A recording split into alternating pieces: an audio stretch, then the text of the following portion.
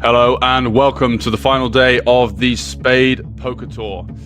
We are playing for 37,000 Swiss francs plus a WPT 10k ticket, which is coming up later in the year. But today we have the final 9, and it's a star-studded lineup with lots of nationalities on show. We've got Belarus, Switzerland, Croatia, Germany, Hungary, and Ukraine. As you can see here, Liechtenstein from Belarus as the 1.5 million. The 2 chip leaders, Bodzrozic and Hoffman, who we saw featured on the stream table yesterday, and also Kempf as well. Wow, with the 4.8 million in seat 9. So Kempf is the overwhelming chip leader. A couple of short stacks. We're going to be starting at the 30k, 60k level. So the minimum stack is going to be Abdullayev, the Ukrainian, who's going to have around about 14 big blinds in play. And we're going to get the cards in the air very shortly. Everyone who's got their free Spadepoker Tour hat for making the final table. And we are in Liechtenstein for this event. So we're looking at the chip counts now. 13 big blinds for Abdullayev. At the bottom of the pack, Graupner, Irulf, and Herikes from Hungary are the short stacks, 13 to 15 big blinds. Then you've got Steiner, the Swiss player, the Belarusian, Luchko with 24 big blinds, Bodzrozic, the Croatian, with 44 big blinds, Hoffman, who is 11th on the all-time Swiss money list. He is second in chips, and it's the Swiss player Kempf with the overwhelming chip lead, 4.8 million, and we have 16.3 million in play. So over a quarter of the chips there for the Swiss player, and definitely an eye-watering position to be in at this stage of the tournament. As you can see, the payouts range from 3,800 Swiss francs all the way up to 37, plus that 10k WP ticket that I mentioned will be for the winner. So we may see some deals, but we'll get to that later on. First of all, let's get the cards in the air and see what develops. It's going to be an exciting couple of hours at least, as we do have the final table. Oh, a yawn there from seat 1. That's not a good sign.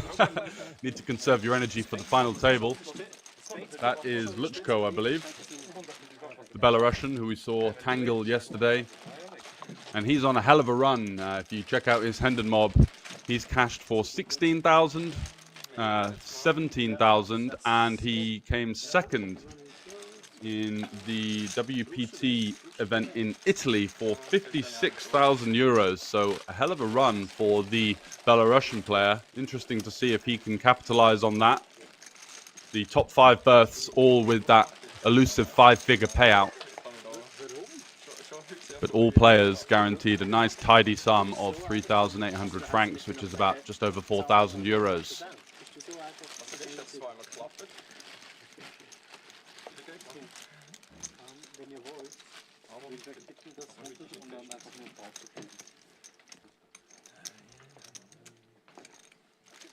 So chips are coming out the bags.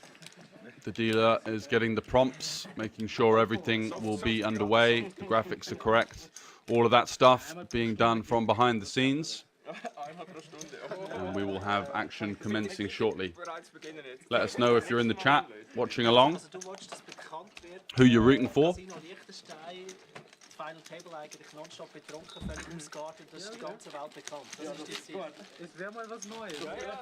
4 Swiss players, 1 German, a Hungarian, a Ukrainian, a Belarusian, and a Croatian is our lineup.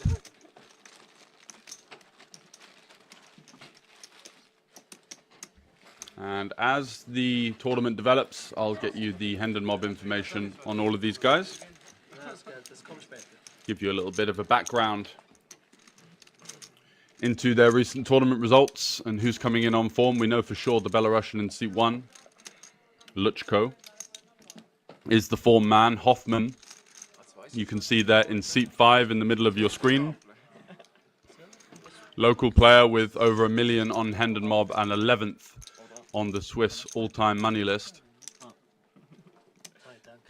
So definitely the most accredited player on the final table.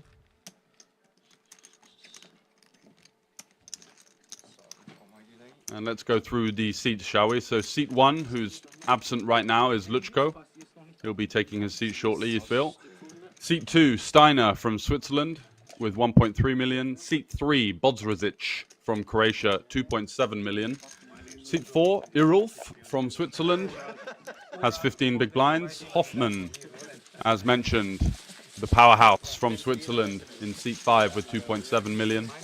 Graupner from Germany has 900k to his left. Then you've got Kerekes from Hungary, Abdullayev, as you can see on the left-hand side of your screen there, and Kempf, the overall overwhelming chip leader. What a comeback from him. Played excellently yesterday on the feature table. Came back from about 10 big blinds, made some really nice moves, found the cold 4-bet all-in with the ace-jack, got ace-queen offsuit to fold. Got that one through and didn't look back after that. And that's what we were talking about yesterday. It's the fact that in tournament poker, bravery is certainly rewarded. Got to be willing to get your chips over the line if you feel like the spot is a good one to take. And all smiles from Kempf. And no reason not to be right. He's in a great position, looking to take advantage of the over 25% of the chips in play currently sat with him. So give us a follow on Spadepoker over at Facebook and Instagram at Spadepoker. And if you want to check out updates from all of the tournaments and, of course, the poker world in general, it's spadepoker.tv for all of the updates over there. But for now, we're going to be getting things started very shortly, so stay tuned.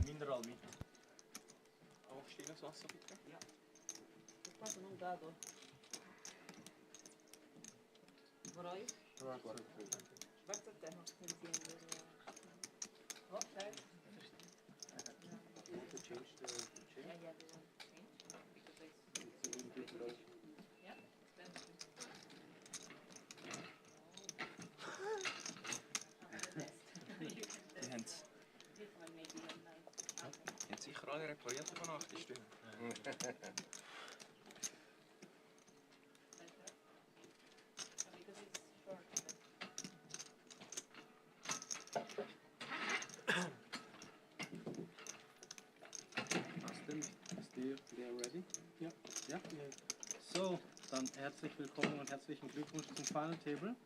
Wir haben noch 17 Minuten im alten Limit. Blind sind 30.000, 60.000, 60.000. Ja, mehr gibt's hier nicht zu sagen. Dann viel Erfolg weiterhin und okay.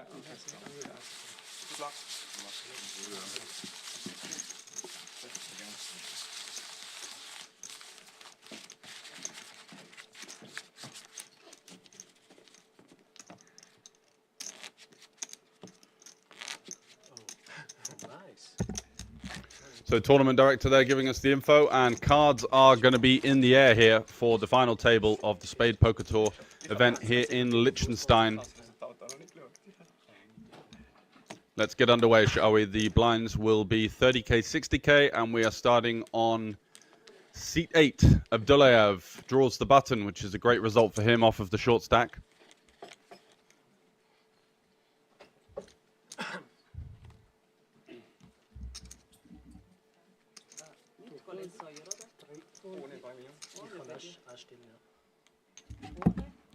Irulf, +2, 15 big blinds with the pocket eights. Surely going to be opening.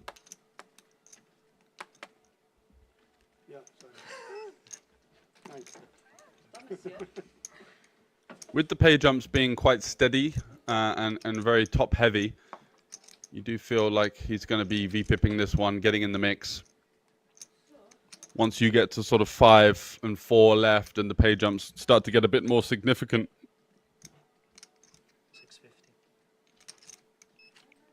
he might pass this hand and look for others to tangle and collide behind. What's he gone for here? Is that... Looks like he's put in most of his stack there, shoving 15 big blinds. Quite a risky play, 9-handed. Definitely runs the risk of running into a bigger hand. If he raised, faced a 3-bet and a cold 4-bet all in, he could easily get away from those pocket eights, but He's just fancying the wager for all in, and it does take down the 2.5 bigs. So a nice little pickup for him to start the final table. He's up to 17.5 big blinds.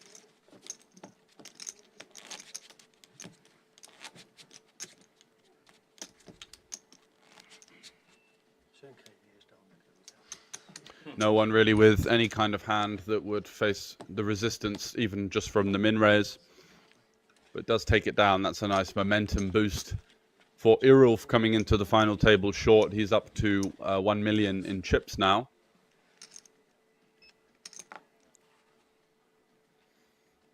And the Croatian Bodzwazic folds his trash under the gun. And Irulf back-to-back pocket pairs, improving now to the 10s.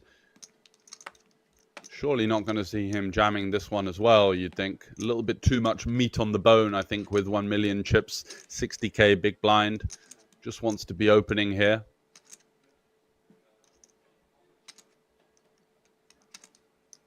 And does go for the min raise to 120k. Oh, a little bit of extra meat, actually. That might be 140, is it? Yeah, he makes it 140 to go. So if you want to know what the chips mean, the reds are 100k, the yellows are 25k, and those oranges are 5k. And wow, look at this. We've got a confrontation early doors, and Kempf actually lurking there on the button with king-queen suited, facing a raise from early position and a shove from a short stack in the hijack. You feel the king-queen suited not going to be quite enough hand to commit, coming in cold from the button here. And he does get out the way. I think that's a nice discipline lay down there. And we are going to see a likely collision here between the jacks and the 10s, unless Irulf is going to find a hero fold. Doesn't look like that's in his interest. Just counting out the call. Does seem to have the awareness to realize that potentially this isn't going to be a great spot for him. It's quite interesting in these situations because you saw the button not instantly fold, so you know that there's going to be some kind of ace jack, king queen suited, pocket nines. So lots of the hands that the button may tank fold are going to interact with Kerakas's range, and he's just going to be hoping to see an ace king or a pocket nines here. But unfortunately, the bad news is he's up against the jacks, and it's a really nice spot for the Hungarian. Jacks versus 10s, 75-25. We did see a jack folded, I believe, so equity shifting slightly in the favor of the Swiss player.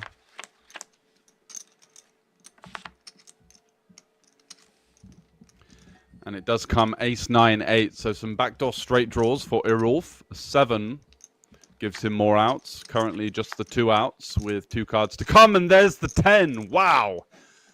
The equity shifter in the favor of the Swiss player, as now he needs to fade a queen or a 7 or a jack. And it's the king, so we've got an early elimination. The Hungarian bowing out, got it in with the best of it, and unfortunately hits the showers in 9th place. So second hand, and already we are down to 8 players here at the Spadepoker Tour main event. Unfortunate spot there for the Hungarian. Nothing really more you can do in tournament poker, and just the brutality of tournament poker in a nutshell comes into the final table. At the bottom of the pack there, jostling for position between 6th to 9th with lots of similar stacks, and does get eliminated by another short stack. And as you can see now, Irulf catapulting his way up to 4th in chips, 33 big blinds. Kerakas hits the rail in 9th, and everyone now guaranteed almost 5,000 Swiss francs.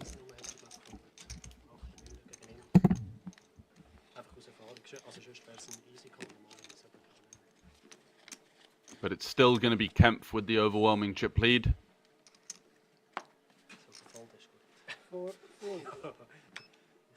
And all smiles from Irulf, who dished out a horrible bad beat there for the Hungarian. Hoffman mucks the queen 7. 7-6 suited, not typically a hand that you're looking to raise first in off of the short stack from early position. Going to be wanting a little bit more interaction with the sort of the stronger hands that may be lurking behind. considering that we are 8-handed, 5 ranges that he's going to have to get through here, and the 7 and the 6 don't interact with any of the stronger hands. And here is Kempf with an interesting candidate, potentially for a 3-bet bluff. Always going to be player dependent in this situation. Some players simply never really have a raise fold in this spot. They're just raising to get it in with strong hands only, whereas Graupner, we can see, is veering somewhat off-piste with his 7-6 suited there, going for a cheeky long-range steal. He does get the ace-3 to relinquish, and we are round to the big blind now.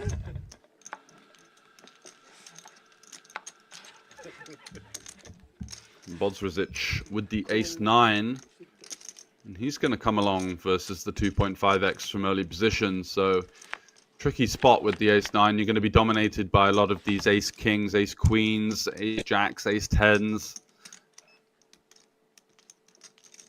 And look at this for a flop from Graupner. Middle pair, open-ended straight draw, and the backdoor straight flush draw to boot, with Bodzrzic having that gut shot with the 2 overcards. Although he doesn't really want to see the 9, as that's going to be a 4-liner on the board. It's going to be difficult for him to gain value from that kind of improvement. Whoa, what's going on here? Bodzrzic just slamming it in for 2.5 million over the bet. Looking to try and get hands like ace-king, ace-queen to fold should they be c-betting. And here we have another confrontation. So it's the Croatian facing the German. Pair plus straight draw versus the gut shot 2 overs. Bodzrzic needs an ace or a 7. We've seen an ace and a 7 folded, so 4 clean outs for the Croatian. Making a move early at this final table, putting some pressure on the shorter stack, but unfortunately runs into a hand he didn't really expect his opponent to have here. Jack on the turn. It's a clean one for the German, as he puts his hands together, almost praying to the gods, praying to the poker gods. Please run it out clean for me. And there is the 10 on the river. So a clean run out for the German. And that's a double up to 1.9 million. The Croatian does take a bit of an early dent. Bodzrzic there defending the ace-9 versus the short stack opening from early position. Didn't quite get a great price either, facing a 2.5x open. There may be arguments for folding, 3-bet, non-all-in, calling as well, of course. All options on the table. Again, going to be player dependent. So these guys have played with each other for probably most of the previous days. The 3rd day and final day here in Liechtenstein. And it's a rough and ready start to the final table. Already seeing 2 all-in confrontations in the first 3 hands. Not quite what we were expecting. Usually you do see on these stream feature tables a quite cagey element of play where people are kind of getting ready, getting used to the factors, and kind of getting comfortable under the lights of a streamed final table. A lot of pressure, people watching back home, friends and family, not wanting to make any mistakes, but quite the opposite so far.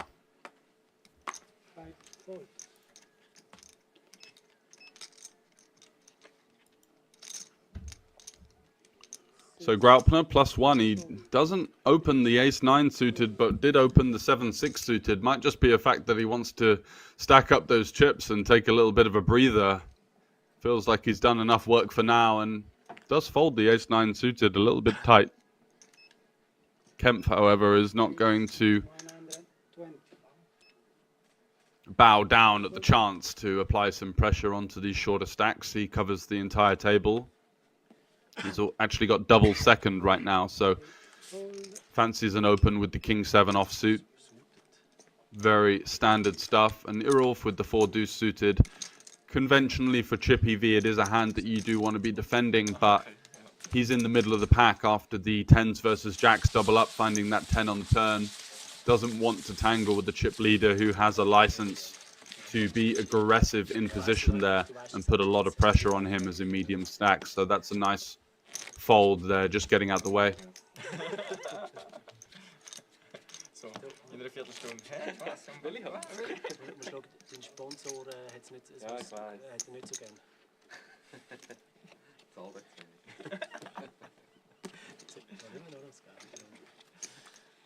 mühsam üben.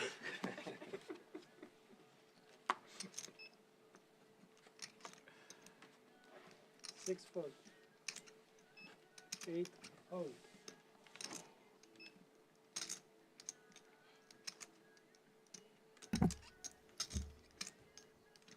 So Kempf in +2 with the king deuce suited. 9, Opens it up again, 20. exerting that big stack pressure. 4. Could be a masterclass from Kempf. I like the fact that he's opening up his range, understanding that he's not going to get played back that much, especially early on in the final table. Some of those factors that I mentioned about some of the players looking to just be quite cagey, a very natural form that you do see in final table play where people aren't really looking to tangle with the chip leader just because of the downside being so great compared to the upside. Winning chips from the chip leader isn't, unless you get the full double up, isn't really going to put you in much stead, whereas folding, allowing him to kind of hoover up all of these loose chips and hoping that some of the shorter stacks on the table do collide. As you see, Abdullayev there, the Ukrainian in C8, is rather short, and he's going to be going through the blinds in the next hand. So he'll have to pay the big blind and the big blind ante, and we'll be left with sort of 12 bigs. So you're going to see lots of rather conservative play from the medium stacks.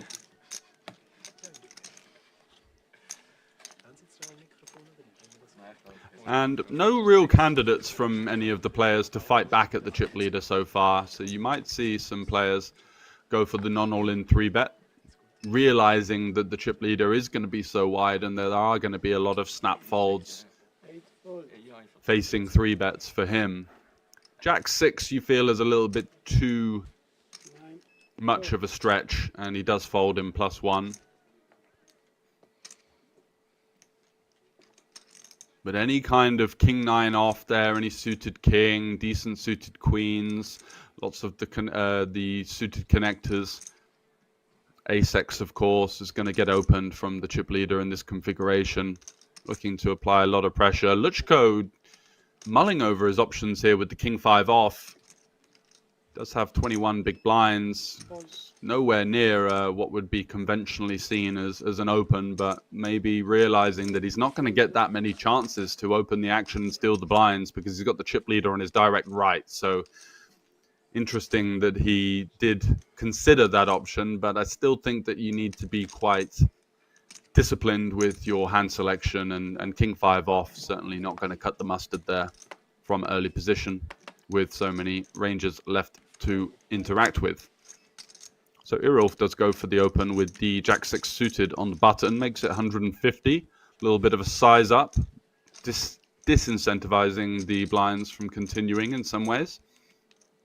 And Graupner has one of those hands that you do see often used as a 3-bet bluff candidate. It is uncomfortable and slightly awkward to defend, but it makes for a great 3-bet bluff because facing a 4-bet, it's just a very easy fold.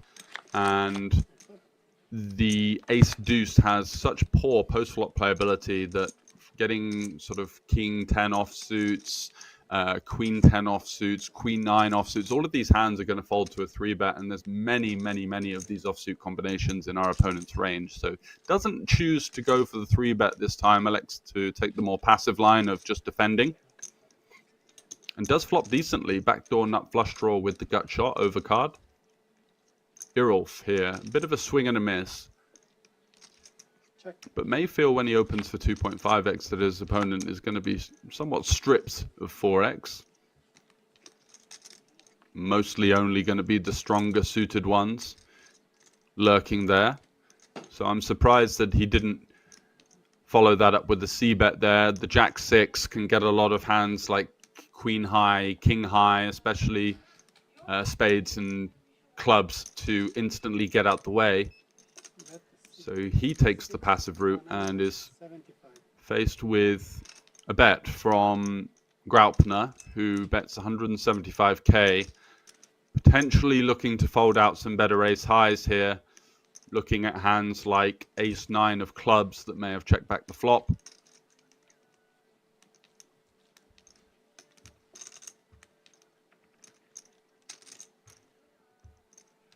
He can also get value from some hands like Queen Jack with the heart that might have checked back. And does get the job done there.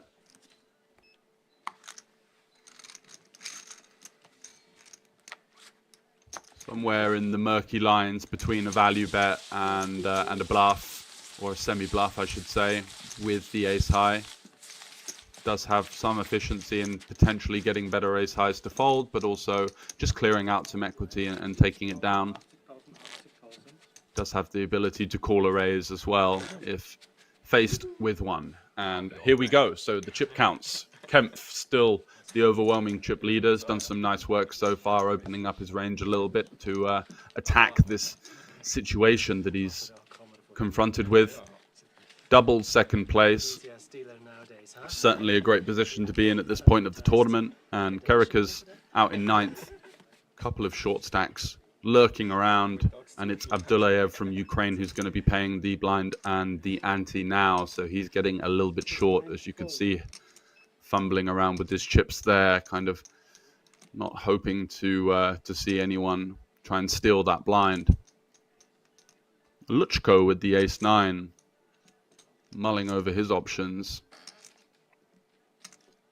And it goes back to that theme of what I was just talking about, the fact that he feels like he's not going to get that many great opportunities to enter the pot race first in when he's got the chip leader on his direct right. So this long range steal with the ace blocker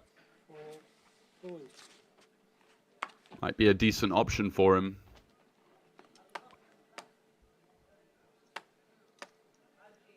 The deuces for chips, you don't mind peeling the button here and set mining. However, you are faced with an early position opener who's playing 17 big blinds. So not exactly getting the correct implied odds versus that stack.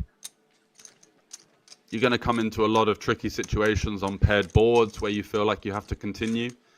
But he does call. Peeling one off in position. It does come ace, queen, jack, 2 hearts.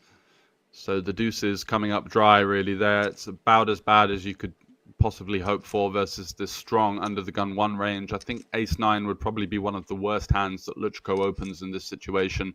And just about every hand that he opens is going to smash this board in some ways. He's going to have the ace-queens, the ace-kings, the aces, the queens, the jacks that our opponent is lacking. And he's going to go for the small c-bet, kind of leaning on that range advantage that he feels he has on this board.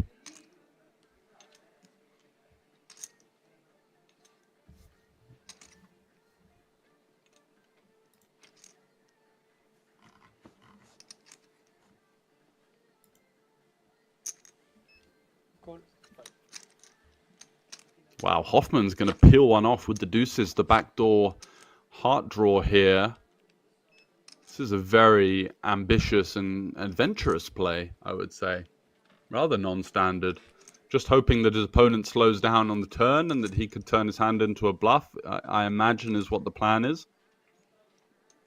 Does he think his opponent is going to have so many check folds on the turn, though? Like, is he really going to be betting hands like pocket 8s, pocket 7s, pocket 9s here, maybe with a heart? 140, bet 6-1. And Luchko now going for a rather face-up looking small sizing on the turn. The queen conventionally not the type of card that is going to favor him. The button range should be quite condensed around Broadway type holdings, ace-jack, ace-10, some suited ace-x. So he's now chopping with hands like ace-8 suited. And Hoffman, who did float the flop, maybe with some devilish plans, does see a rather small-looking second barrel and doesn't elect to do anything about it, just waving the white flag there. So interesting to consider what his options were or what exactly he was going for there with the flop float.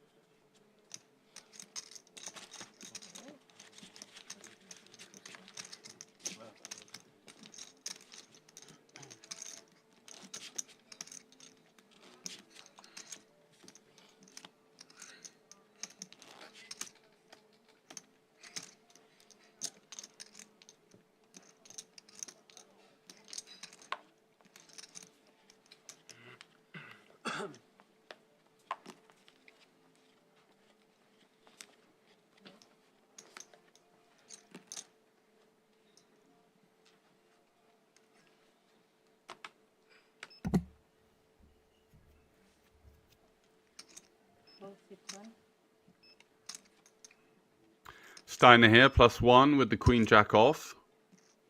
Is going to be opening into the chip leader, so will face a decent amount of resistance. He's playing someone that is going to be willing to defend for chips in the big blind, whereas potentially with this queen jack being quite a weak holding from +1, 8-handed, he might be better served to target one of the medium stacks in the big blinds that is going to be a little bit caged versus this open. Kempf, well, he does get lucky and find a hand in Kempf's range that he's really not going to be able to do anything with. But, you know, all of these hands like 8-4 suited, 7-4 suited are going to get defended by Kempf, but they wouldn't get defended by most of the other players on the table who are jostling for position on the table and not looking to face a strong range from under the gun one. He does come out trumps here with the top pair. I'm not sure about this 3-deuce off defend from Kempf. It seems a little bit ambitious. We are facing a short stack who really has not that much incentive to open wide from this position. Queen Jack would almost be considered too wide, but he has gone for it. So it's like if the worst hand in your opponent's range is going to be something like Queen Jack off, coming in with 3-deuce when you're facing a lot of over pairs, a lot of strong ace highs and strong Broadway type holdings, it's not going to perform that well. Looks like a bit of a size up there from Steiner, 520k in the middle, and he's just going to try and make it a 2-street game, looking to charge the queen 10s of the world, the 9x, the jack 7s, the jack 8s, the flush draws.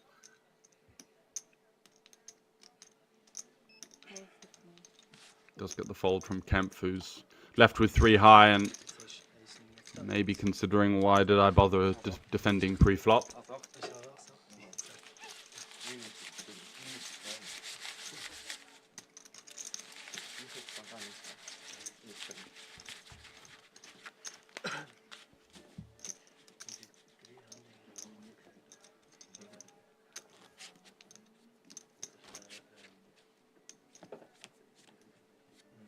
So pretty much of an action-packed start to the final table. We've already had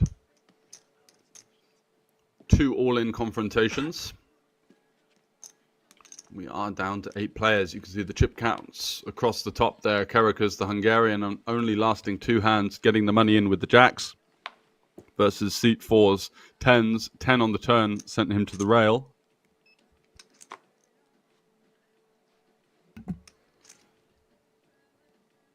So playing 40k, 80k now. 9s under the gun with 1.4 million is about 17.5 bigs.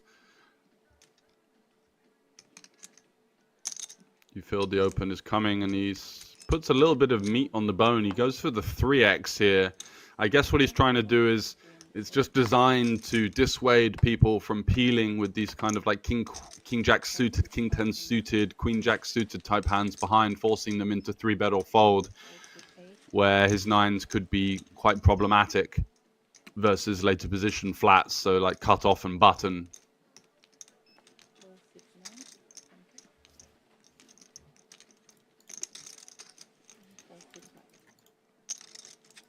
And does a good job of getting that one through. Nicely done.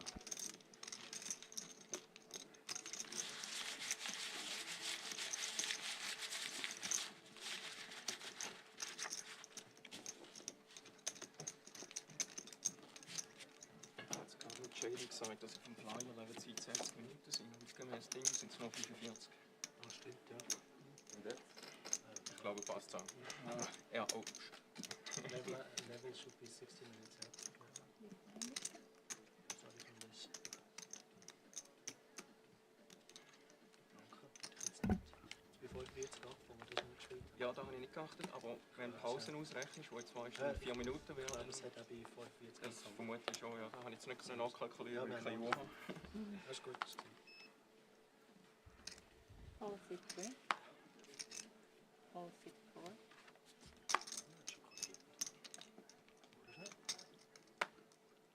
So not seen an awful lot from Hoffman apart from the quite creative deuces peel and then float the flop on ace queen jack two-tone versus early position. 4-8. And Kempf here should have an easy open as the chip leader on the button with the 9-7 suited. The stack's behind. He's looking at 1.6 and 1.6. So I don't think jamming is out of the question when you can see how bunched these short stacks are. Luchko, Steiner, Bodzwicic, Irolf, Graupner, and Hoffman all have pretty much the same stack waiting for Abdullayev, who's there nursing sub 10 big blinds. So I think the play here would have been to just jam all in. You are playing the big blind plus big blind ante, 2.5 big blinds in there. And if you do jam, I don't think Steiner can call off with the ace jack here, but by opening, you do allow him to fight back. And he looks like he's going to go for the non-all-in 3-bet. That's a really brave move at this point in the tournament, hoping to induce a 4-bet all-in. I feel like you want to be using more of the suited variety of this holding if you do use this.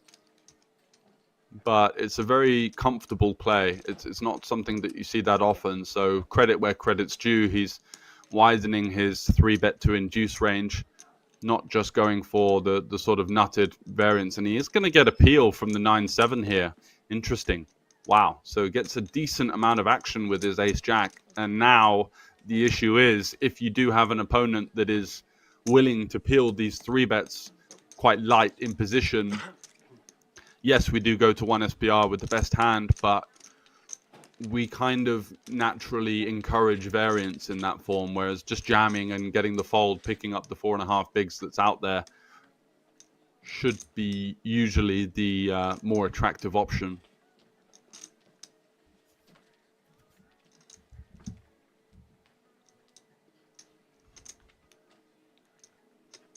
So ace of diamonds, jack on this board. Very awkward. If you do see your opponent shove in position, you just kind of have to fold with just the 1 over and the backdoor flush draw. So kind of a hopeful c-bet here, just looking to take it down, quarter pot. Our opponent doesn't have any immediate equity, but does have the backdoor club draw. No gut shot, so should be probably just seeing this one get folded because there's really no room for Kempf to maneuver or leverage his big stack advantage here. And he does just fold, Steiner taking that one down. A nice welcome addition to his stack. He's up to 2.1 million.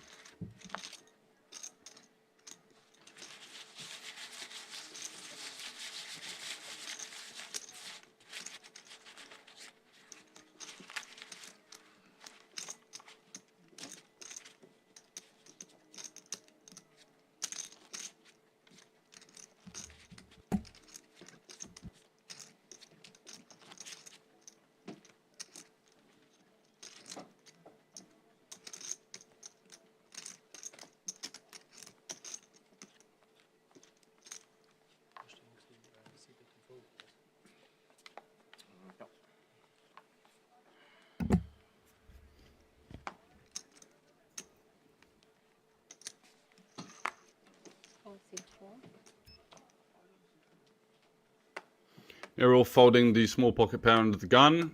Very standard with the final table configuration. Those pairs just go really highly down in value. Hoffman, however, with the ace-10, that's a great candidate to open it up here, going for the long-range steal from +1. And he goes for 170k. A little bit of added meat on the bone for the conventional min raise. Abdullayev hasn't really had much to work with, but needs to be wary of the fact that his stack is getting quite short, and he's going to be under a lot of pressure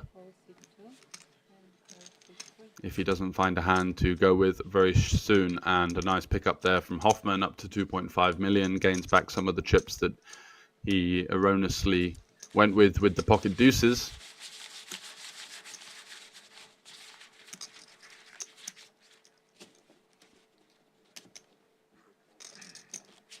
And a bit of musical chairs being played out right now as some of the players are just not even at their seats. It's a bold play when you're in the big blind and the big blind ante off of a medium stack.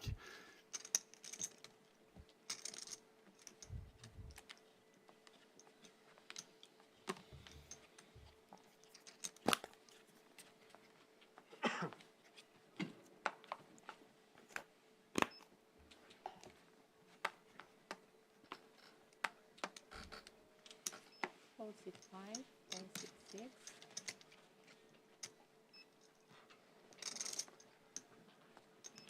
Four, six, eight.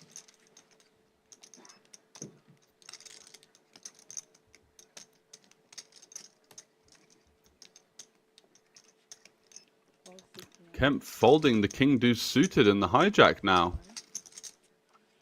Interesting change of pace. A hand that you felt like he would be always opening based on the previous hand selections that he's gone with. Bodzrzic in the small blind is going to, what's this? It's going to go for a 3x raise here to 240, and Irulf with the king queen. Does he want to jam here, try and get some of the weaker ace-x to raise fold? How does he range his opponent? Very important. Some players just are so strong with their RFIs in this situation that you're not going to have much fold equity even by jamming. They just tend to limp all of the medium strength hands. So I like this peel in position. We keep in some of the weaker hands.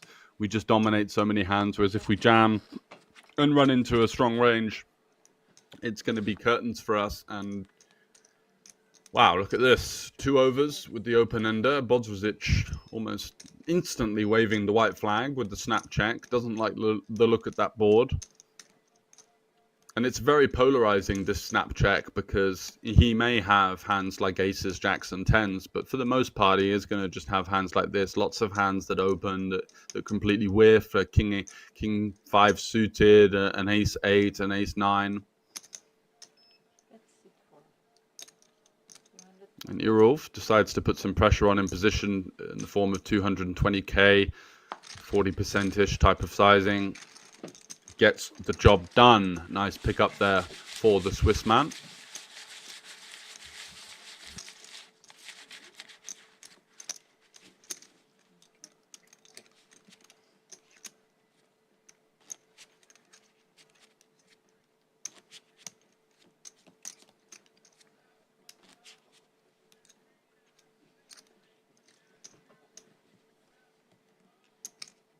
So just to remind you of the payouts, 4,660 Swiss francs are locked up for each player. The next pay jump is about a 1.6k jump to 6.3 thousand, and then 6th is 8.6, and then you start to get to the 5-figure payouts of 11,000 Swiss francs, all the way up to the top of 37,000 francs, plus the 10k WPT ticket.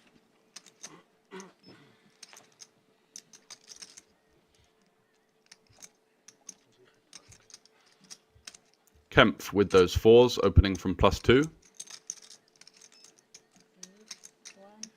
160, 69.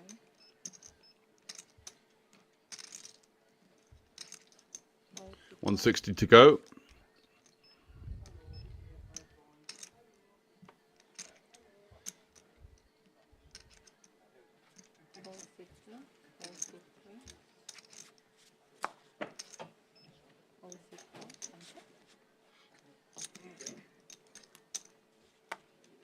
And Hoffman in the big blind with the Queen 9 offsuit. Conventionally a hand that you'd always be defending for chips.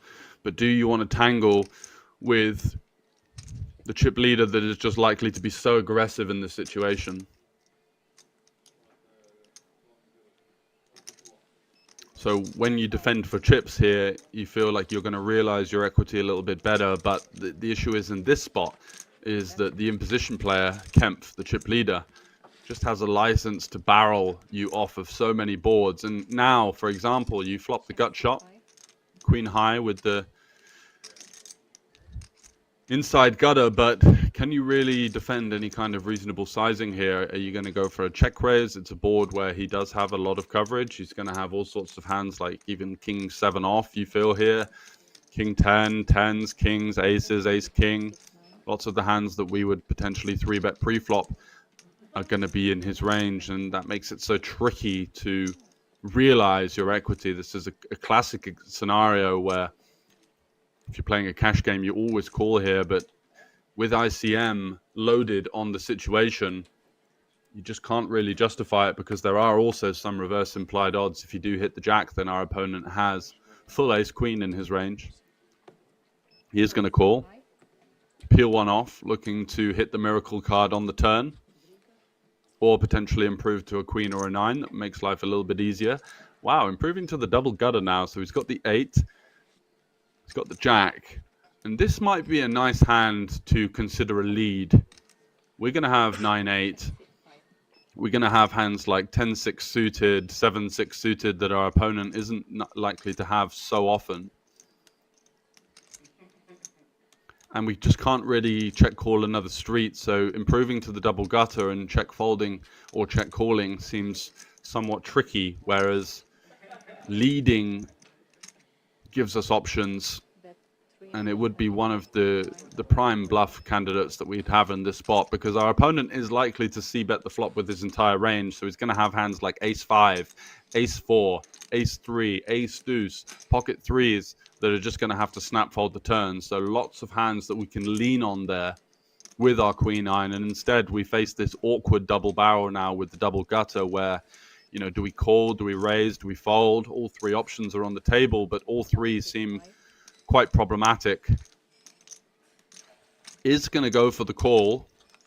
Does he have any devilish intentions of leading a heart river? It is the 6.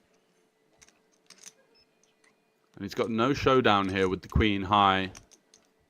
His opponent is for sure going to bluff any hand worse than queen 9 on the river. So now our options are, do we want to lead as a bluff on the river now?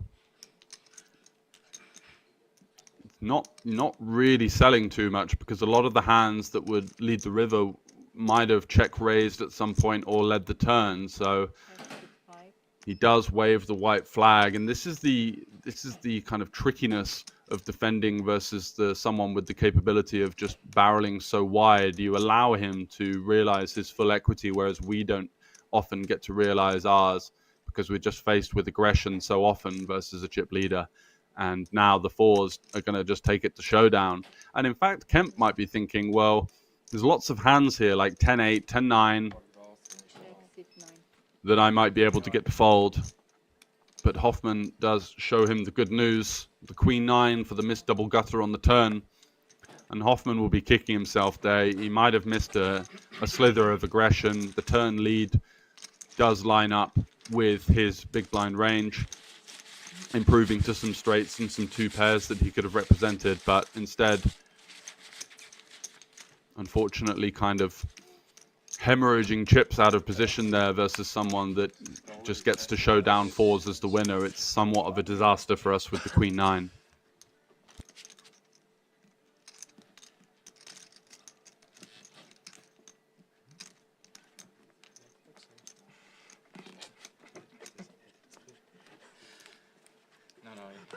Felix Pokerface jetzt nicht gehört.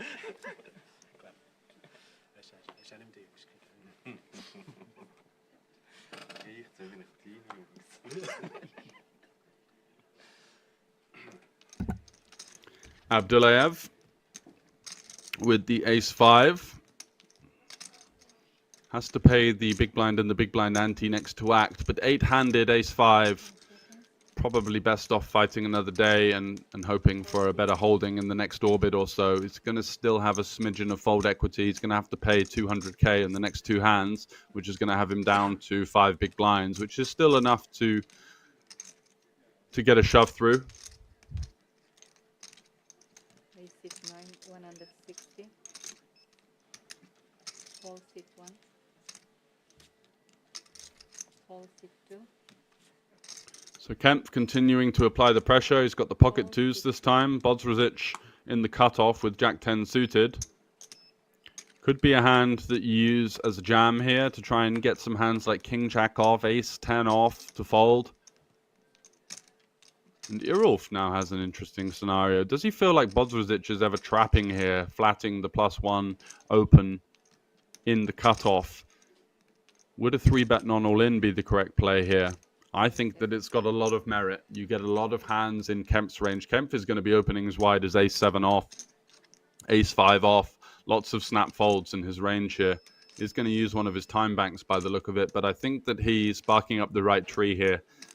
Just kind of taking some time over his decision, but a raise to sort of 450 to 500k here would be a really strong play, would really freeze Kempf, who has the stronger range of the two players, if we do perceive Bodrozic to not have as many traps.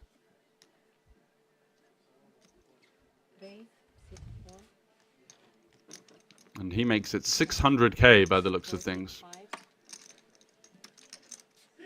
And that gets rid of the garbage behind in the blinds.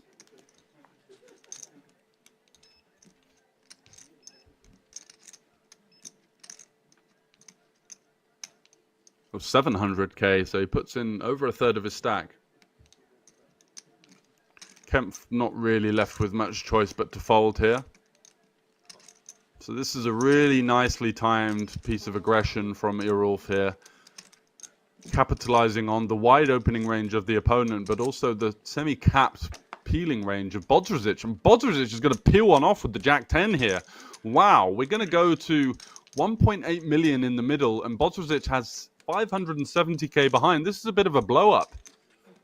Going to a third pot, stack-to-pot ratio on the river.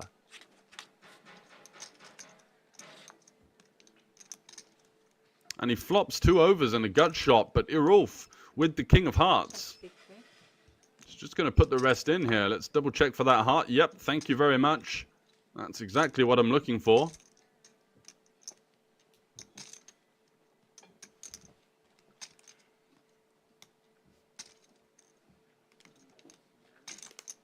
Irulf just taking his time, mulling over his decision. And Bodrozic here in all sorts of hurt. He does stack it off with the Jack-10 here. And the Croatian, you feel, has made a couple of big mistakes here. Just peeling the open from the chip leader. Then cold calling again the 3-bet behind, going to a small stack-to-pot ratio. And then check calling and not donk jamming himself. So he's going to have the Jack, the 10, or the 8 that aren't the heart. 6 outs once for Bodrozic to stay alive here in the Spade Poker Tour main event.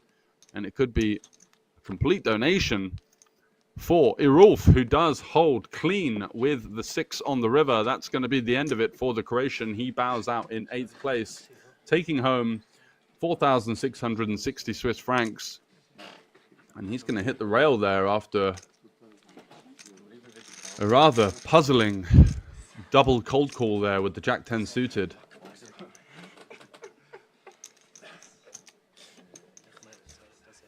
And all of a sudden, Irulf now fighting the battle at the top of the chip counts with Kempf up to 44 big blinds, making some headway and jumping out of that pack in the middle from Luchko to Steiner, all sat there kind of treading water on the 20 to 26 big blinds. And it's Abdullayev, the clear short stack now with 7 blinds, but he's going through the blinds, so he's going to have around about 400k very shortly.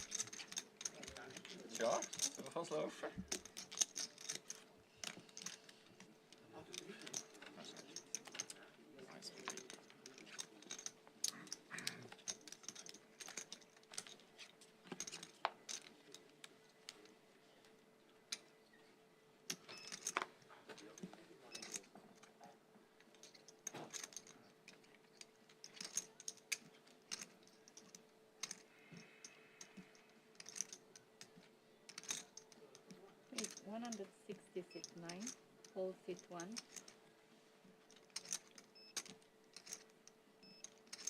Whole sit 2.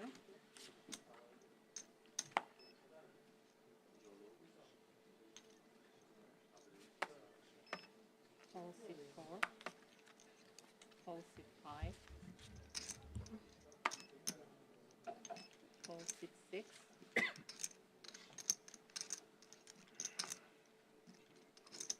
Whole sit 8.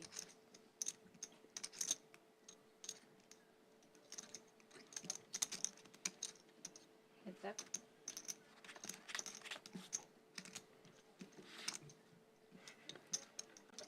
And so Kempf continuing to exert his big stack dominance, and it's going to be an all-in confrontation here as Abdullayev defends off of the short stack, flops an open-ender, and donk jams it in. 7, 6, 3 in diamonds. And Kempf left with no decision but to call here with the king-queen and the queen of clubs.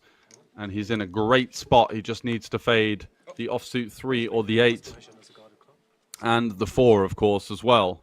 So 6 outs for the Ukrainian to remain alive here in the Spade Poker Tour main event. Let's have a look at the run out. There's a 6 on the turn. No help for the Ukrainian. Still has the same conundrum. Needs an 8, 3 or 4 that isn't a club to stay alive.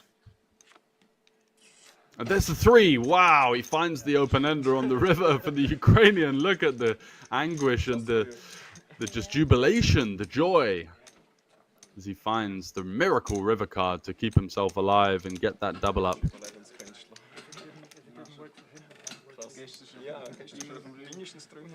What a key, vital turning point there for the short stack, who was really falling away from the pack there, right, left at the back of the peloton, gasping for air. Manages to find a late surge with that offsuit 3 on the river to get him back in fighting form. And he's very much a contender. Once again at the final table now, he's going to be up to around about 15, 16 big blinds.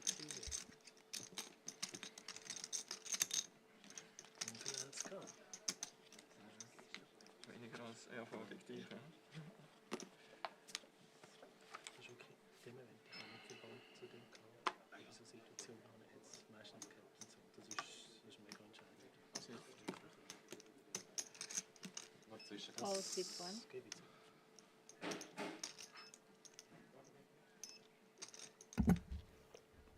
Steiner, the Jack 10. Don't think he's going to be opening this one on the FT. Jostling for position with the medium stack. Irulf, who's had definitely the best of the runs so far. Doubling up with the 10s versus the Jacks, and then holding with the King-Queen versus the wild Jack 10 hand played by the Croatian. Graupner, though, on the button with the 6-5 suited. Opening into the chip leader, so definitely some cause for concern there, but a fearless open with the 6-5 suited here. He's actually going to limp. I quite like this decision. Certainly a hand that you don't want to face a 3-bet with, but it does have good playability. And Kempf is going to check it back, and little will Kempf know, but he's in a very great situation here, dominating the 6-5 with his 9-5 suited.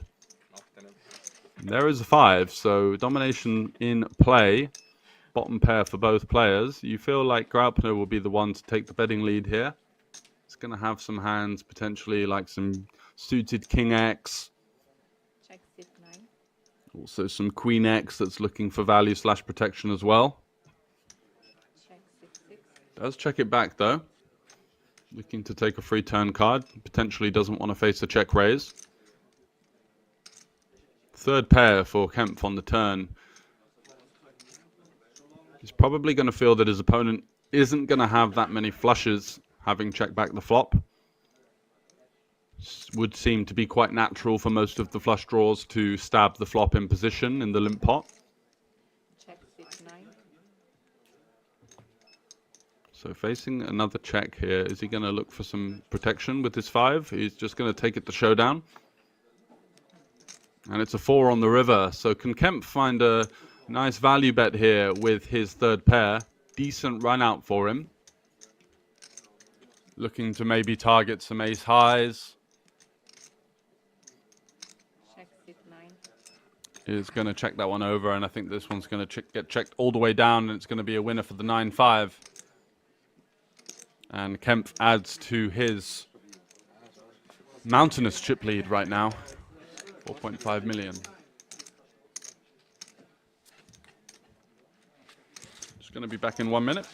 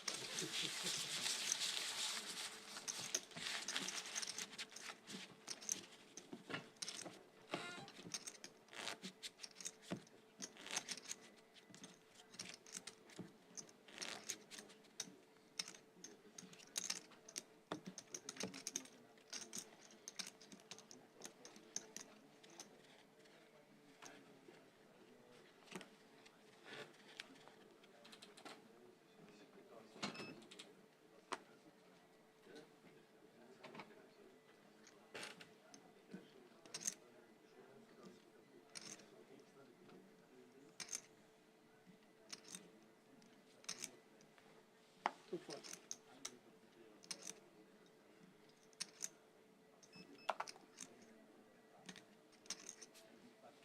Fold. So Errol folding the King Jack offsuit and +1 there. Might have been a nice opportunity for him to get in a little bit wider, as he does have the chip leader in the small blind, so could have lent on that nicely with the long range steal. Elects not to though, and it's Hoffman with King Deuce suited, who he now feels that it's a good spot to exert some pressure here. Again, really important factor to consider. Where is the chip leader? Is it going to be a position where he's going to be able to put pressure on me, i.e. the big blind or the button, where he's going to play quite a wide range and make our life difficult? But however, the chip leader will be able to certainly make life difficult when he finds the pocket queens in the small blind. Going to be 3-betting here for sure. And happy to get the money in, playing a stack of about 22 big blinds.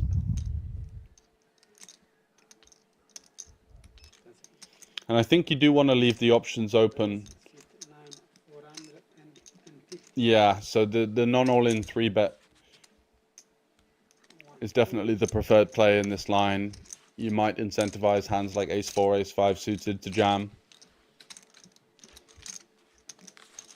Potentially some hands like king-jack suited as well, which you obviously have a massive equity advantage against. But by shoving, you would freeze up the +1 there. So it does get the job done in the form of the 3-bet. No resistance, of course, with the king deuce.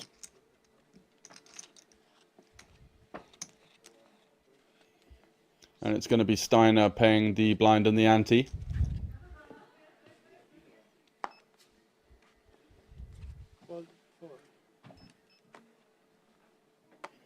Hoffman with the king-jack. Will he be taking his chances for the second open in a row here? Did face some resistance from the chip leader previous hand. Now with the king-jack, does have decent removal to strong hands such as kings, jacks, ace-jack suited, ace-king behind. So definitely a decent candidate to pop things up here, and that's exactly what he's going to do.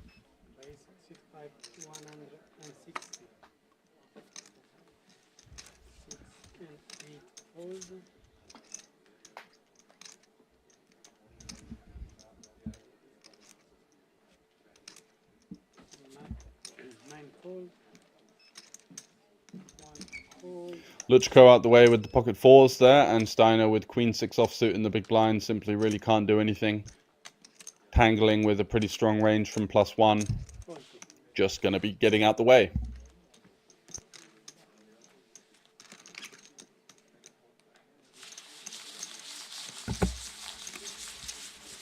So not the easiest of starts for Hoffman, the most accredited player on the final table, 11th on the Swiss all-time money list. Coming in second in chips, and it's been a bit topsy-turvy. He's faced some resistance, got in earlier with those pocket 2s versus the early position open, floated one on ace-queen-jack, had to relinquish the turn. But he's certainly a player that looks to get in the mix and looks to exert himself on any feature table that we've seen over the last couple of days. And is he going to go for the 3 in a row here with the ace-9?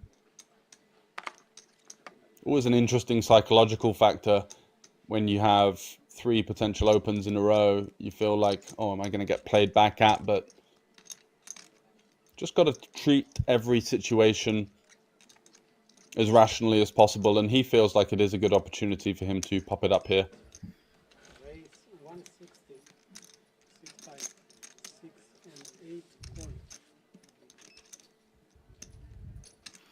So that should get rid of some of the driftwood here. Kemp, you can see he's looking over a little bit quizzically. He's thinking, hang on a second, buddy. This is my final table here. I should be the one that's applying all the pressure. So it's important not to let egotistical factors sort of sway you into making poor decisions. And he does obviously fold the 10-4 suited, and it's another raise and take for Hoffman. Doing a good job of hoovering up some of the dead money here. 3 opens, 2 of them working, 1 of them facing a 3-bet. It's going to be good for a small profit.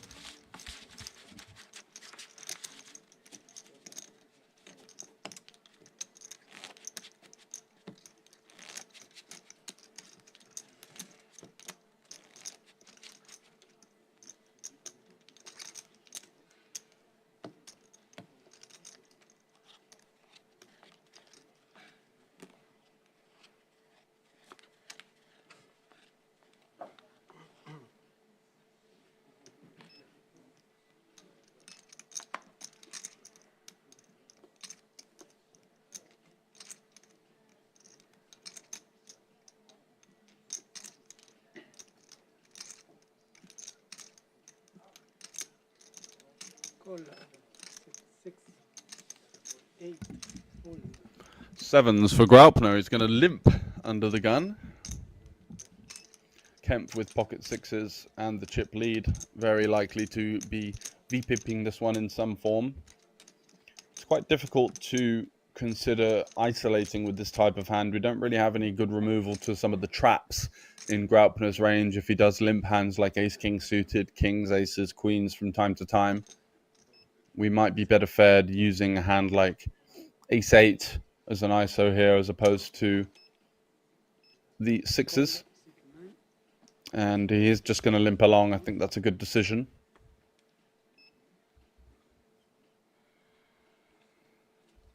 So no hands lurking behind so far. Over to Erulf in the small blind. King deuce suited. Does he complete the small blind here? Just looks to get out the way. A little bit wary of that under the gun limp.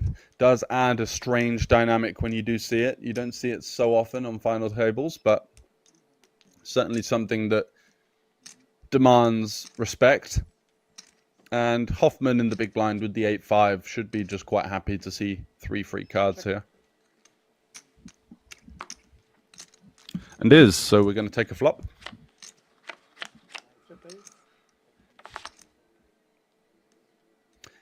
Ace King 7, so bottom set for Graupner, just the absolute dream. Really hoping that someone's connected with the ace or the king or has some kind of gut shot or any kind of hand that will allow him to glean some value. You feel he's going to be betting 100% of the time here.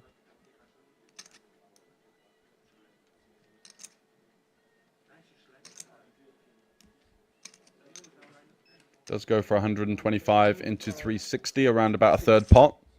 Pretty reasonable sizing to start building the pot versus any of the ace and king X holdings that might be lurking around in our opponent's ranges.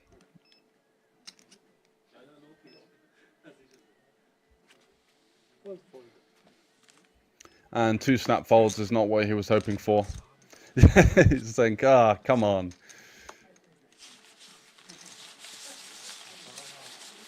Absolutely dream board, but unfortunately in poker, it's not just how good you run in the form of hitting cards, it's how good you run in making sure that your opponents have a slightly worse hand that can pay you off in some fashion. 8-5, and of course the pocket sixes there on ace king 7, not going to be able to do anything.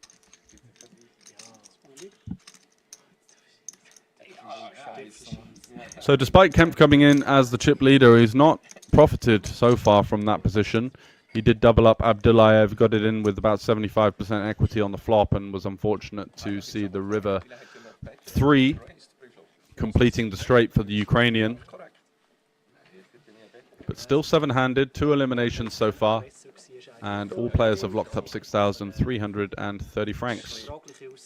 So Kempf with the ace-10, surely going to be opening once again.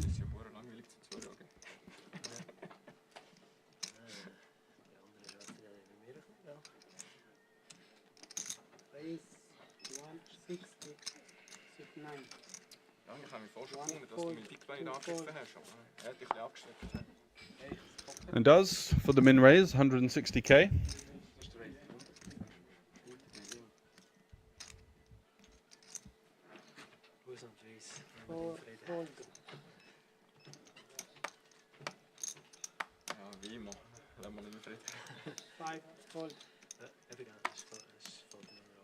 Graupner here with an interesting combo. He's got the queen 10 off, is facing the +1 raise, but does know that Kempf is going to be opening a lot wider than the conventional +1, so his queen 10 isn't necessarily going to be completely smashed, as if he was facing someone on a medium or a short stack, would be much less attractive to complete the blinds here.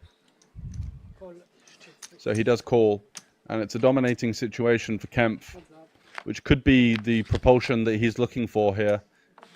He's kind of been jumping up and down, but there you go. Another bad flop for Kempf as he runs into the top pair of Graupner.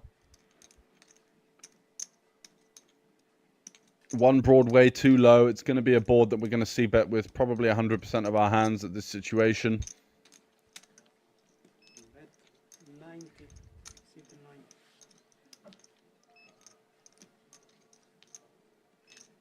Does continue for the small sizing of 90k. In some forms of value bet at this stage, ace high doesn't mind clearing out hands like 7-6 that have a decent amount of backdoor equity and 2 live cards. Of course, isn't going to be able to get the Queen X to go anywhere at this stage. And let's see what the turn brings. It's going to be a 6. That might slow things down a little bit.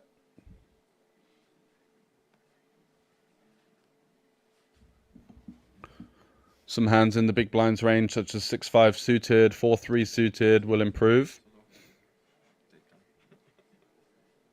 2 combos of Queen 6 suited as well.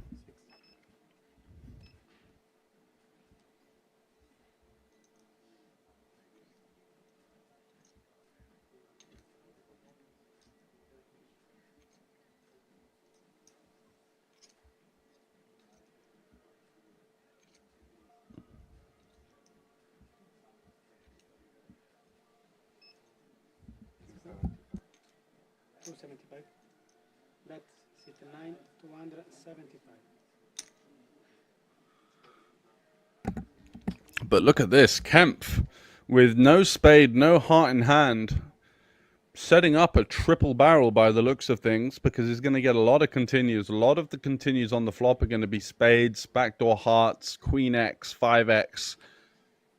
Going to have some 6-4s that are going to improve to second pair. So just continuing to lean on the shorter stack here with his big stack advantage. I'm not sure about the combo selection here. Ace-10 has somewhat showdown versus some of the flush draws. A little bit too ambitious to potentially use as a value bet on turn. And your opponent isn't going to be necessarily defending a whole lot of deuce X here, so we're really only targeting a 5 to fold on the turn. But by construct, you do get some kind of mergey value from hands like Jack-10 of spades, 8-6 of spades, sorry, 8-7 of spades, backdoor flush draws. So he might just check this one back. Or he might lay down the hammer. 1.2 million in there, 1.4 million behind. Does he say, look, I don't feel like you're going to have many flushes here. You may have check raised the flop. You may have led the river.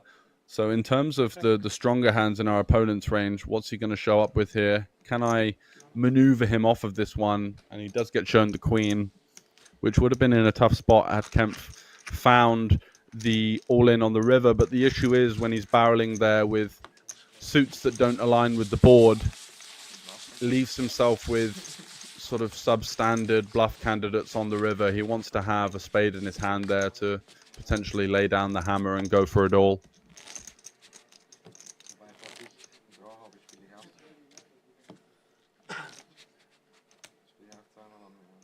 Small and big, so.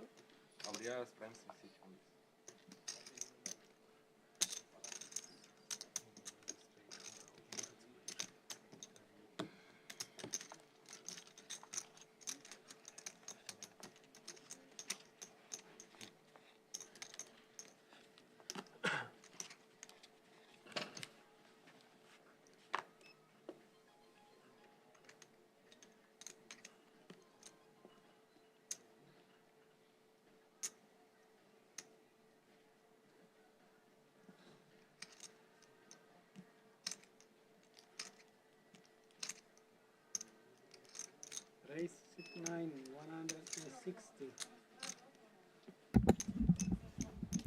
Kempf with the ace-jack is going to open it up to 160k. Fold 2. Fold 4. He's taken a couple of chinks in his armor so far, barreling away with the ace-10. Got it in good with the king-queen versus the queen-4 of Abdullayev. On the all-club flop, he did have the queen of clubs versus just queen-4 of hearts for the open-ender. Unfortunately, saw the straight completer on the river and is facing a little bit of resistance from the rest of the table at the moment. It's tricky for him to forge a clear chip lead Started the feature table with 4.6 million and has dropped back to around about 4. It's up. And we see a board of King 9-8 all clubs. Hoffman with the Jack of clubs. So the favored of the two Ace-Jack combos here. And I think Kempf would do quite well to find a check here, and he does. Not really the type of hand that we want to start barreling out of position. Our opponent is going to be suited dense when he flats the button here, and he's also going to have a lot of interaction with this flop. Lots of hands like Queen Jack, Jack 10, King X, clubs.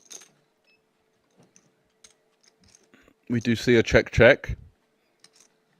And again, not quite the hand selection that you'd feel would make for a good delayed C-bet here for Kempf. Check.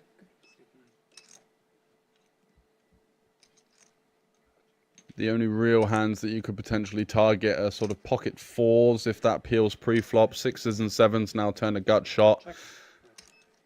But you do beat some hands like Ace-10, Ace-7 suited. And the 6 of clubs on the river completes the flush for Hoffman. So facing the third check, you feel like it's going to be the green light for him to try and find some value. It's not going to be successful in this outcome, as he does find his opponent with essentially the bottom of his range here. Ace-Jack red, completely whiffing this board. Check. Oh wow, it just goes check. Hoffman deciding not to bet the Jack-High flush there. He's got the... Kempf is having a right old laugh at him, saying, hey, you had Ace-Jack as well? Rivered the flush? No bet? Come on, sir. So a rather conservative line there from Hoffman. Not looking to tangle with the chip leader by the looks of things. Haven't seen him 3-bet the chip leader as of yet. Just been peeling in position.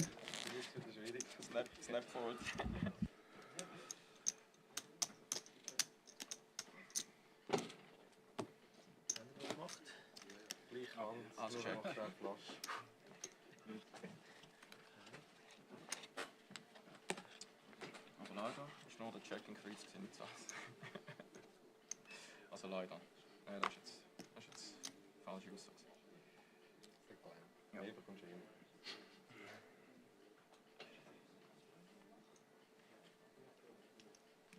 One fold.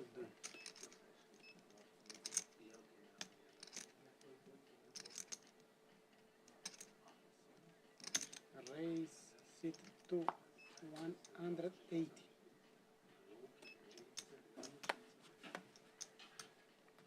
Fold 4, fold 5, fold 6. Steiner looking to open one up. Might be faced with some resistance from Abdullayev, who's got that tricky Ace-Jack in the small blind. He is going to shove versus Steiner, taking his chance here with the 980k, which is 12 big blinds. This is always going to be opponent dependent. Do you feel like your opponent is going to have the sufficient raise folds in this situation? Does he open the King 9 suited, the Queen 9 suited, the Ace 7, the Ace 8 suited type holdings that are going to fold? 900 and... So whilst Ace-Jack doesn't achieve an awful lot, you don't really get that many better hands to fold. You might get him to raise fold a hand like 6s or 7s, I guess. But aside from that, he's not going to fold Ace-Queen plus. He's not going to fold, obviously, 8s plus. But you're just hoping to lean on some of these raise folds in our opponent's range. And if he does call with a hand like King-Queen suited or, you know, pocket 10s, then we do have decent equity. 10 seconds. And Steiner taking his time with the King 9 here, but I don't think he's really thinking about much. More saving face, making sure that he wants his opponents to know that he's not opening light in this situation, which could potentially get him some more steals later on. So it's more of a psychological factor when you do see people taking their time here with what purports to be a snap fold. 10 seconds.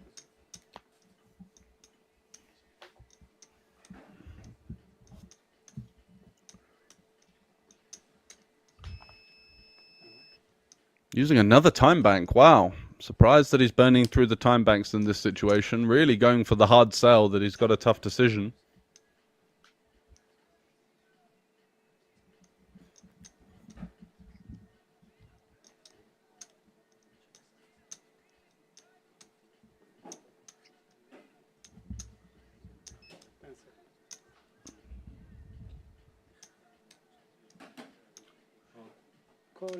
Wow, he's going to call with the king nine.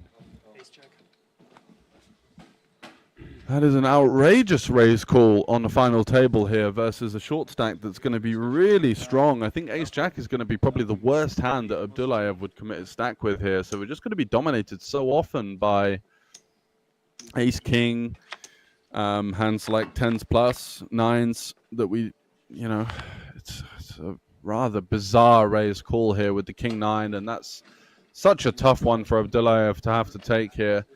Was really hoping just to get that one through and pick up the 4.5 big blinds out there, but almost a sort of shimmer of embarrassment on the face of Steiner as he sees the fact that he was indeed miles behind. But there is the 2-pair on the river, and that's going to be the end of it for the Ukrainian. Unfortunate there to run into a player that purports that decides to raise call the king 9. Not something that you expect to see on a final table very often. Not many hands the king 9 is faring well against there, and especially with the ICM considerations as well. Had he have raised called and lost, he would have been the by far the shortest stack on the table with around about 5 or 6 big blinds. So quite a puzzling play there from the Swiss player, but the bravery is rewarded, and the sickness of tournament poker showing in full force there as he's up to 38 big blinds, and the Ukrainian, who got his money in good, hits the rail for 7th and 6,340 Swiss francs. So all players now from Luchko and up have guaranteed themselves a payout of, let me just have a look at that now, 8,630 as we have 6 left here at the final table of the Spade Poker Tour in Liechtenstein. 6 to fold, 6 4 fold.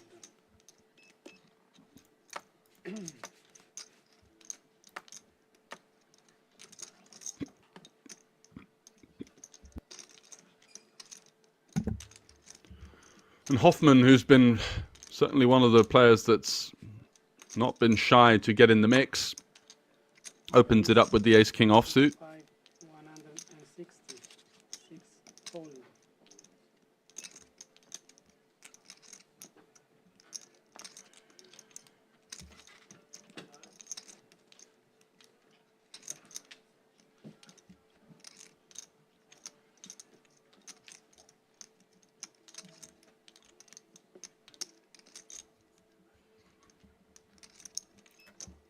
Call 6 9.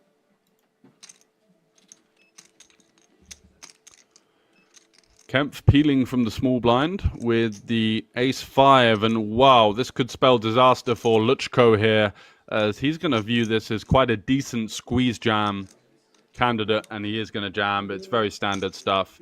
You've got Hoffman, who's been certainly one of the more active players on the table, opening from the hijack. The chip leader peels the small blind, which is going to be a fairly capped range. And ace-jack suited is just going to be so much hand there to rifle in and hope for the best. And unfortunately, in this situation, he finds the snap call from Hoffman, and the Swiss player has the Belarusian all at sea here with the ace-king versus the ace-jack. The Belarusian looking for the jack. Oh, wow, and there it is. Ace-jack 8. His hot run continues. He's certainly one of the form players in Europe right now in the mid-stakes events. Luchko cashing for a lot of money over the last couple of months, and he needs to fade a king or the 8 for the chop.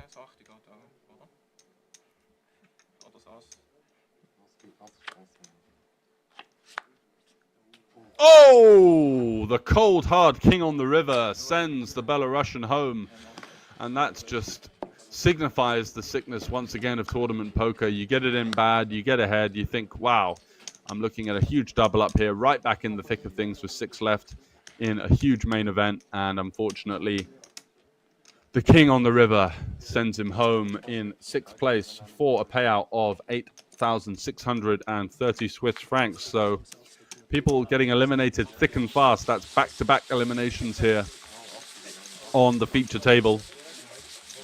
And we are left with 5 players. And now, all of a sudden, look at the chip counts. They've bunched up and Kempf, who came in with that overwhelming chip lead with 4.8 million in his stack, now has to face a new chip leader in the form of Hoffman, holding with the ace-king versus the ace-jack there, and sailing himself into top of the rankings. Ja, definitiv. Ich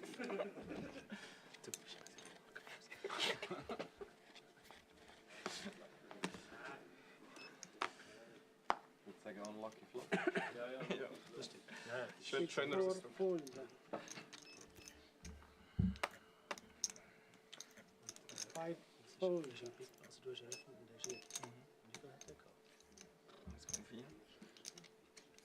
So all players now guaranteed the 5-figure payout. 11th pays 11,305 Swiss francs, all the way up to the top prize of 36,850. And we've got quite a big average stack now of around about 33 big blinds. And the blinds are up, so we're playing the 100k level now as well. So 225 to go from Graupner, and he's going to get a raise and take, which is a nice welcome addition to his stack, up to 28 big blinds. So, congratulations for the 6th place. What went wrong today? How you busted out?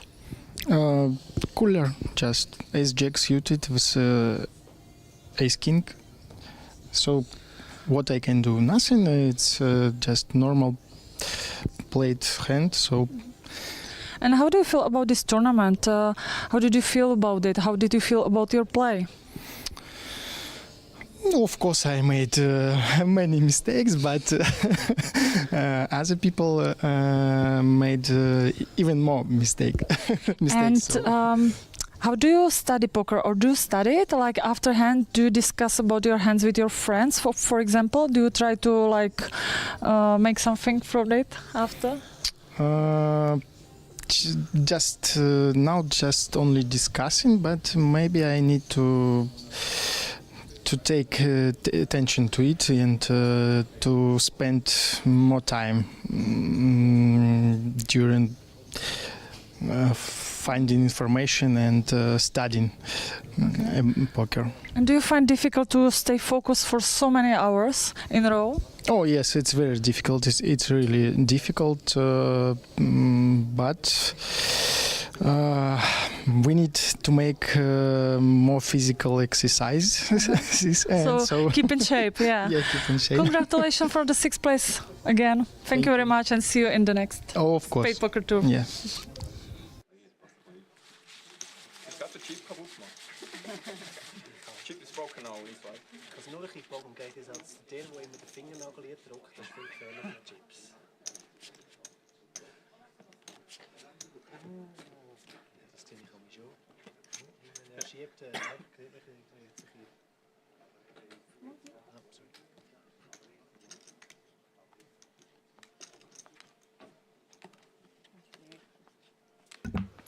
So the closing interview there with the four-man Luchko, another great payout for him, adding to his run over the last couple of months, cashed for around about 85,000 euros in just the space of 2 months playing mid-stakes live tournaments.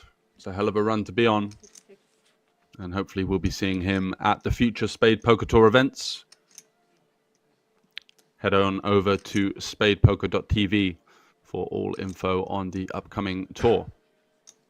Let's get back to the action though. Kempf, who has just lost the chip lead, does have a formidable hand with king-queen off in the cutoff. Very happy to get in the mix here. Looks like he's going to open it up to 200k. Steiner, ace-9. Certainly a hand that seems too strong to fold. Do we go for the 3-bet non-all-in? Do we go for the peel? Looks like he's going to go for the former. And that's a raise to something around 515, I think. Yeah, 520. Nice, strong, aggressive play using the ace blocker there. Potentially looking to fold out some hands like this, like ace-10 offsuit.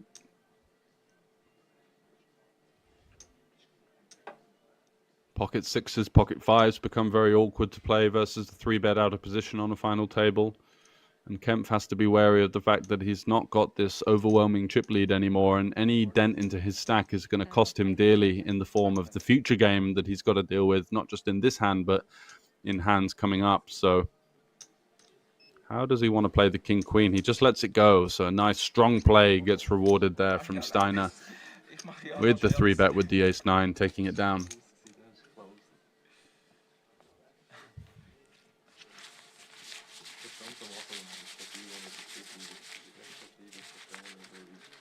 Alles legitim.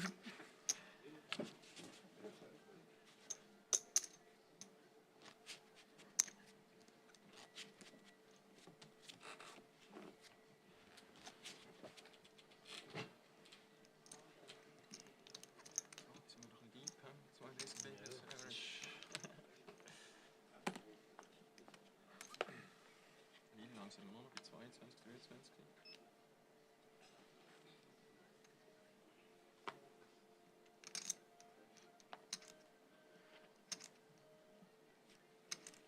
Fold sit 9. Fold sit 2.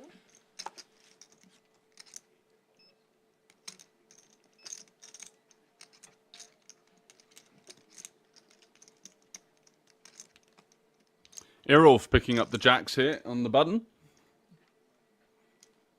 Easy open. Happy to play for it all, I'm sure, unless anything spectacular happens, like 3-bet, 4-bet non-all-in.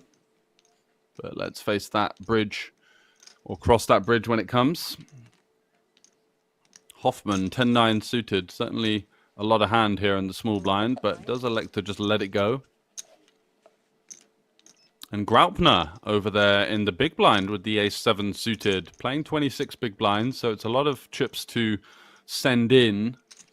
You may see him just defend. I think if you've got sort of 15 big blinds or so, it's quite an easy push, but you got to look at how close these stacks are. 3.2, 3.4, 3.5, 2.8, 3.4. So any misstep at this stage can be critical, and he does elect to take the passive option, just calling. I don't think there's anything wrong with that at all. It's really nice to have some coverage on the ace-high boards, and with the suit as well, just added playability. On a board like this, even, you've got the overcard, the backdoor flush draw, you can call a small sizing quite comfortably. Check sit 6.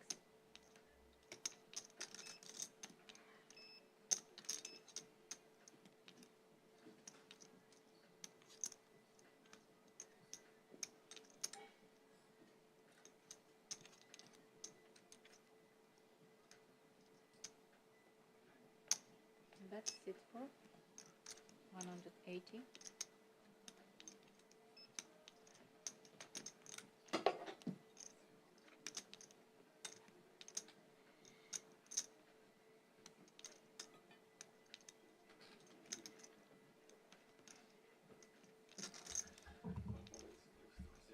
Small c-bet from Irolf. Fold sit 6.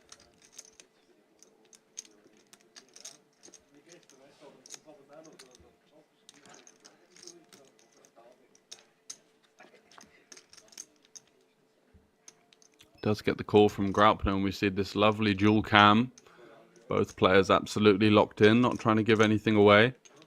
If anything, the German with the worst holding looks the more comfortable of the two, as Irolf is kind of rocking in his seat. Check sit 6.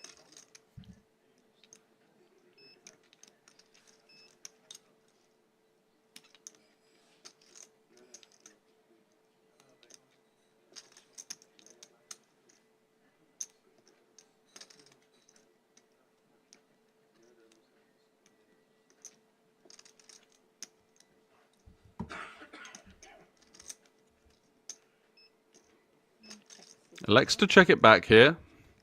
Slightly concerned about the king X that could be in his opponent's range. And Graupner now needs to decide, does my ace high with the 7 kicker have enough showdown, or do I need to chuck out a bet here and try and potentially get hands like ace jack, ace 9 to fold? There aren't so many of those in comparison to hands like Irolf's that are going to call. You can occasionally have river to 10 with some hands like jack 10, queen 10.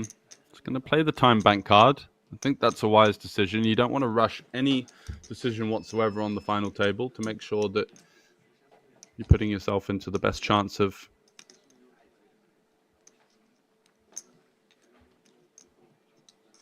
making an optimal decision here. And he is going to reach for chips.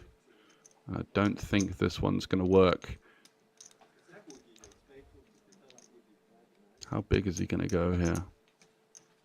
Just over half pot by the looks of it. And I think when Irolf checks back the turn here, the idea is that we can call bets on the river quite easily. Where are the bluffs coming from? That's the question. And it's mostly backdoor hearts. You don't typically see people bluff the missed front door flush draw in the modern game. You kind of want your opponent to have missed diamonds. 10 seconds.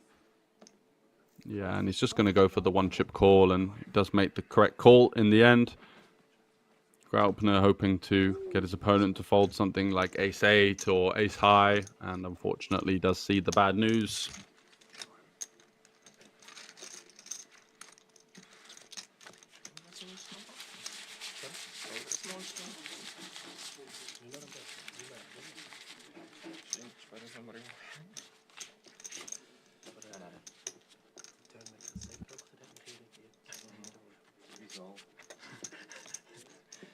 Du hast den gewusst, ob du das brauchst.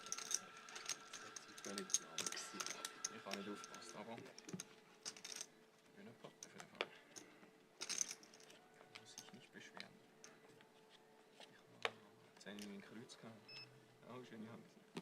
Aber so hoch oder nicht. Das war eigentlich easy Pot, das ist gar nicht Risiko. All sit to.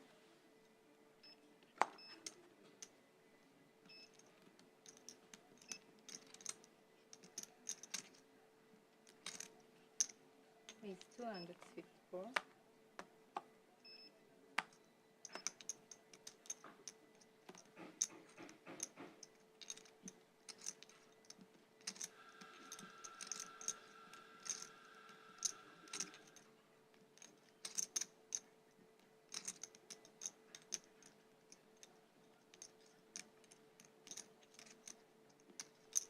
Is it 5?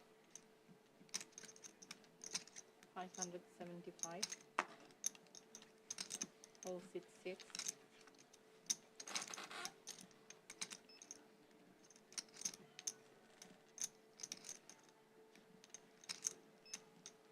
All sit 9.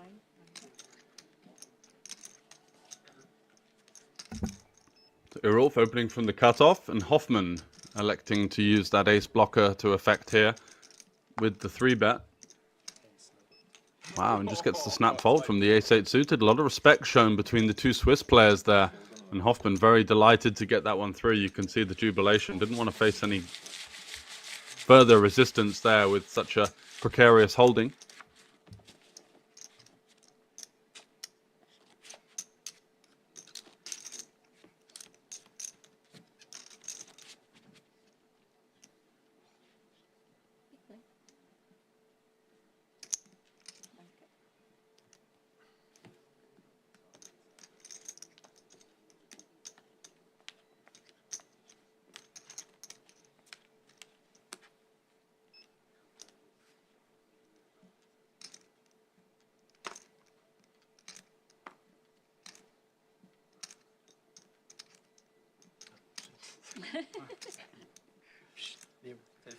No reaction, please. Nobody realized it. But when you laugh, then everyone is like it. All sit 4. All sit Break 5. for today and let's continue tomorrow. Just gonna go back to sleep. I was dreaming quite large. Call sit 6. So it's got the top golf versus and so aces, so don't. Ja, man kann nicht mehr schauen.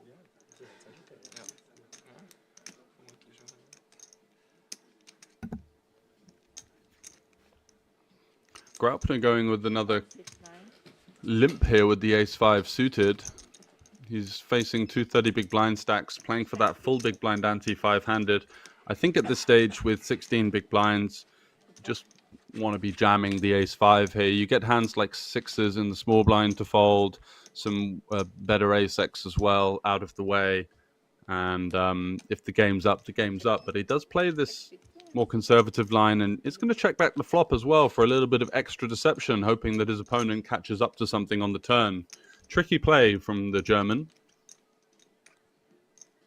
After that unsuccessful bluff, Steiner looking at his king high here. Not really any reason to bet on the double, on the ace-9-3. He's got a decent amount of showdown versus some queen highs and jack highs that may check the flop. He's going to go for a bet of how much? 100k. I thought he'd bet 1 million there. The overbet would have been quite adventurous. Graupner continues to play the I've got nothing card. Just coming along for the ride in the form of the call. And the game's surely up for Steiner here. I'm not sure exactly what he was trying to achieve on the turn. Maybe just for some protection, looking just to fold out 2 live cards. Does give this quite defeated looking check. Stacking his chips up and kind of looking to say, well, the game's up here. And yeah, 200k from Graupner. I don't think he'd have even called a single 25k chip at that stage, and does take it down.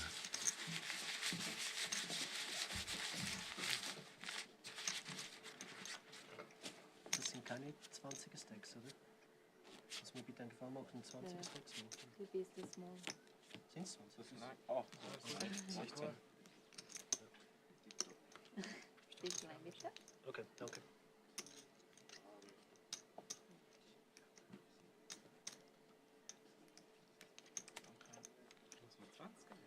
Sollte man auch noch nicht Wann? darum sieht es auch bei dir immer so viel aus. Das ganze Leben ist künstlich aufgepeitscht. Das kann ich nicht. Das ist auch für die Chips. Oh shit, du dachtest, ich dachte, das sind 20. Hättest du anders gespielt, weil hättest du nur gecheckt, ja, am Schluss. Hoffman under the gun with the 9-4. Call it 5. Not going to be getting in the thick of things. Queen 5 off for Graupner. He's also going to relinquish that one. And queens for Kempf, who's had a tough time of it on the final table, coming in with that big stack and a big chip lead. Now right in the thick of things, in the middle of the pack. A very welcome time to pick up the ladies here. Looks like he might face some resistance from the small blind. Yeah, Steiner's got the Jack-10 suited here. 29 big blinds facing an open. Lots of options on the table here. Calling, 3-betting non-all-in, and jamming also is a play that works quite well, getting a lot of dominating hands to fold, such as the King-Jack offs of the world, Ace-10 off. Probably unlikely to raise calls such a large amount of chips at this stage in the tournament too. Wow, what a cooler flop that is. Jack 7 as he almost gets... Whoa. Almost jumps out of his seat with jubilation at seeing that flop. And he's going to lead into Kempf here for around about half pot. This is quite unorthodox.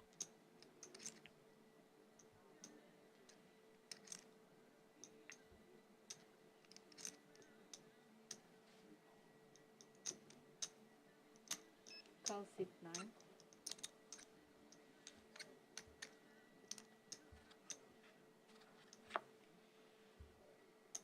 Three of spades on the turn is the flush completer, so more areas for concern for Kempf. If he wasn't behind the Jack-X, a lot of the hands that may elect to lead in this spot, it's quite unconventional to have a leading range, are going to be potentially flush draws or hands that pick up equity here.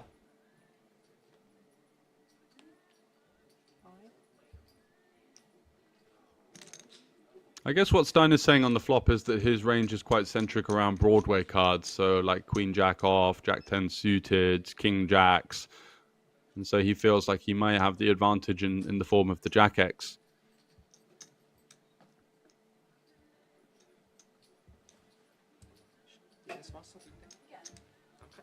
Goes for another bet of 550k, and it's bad news for Kempf here, who's going to be bleeding unless he can find the queen on the river.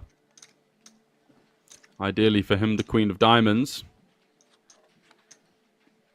And that is the fourth spade. Kempf with no spade here, but this is going to slow down both players, and it's a disaster run out for Steiner. You can see the discomfort written all over his face here. Does he elect to go for the block bet here to try and target those hands like pocket tens, aces, kings, queens? 150. He's going to bet 550k again, so it does go for that block just to try and freeze up his opponent. Doesn't want to check and potentially allow his opponent to turn some kind of hand into a bluff. Very tough to think of hands that would bluff on the river on this particular run out. If we've called a donk lead, called another sizing on the turn, what do we end up bluffing with? Do we bluff a hand like pocket eights with no spade? I guess maybe. And a nice discipline lay down in the end from Kempf, who's facing some really uncomfortable and annoying situations.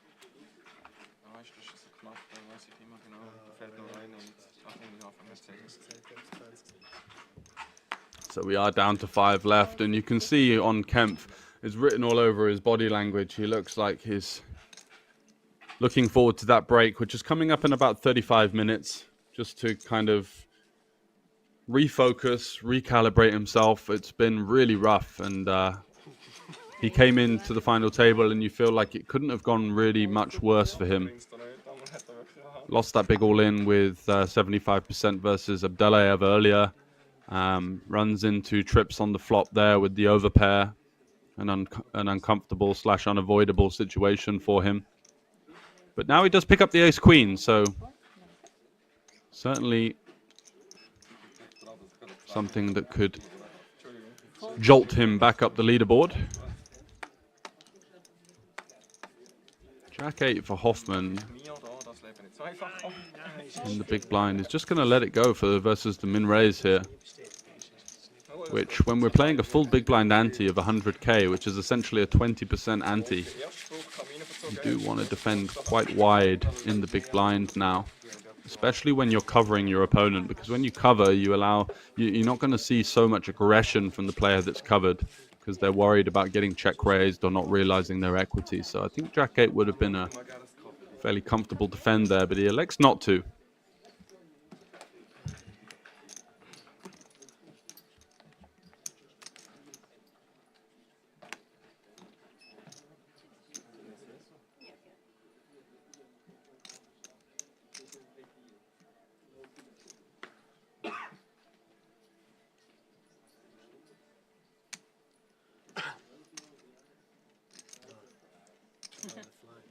Raise 209.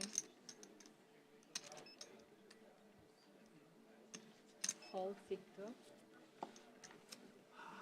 Hold C4. So gehen wir mit dem Lübeck.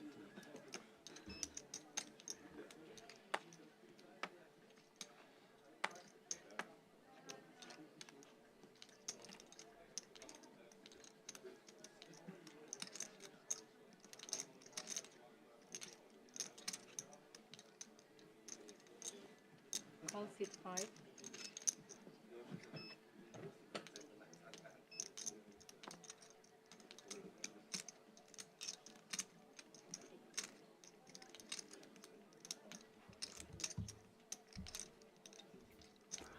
Kempf opening it up with the ace-4 suited. Hoffman going to peel the small blind with the queen-jack off, and now Graupner has the dream squeeze all-in spot here with the ace-queen. All in. Yeah, nice. Just kind of plucking up the courage there to pull the trigger and fire them in. And the chips do go over the line. Met with 2 snap folds there, and it's a lovely pickup and great timing to pick up such a hand in the big blind there. Ace Queen being sent in there with the troops. And he's back in the mix. As you can see here, 5th place, 11,300 Swiss francs. We've got a pretty big pay jump. 6 buy-ins between 5th and 4th. Then you've got another 6 buy-in pay jump, and then all of a sudden a 12 buy-in pay jump, the 6,000 Swiss francs, and then that massive pay jump between 2nd and 1st, where it's not just the 37,000 Swiss francs on offer today. They're also going to be getting themselves the WPT 10K ticket as well. 462, 464,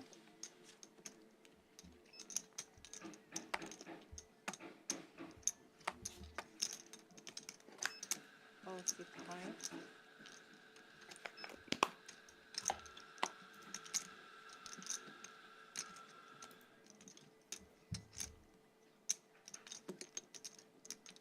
466.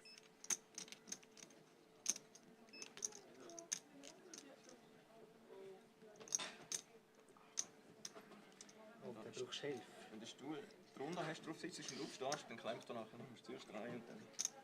Check 69.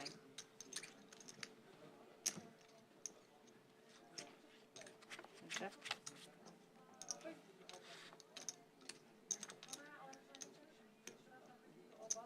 Check 66.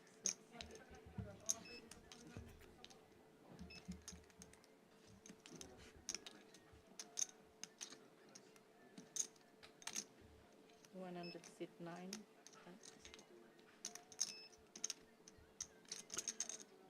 So Kempf in this big blind versus small blind confrontation is going to look to deny some equity here with his middle pair. He's going to be able to call a check raise here. He's got the backdoor flush draw to boot as well. Just doing a good job of folding out some overcards there, and does exactly that. So that's a nice little jump for him. He needed a little bit of a boost.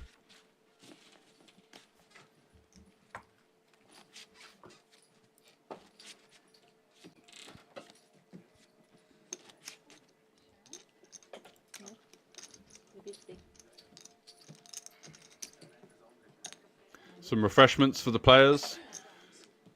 It's definitely something not to underestimate, the intensity of these final tables, the amount of calories that you burn in this kind of decision-making process has some parallels with chess. 5 in sit out.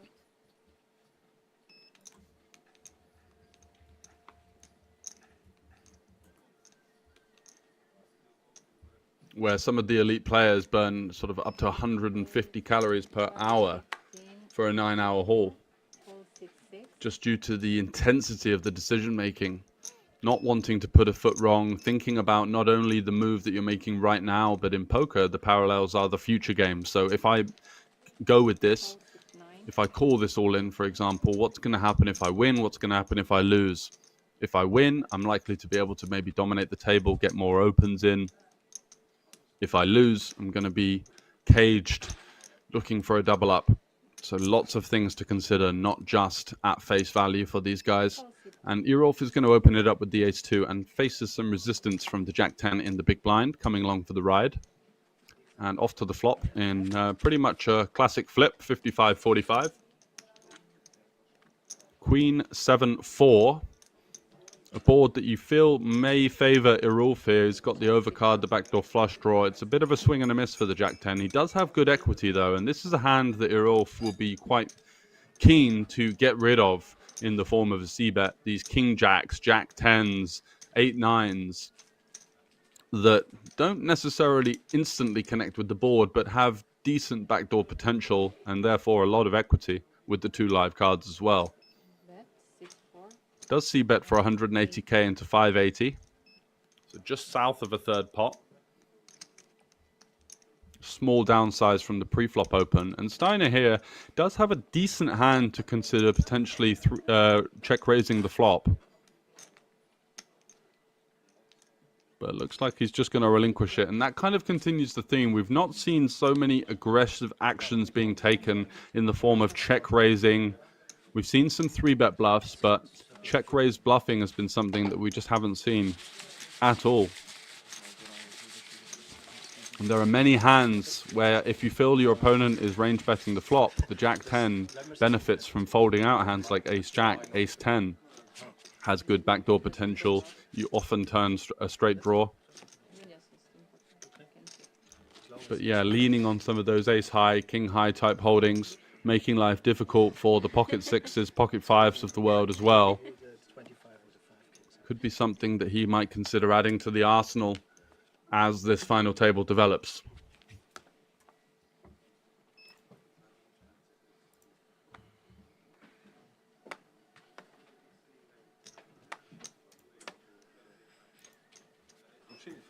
Call C5. Call C6.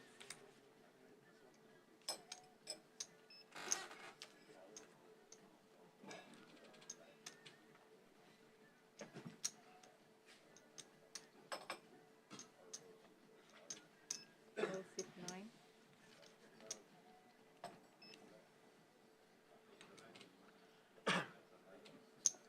Raise 250 C2.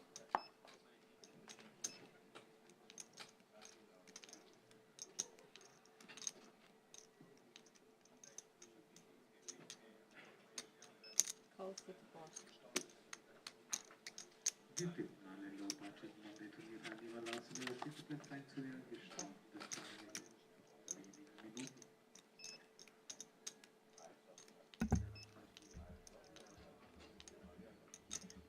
Another blind versus blind confrontation here. Steiner opening it up with the ace-queen, facing some resistance from the king-6 of Virolf, who's got a backdoor straight draw, overcard, backdoor flush draw. Certainly not going to be going anywhere versus this small size, you feel. That's C2. 175.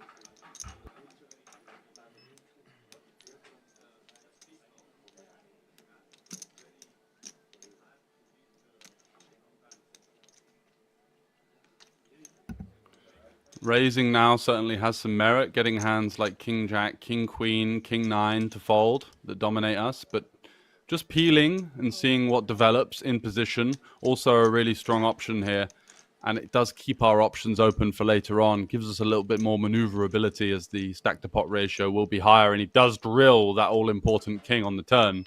Steiner now picking up the gut shot. It is conventionally going to be a good card for him. He's going to have the hands like ace-king, king-queen at full frequency that his opponent may or may not 3-bet.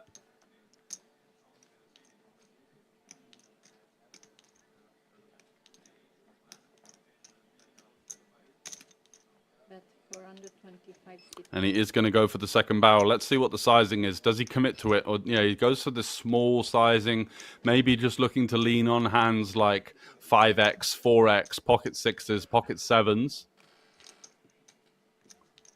But it makes life for the 10x extremely easy. Call C4. He's going to get another caller. Let's see what the river brings, if it is to be a club or some kind of improvement for Steiner here. Looking for an ace. Or the jack, of course, for the nut straight. And it is the 6. So backdoor 2-pair for the Swiss player there in your screenshot. A powerhouse hand, blind versus blind. He now beats a lot of the value hands that he's going to be up against. Hands like ace-king, hands like pocket aces, ace, king-queen, king-jack. So he'll be absolutely delighted with this run out. A very disguised 2-pair as played. And the time bank card thrust into the middle from Steiner as he realizes that I don't think my ace-queen is going to have an awful lot of showdown now. He's going to have some hands like 6-7, 6-8 even potentially, floating twice for the small sizing.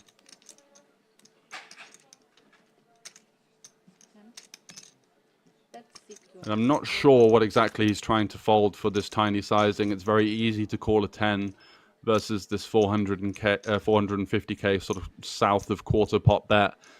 It's So it's more of a kind of hopeful size, just hoping to get rid of any of those sticky 5x and 4x and the 6-7 type holdings. But versus the sizing, the green light you'd feel from Irolf to raise for value, and he just calls. Wow.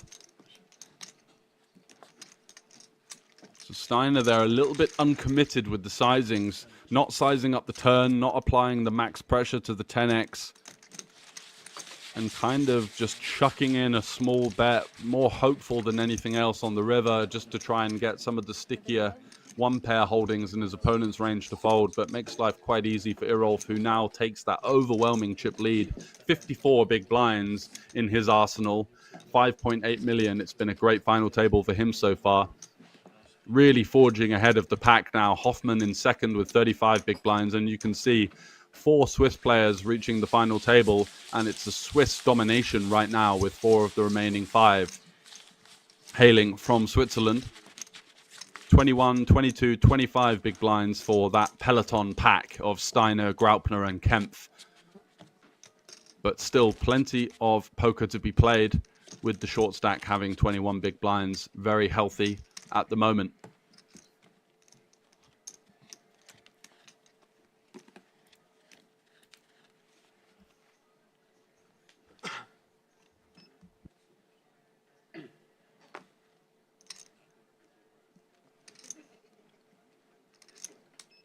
Six fold.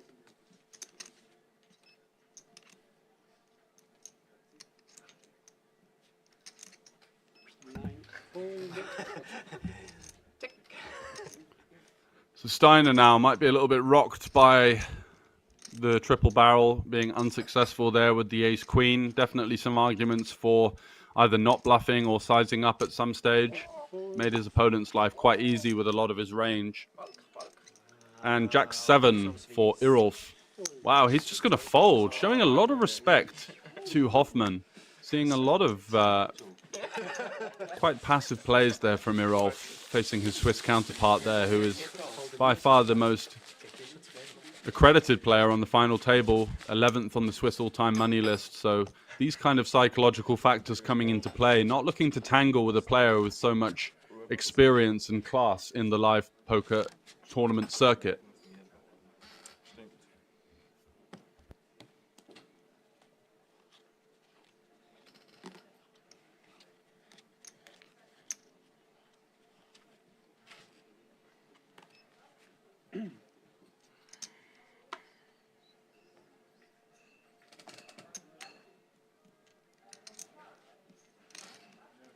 Fold 9.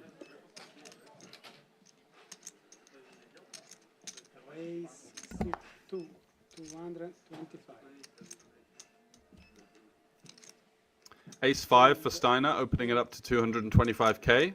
No resistance so far, so it's going to be over to the German in the big blind.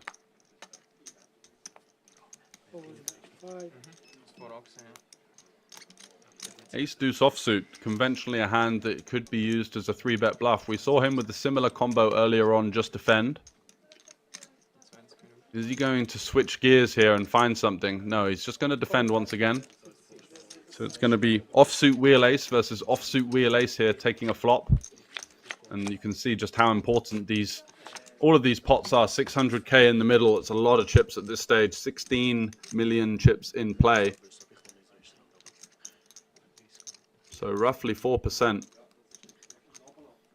of the total chips in play just in this single raise pot.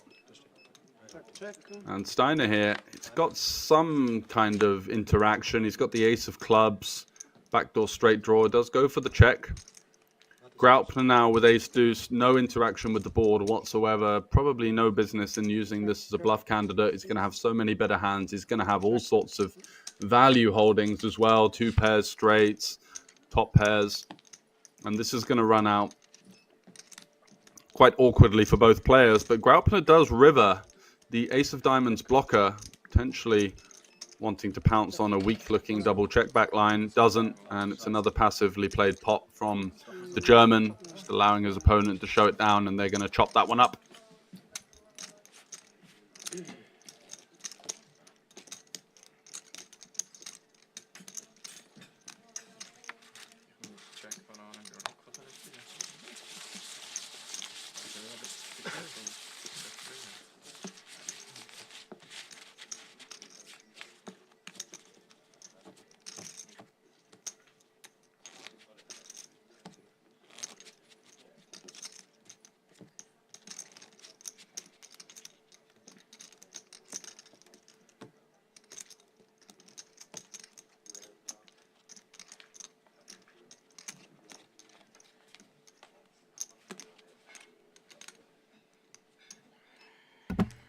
So cards in the air once again with 5 left here at the Spade Poker Tour main event.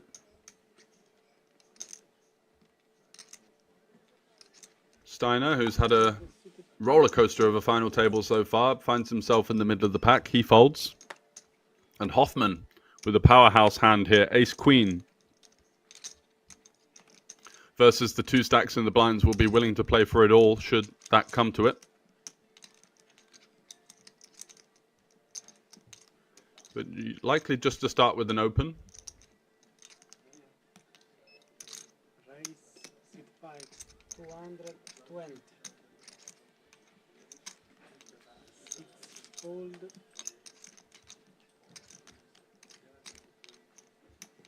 Ooh, Kempf in the big blind with the pocket 2s. We could be seeing a collision here. He may elect to jam this one in versus Hoffman, who's been a very active player at the table, opening quite a lot. Lots of hands that are going to fold to a jam here. Does elect to just call, not looking to make any mistakes.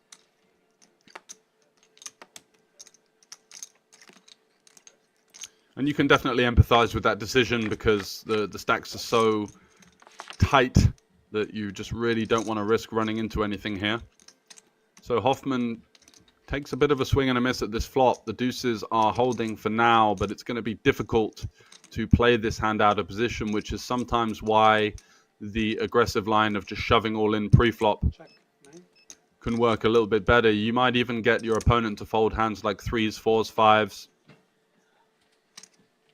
Some of the weaker ace-X, a lot of the Broadway type holdings are going to raise fold. And instead now we have to play this tricky 20 big blinds effective situation out of position versus an opponent that is very c-bet happy. At 5, 175.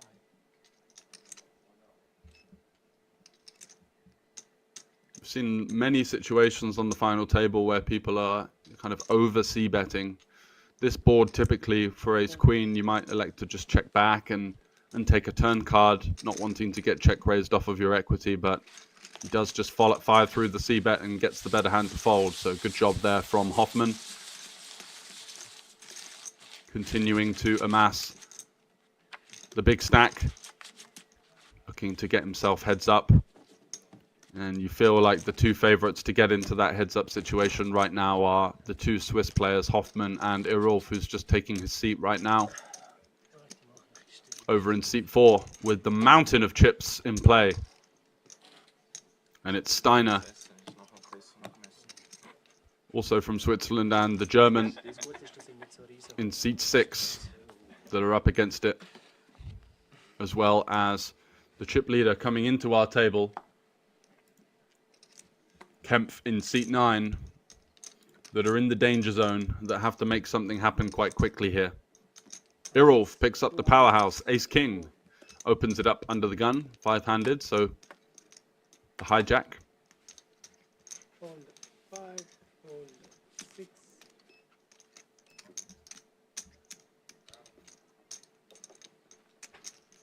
Nothing that Kemp can really do here with the 9-7 offsuit. Just going to relinquish the small blind, and it's over to Steiner in the big blind with ace-10 suited. Again, not looking to shove, just taking a flop. So lots of potential 3-bet all-ins or aggressive actions pre-flop are kind of being missed here.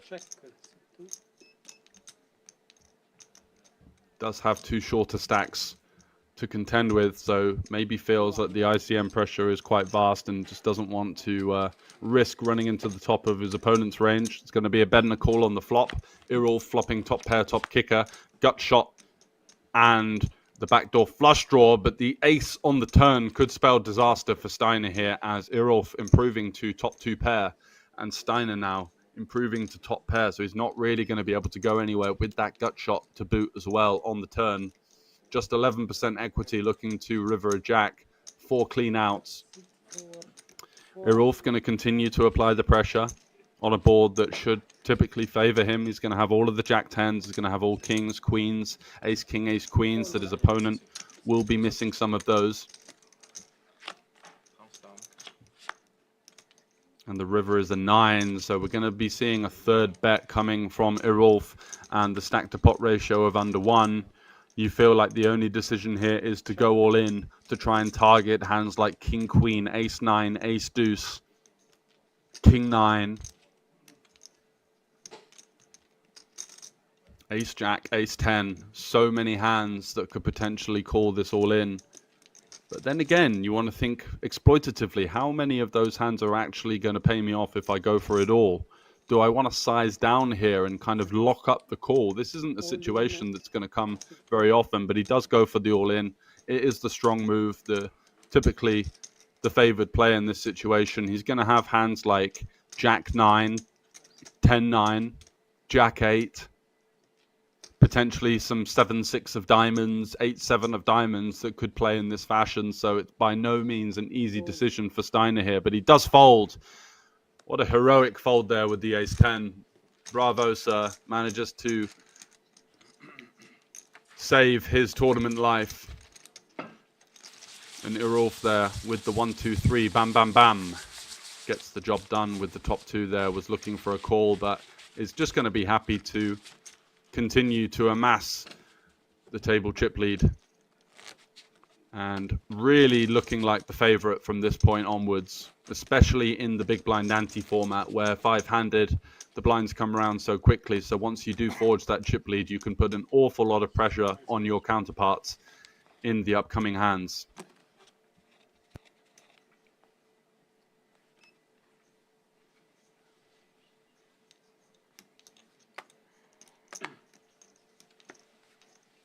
Full, 6 full.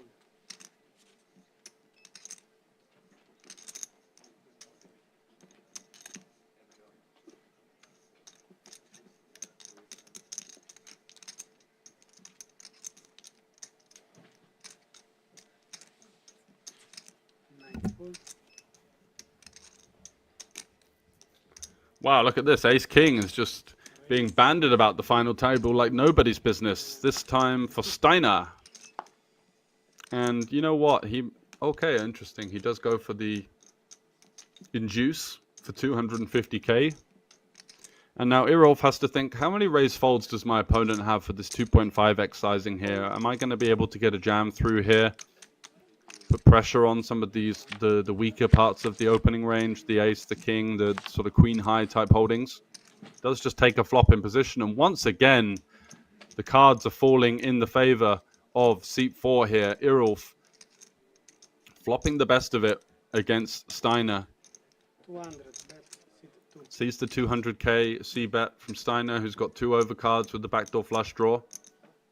And now you're looking at a pot of 800k, 1.3 million behind. Certainly wouldn't be out of the question to raise and get this in. The board is quite draw heavy. There's lots of hands to get value / protect against, but does navigate his way to the 9 of hearts on the turn. Pairing the middle card, not conventionally a great card for Steiner to follow up with a second barrel.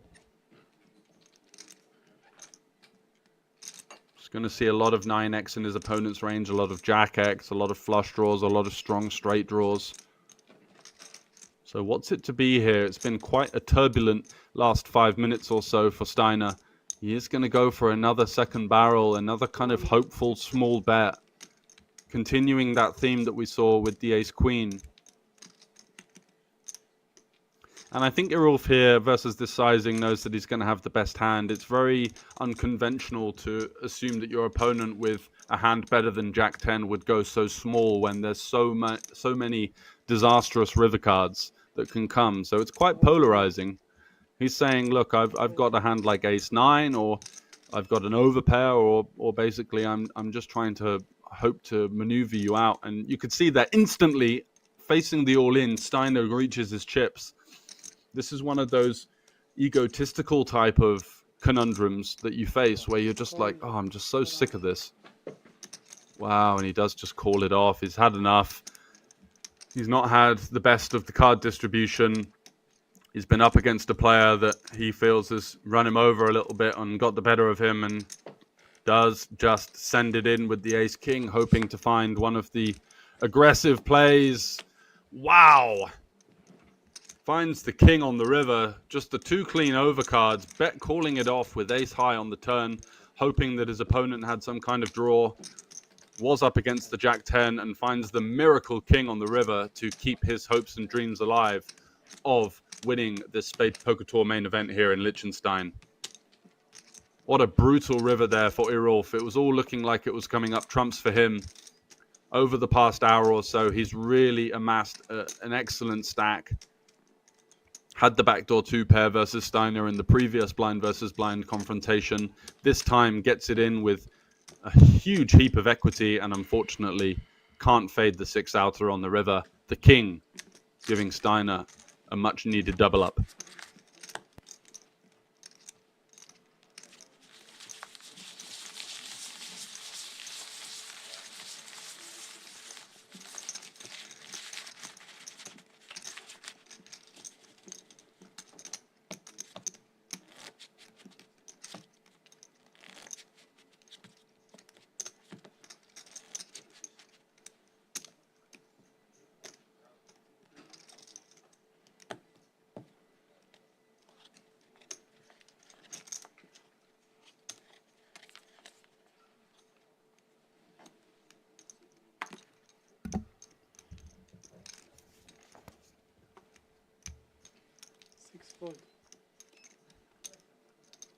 So definitely been a turbulent last couple of orbits. Chips flying around like nobody's business here in 5 left. And that's exactly what you have to expect with this big blind ante format. You really got to fight for every chip. And Kempf opening it up with the Queen Jack suited here in the cutoff. Might face some resistance from Steiner, who's now on 3.5 million, and he does just call on the button, taking a flop in position, looking to keep in hands like this, like the Queen Jacks, the Queen 10s, the King 10s, the King 9s of the world that would fold to a 3-bet. So a nice peel from him. Hoffman with 5 deuce off in the big blind. We have seen him have the propensity to defend the big blind quite wide. I don't think there's any merit to 5-2 taking a flop here, despite this rather attractive looking price of 100 into 570, 750, sorry. He is going to defend. Loosey-goosey action from Hoffman. Quite comfortable with his post-flop play by the looks of things. Check.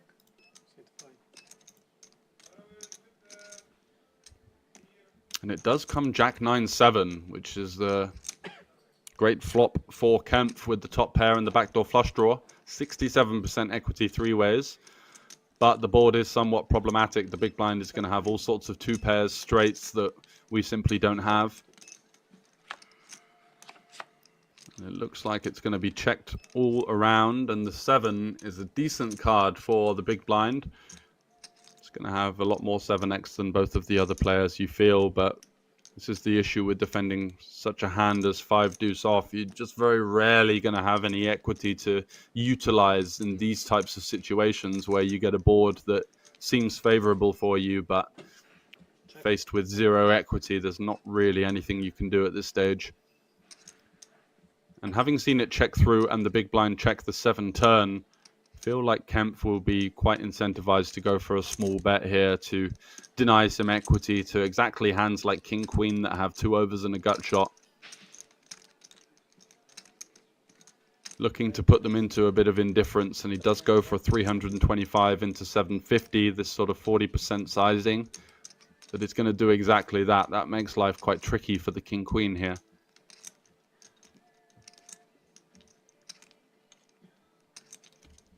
Does get the value that he's looking for. Looks like Steiner is going to come along in the form of a call.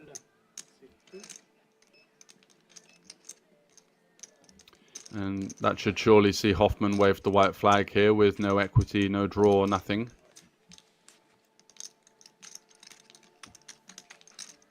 So the king or the 10 are the only disastrous cards for Kempf to avoid here, and he does avoid it with the 5 of diamonds on the river. Question now is, does he go for the second barrel, targeting hands like ace-9, king-9, 9-8, 10-9?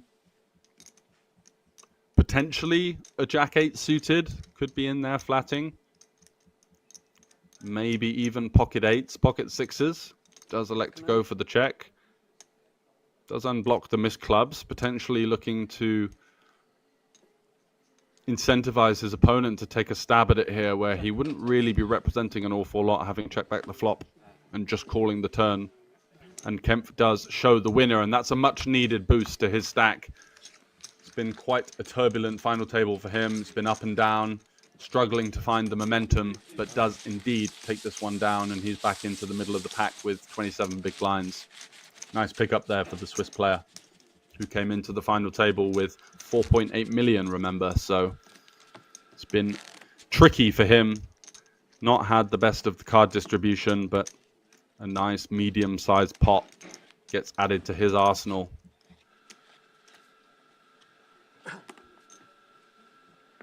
And all of a sudden, the four Swiss players circling around the short stack of Graupner now, who has to pay the big blind and the big blind ante. And certainly going to be troublesome for him if he does continue to not pick up anything. Steiner is going to open it up surely, yes, with the Queen 9 suited in the cutoff. Hoffman, not really much to be said about the King 3 off in the small blind here, does elect to fold. And Graupner, the short stack, with 2 million, so still 20 big blinds, fairly healthy. But being 5-handed with the 2.5 big blinds being paid every orbit, gives him an old school M of 8, which means he's got 8 orbits left to do something. Check. 6. Both players not really flopping a piece, but you feel like the pre-flop aggressor is going to have the advantage here. Sliding in a small C-bet, just looking to apply pressure to random hands such as this that have 2 live cards, and also did have some backdoor straight draw, backdoor flush draw possibilities as well. So denying that 30% or so equity is a great win for Steiner, and a nice little pickup.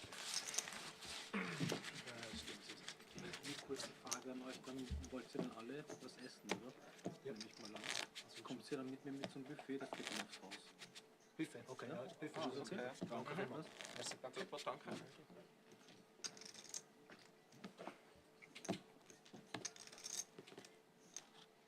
Welcher Stock ist es? Erste. Ja. Einfach auf die andere Seite raus. Ja. Die Kinder nicht zusammen. Ah, Deuces for Steiner. 5-handed in the middle of the pack. Usually wanting to fold here. He's going to go for the limp, try and get in cheap, set mine, set his price. Trash for both of the large stack players to his direct left is a welcome sight for him.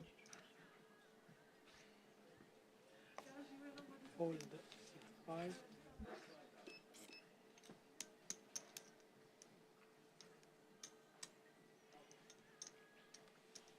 Fold 6. Langsam. Oh, nein.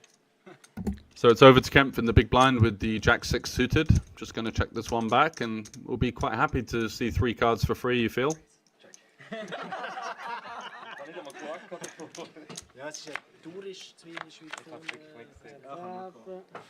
Kind of looks like a Swiss Bert Kreischer, if any of you know who that is. The comedian. For a bad celebrity look-alike. And he flops the open-ender with the backdoor flush draw here.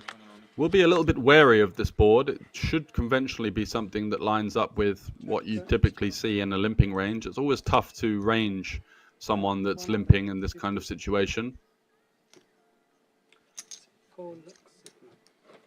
100k stab from Steiner there, looking to deny some equity with his deuces. And a 9 on the river. Is Kempf going to elect to lead this card? No, he just waves the white flag, and we'll show it down. And deuces are going to come up trumps here with the win.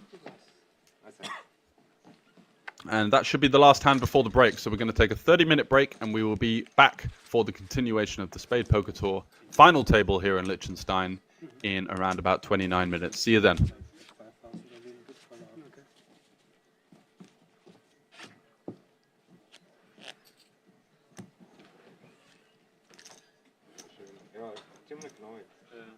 So I'm standing next to our last champion of Spade Poker Tour. Hi, Matthew. Hello everybody, hello Liechtenstein. And what about your poker life so far? My poker life is kinda busy so far because just came from Las Vegas and it was very difficult because I played almost every day, series of the tournaments, and I enjoyed. I can tell that I did pretty well, but it was a good experience for me. Yeah. So, and you came back just straight to the next Spadepoker tour, yeah? I came back straight to the poker tour, to this beautiful Liechtenstein, you know, beautiful mountains. I enjoy this place and this tournament, so I'm back. So you're a hard worker, I believe.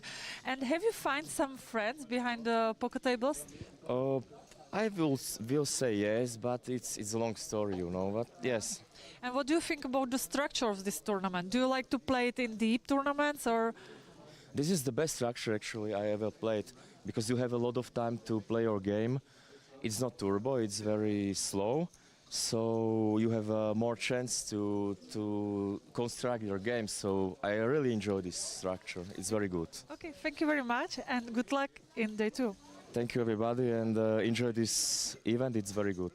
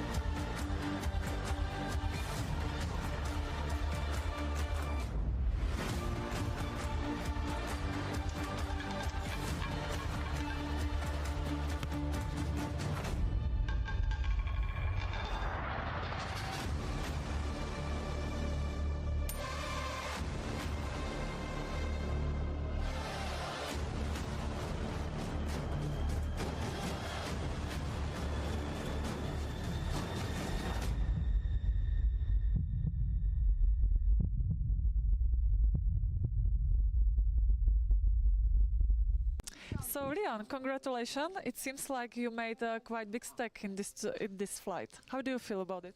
I feel good, but big is relative. I want to make more, but it's only 250. Yeah, it's the turbo flights. They have usually like happy, lower. I'm happy. average. I'm happy. I'm happy. And do you like the turbo flights? Do you appreciate it? Normally not, but today, because the last days I don't was so. So you travel here I like. feel so good, Yeah. and today I feel again good, and then I come to play, and yeah, it's good result now. Yeah. Do you travel here from some long distance? No, I'm half hour from here.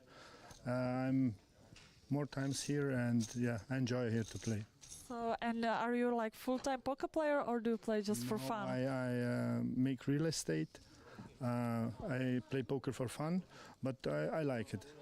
And how do you handle, for example, bad beats? Bad beats is normal. You have to be cool in this situation and play. So do you think it's not doesn't have any effect for your game after? No, you have to be cool in these situations and play well. After these bad beats, all players have bad beats. Poker is with bad beats, and we have to accept that. Yeah. And what about your family? Are they support you?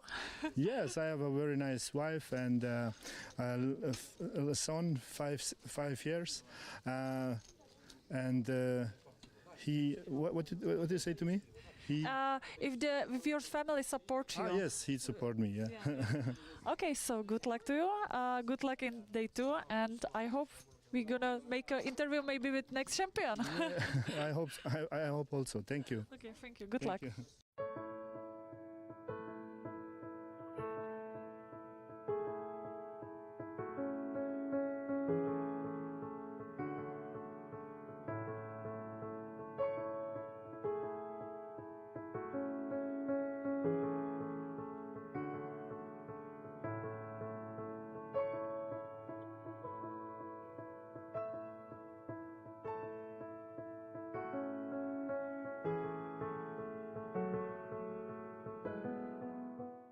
10. Da habe ich noch ein bisschen Schweizer Franken unterschlagen. Also 4 Spieler jetzt noch dabei und alle haben 11.300 bereits sicher.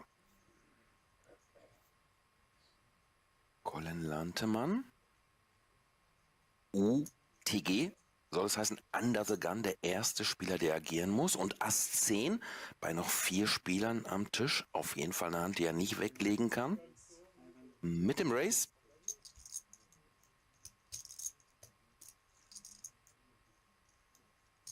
Blinds mittlerweile auf 125 und 250.000 angestiegen. So, mit dem Race auf 550.000. Sandro mit Ass Dame. Das ist dann immer bitter, wenn nur noch 4 Spieler am Tisch sitzen und 2 fette Hände aufeinander prallen. Stefan Mehr aus Österreich hält sich raus, hat bisher fast noch gar nichts gespielt und sagt sich auch, ja, lass die sich mal links und rechts schön rauskicken. Ich gucke mir das an.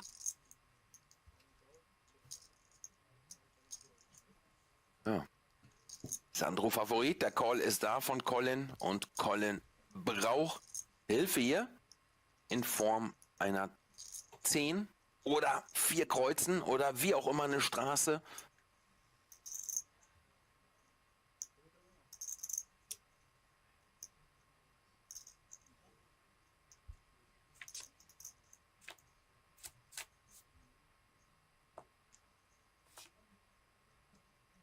Ein Flop, der nichts verändert. Wir sehen es rechts oben. Eine 10 bereits weg. 2 Outs.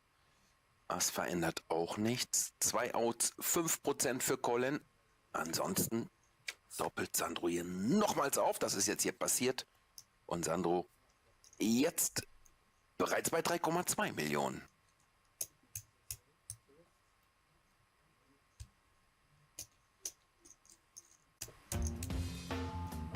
I saw myself having ace queen, suited heart. The only thing to do there is all in. I did that. Of course he called and I won the hand. I couldn't believe it.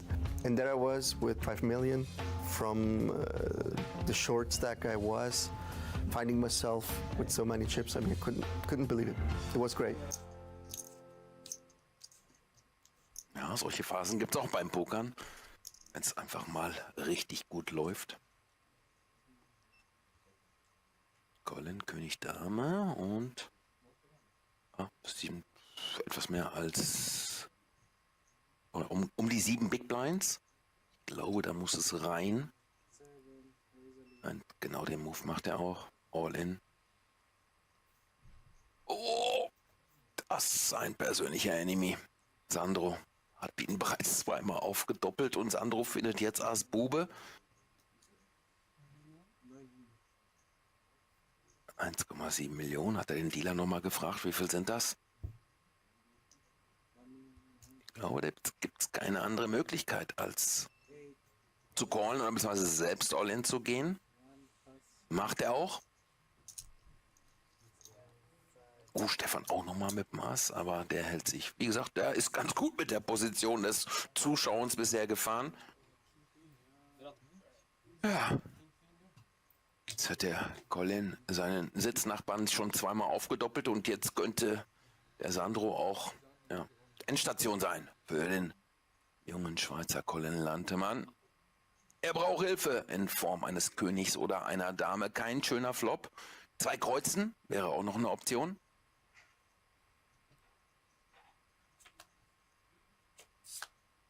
Und da ist das erste Kreuz.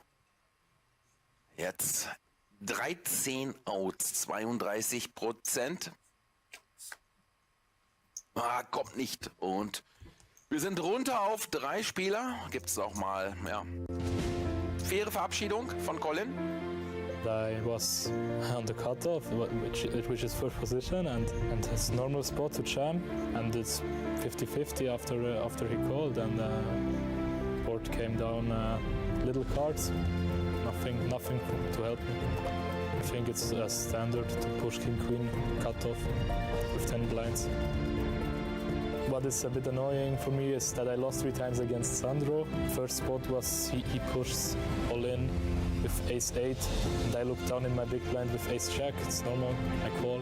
And flop came really good for me. It came check 7 deuce with a 1 heart. And normally it's clear what it's done. He has to hit running straight, running flush or running 8s to beat me, and one of this happened. It came hard. And what is extremely annoying for me is that if this hand would bust him, the tournament would be in a different way. I reached my goal. My goal was to cashing a 5-figure cash, and this happened. And this is my biggest cash so far. I'm 22 years old, and this is my biggest cash. My first tournament, I cashed with 18 years and 1 month. I make first place for 3,000 francs. And now this is my newest, biggest cash. 11.300 Schweizer Franken für ihn. Ja, und dann ist etwas passiert, was oft bei Turnieren passiert.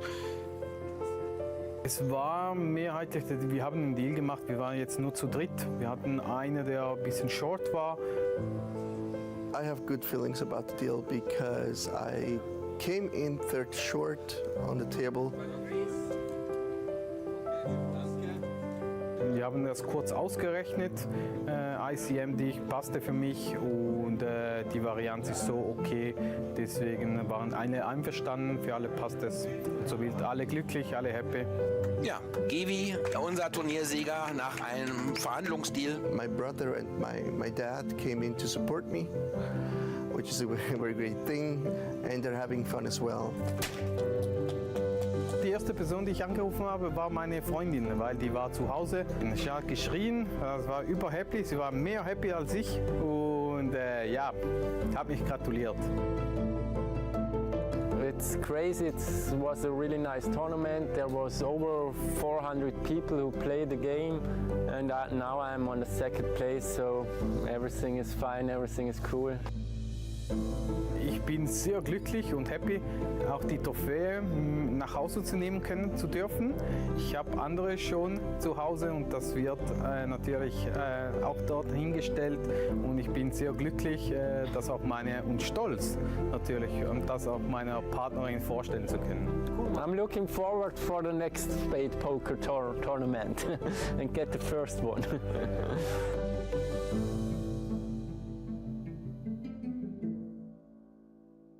So I'm standing next to our last champion of Spadepoker Tour.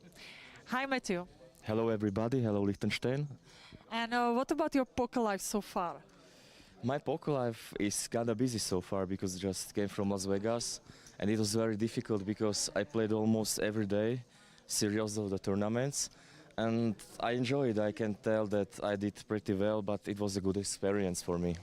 So, and you came back just straight to the next Spadepoker Tour, yeah? I came back straight to the poker tour, to this beautiful Liechtenstein, you know, beautiful mountains. I enjoy this place and this tournament, so I'm back. So you're a hard worker, I believe. And have you found some friends behind the poker tables?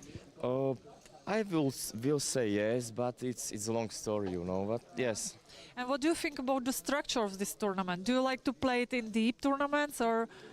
This is the best structure actually I ever played, because you have a lot of time to play your game. It's not turbo, it's very slow, so you have more chance to construct your game. So I really enjoy this structure. It's very good. Okay, thank you very much, and good luck in day 2. Thank you everybody, and enjoy this event. It's very good.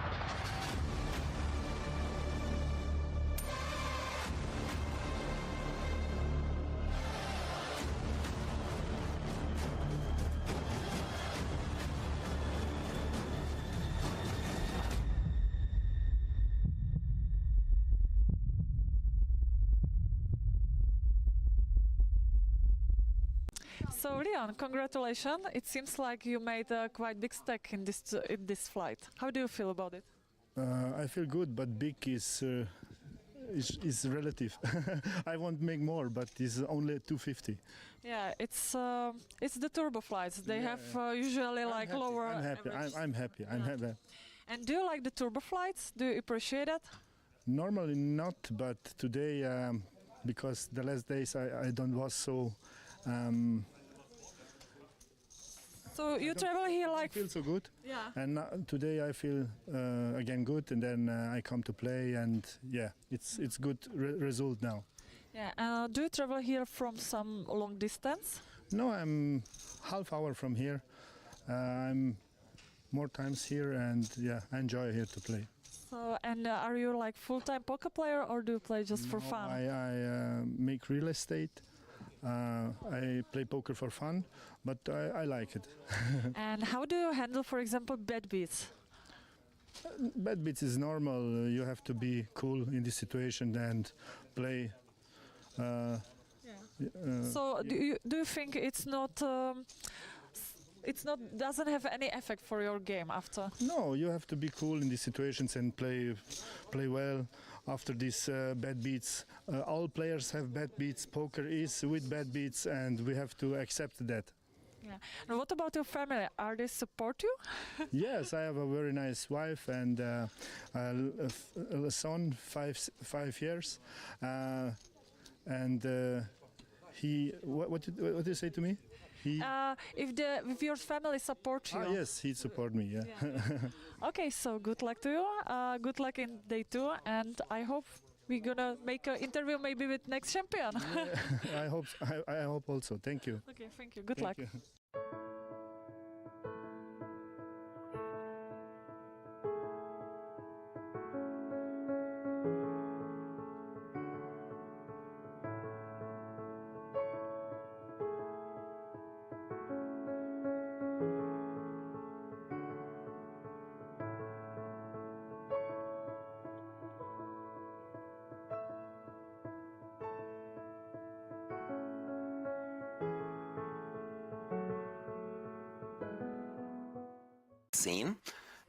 Da habe ich noch ein bisschen Schweizer Franken unterschlagen.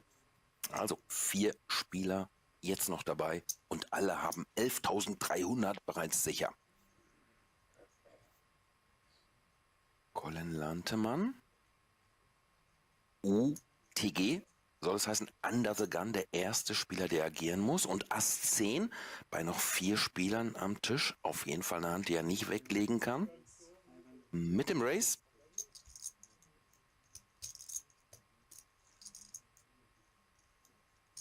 Blinds mittlerweile auf 125 und 250.000 angestiegen. So, mit dem Race auf 550.000. Sandro mit Ass Dame. Das ist dann immer bitter, wenn nur noch 4 Spieler am Tisch sitzen und 2 fette Hände aufeinander prallen. Stefan Mehr aus Österreich hält sich raus, hat bisher fast noch gar nichts gespielt und sagt sich auch, ja, lass die sich mal links und rechts schön rauskicken. Ich gucke mir das an.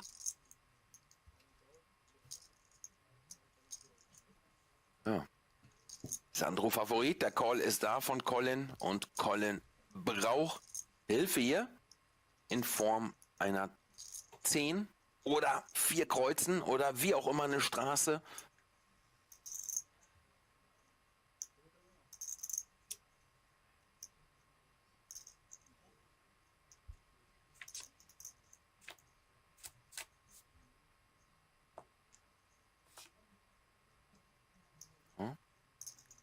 Flop, der nichts verändert. Wir sehen es rechts oben. Eine 10 bereits weg. 2 Outs. Das verändert auch nichts. 2 Outs, 5% für Colin. Ansonsten doppelt Sandro hier nochmals auf. Das ist jetzt hier passiert. Und Sandro jetzt bereits bei 3,2 Millionen.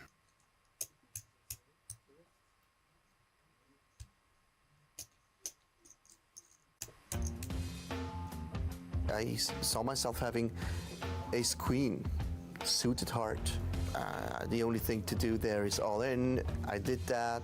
Of course, he called, and I won the hand. I couldn't believe it. And there I was with 5 million from the short stack I was, finding myself with so many chips. I mean, I couldn't believe it. It was great. Ja, solche Phasen gibt es auch beim Pokern, wenn es einfach mal richtig gut läuft. Colin, König, Dame und etwas mehr als um die 7 Big Blinds. Ich glaube, da muss es rein. Und genau den Move macht er auch. All in. Oh, das ist ein persönlicher Enemy. Sandro hat ihn bereits zweimal aufgedoppelt und Sandro findet jetzt Ass Bube. 1,7 Millionen. Hat er den Dealer nochmal gefragt, wie viel sind das? Ich glaube, da gibt es keine andere Möglichkeit, als zu callen oder beziehungsweise selbst all-in zu gehen. Macht er auch. Oh, Stefan auch nochmal mit Maß, aber der hält sich. Wie gesagt, der ist ganz gut mit der Position des Zuschauens bisher gefahren. Ja. Jetzt hat der Colin seinen Sitznachbarn schon zweimal aufgedoppelt und jetzt könnte der Sandro auch Endstation sein für den jungen Schweizer Colin Lantemann. Er braucht Hilfe in Form eines Königs oder einer Dame. Kein schöner Flop. 2 Kreuzen wäre auch noch eine Option.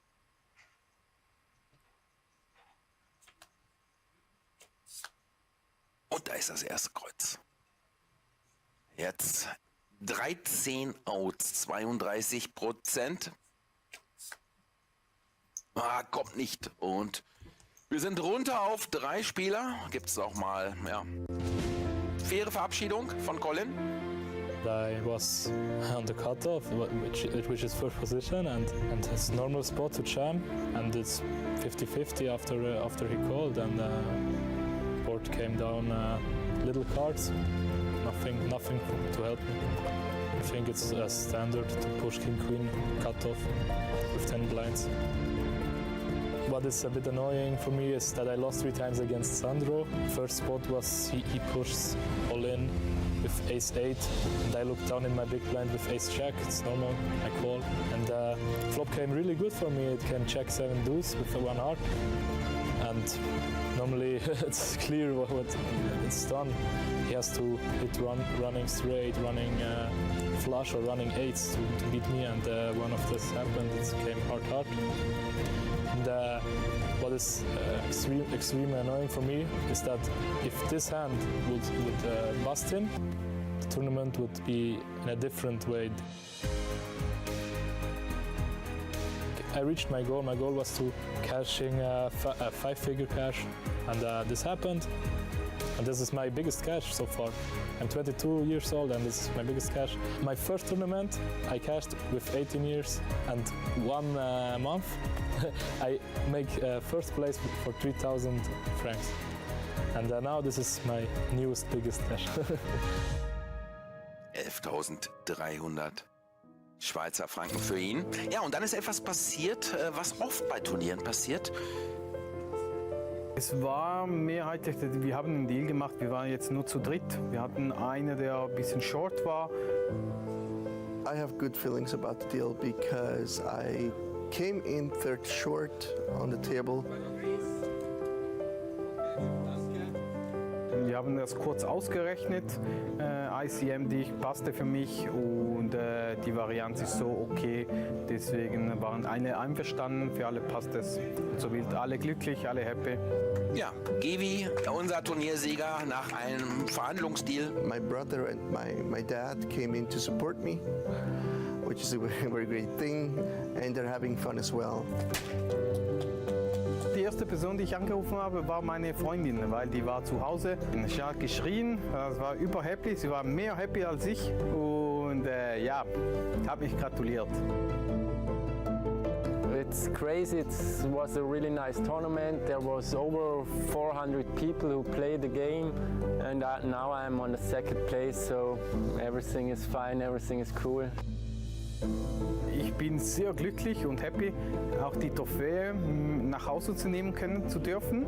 Ich habe andere schon zu Hause und das wird natürlich auch dort hingestellt und ich bin sehr glücklich, das auch und stolz natürlich, das auch meiner Partnerin vorstellen zu können. I'm looking forward for the next Spadepoker tournament and get the first one.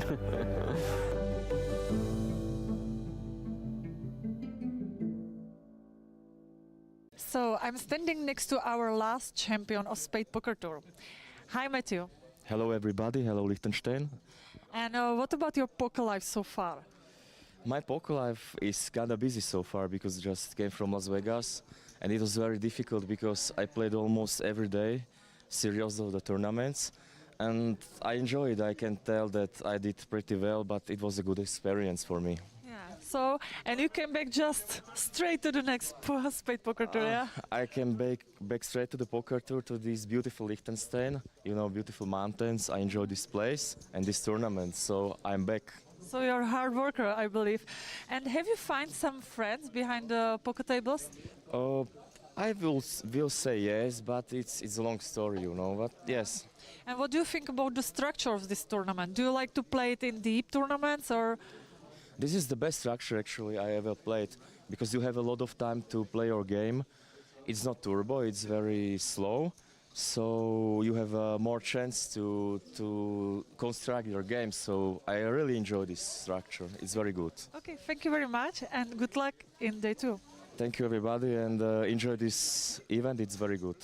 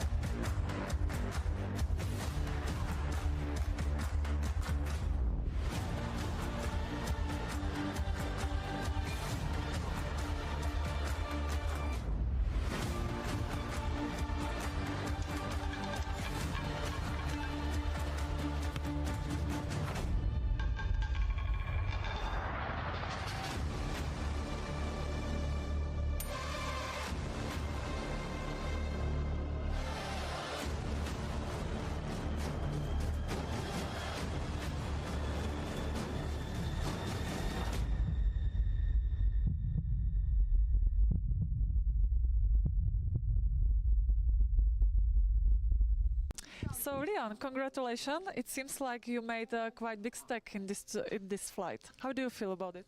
I feel good, but big is relative. I want to make more, but it's only 250. Yeah, it's the turbo flights. They have usually like lower. I'm happy. I'm happy. I'm happy. And do you like the turbo flights? Do you appreciate it? Normally not, but today, because the last days I don't was so. So you travel here like. I feel so good. Yeah. And today I feel again good, and then I come to play, and yeah, it's good result now. Yeah. Do you travel here?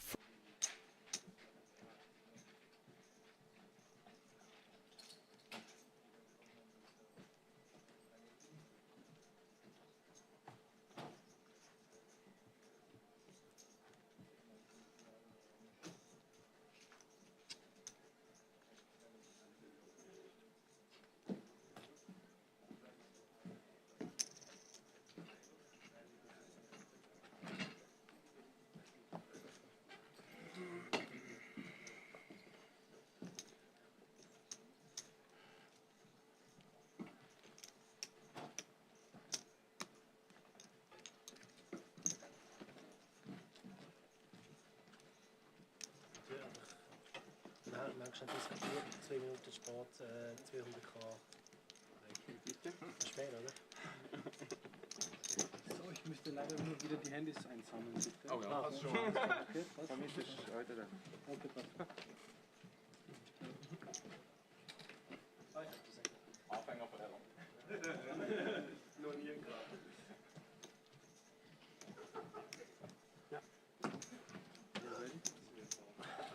Nur kurze Information, weil das wird langsam, denke ich mal, interessant für euch, wegen Deals oder sowas. Ticket und 10% müssen ausgespielt werden. Ne? Ticket und 10%? Ja. Okay. Aber über dieses 10% können wir noch diskutieren. Aber Ticket muss halt ausgespielt werden. Okay. So, dann haben Also, wir... sorry schnell, was wäre jetzt, wenn ich, oder angenommen, ich will jetzt gewinnen? Ich kann gar nicht gehen. Ich weiß es ehrlich gesagt. Vielleicht bei 3 Monaten Philippinen, September bis Dezember. Okay. Ich weiß es ehrlich gesagt. Das müssen wir dann, das ist wahrscheinlich nicht der Einzige, was das Problem hat. Das schauen wir dann. Positiv. Also später, falls ihr irgendwelche Deals macht. Moment noch, das ist das Problem. So, dann haben wir 60.000, 120.000, 120.000. Ich wünsche euch weiterhin viel Erfolg. Dankeschön. Und dann, die Start bitte. Also wir werden ab jetzt alle 2 Levels circa 10, 15 Minuten machen.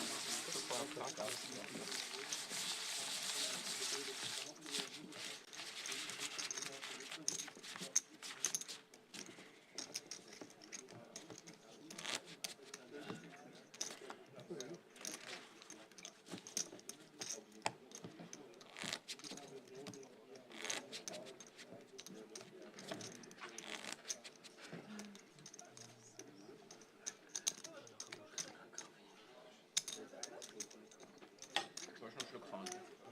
Oder 2.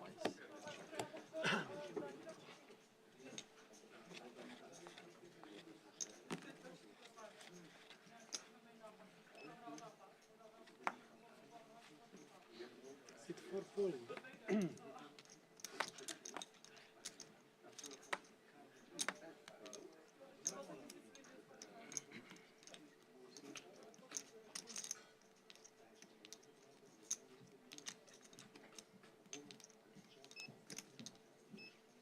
Raise 250, sit 5.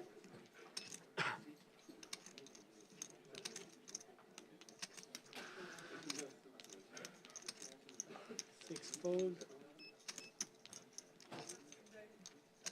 250.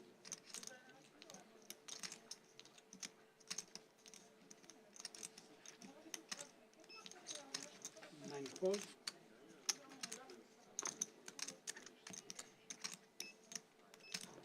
Fold.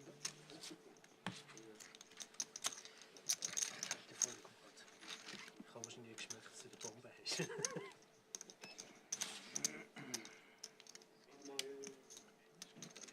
Yeah?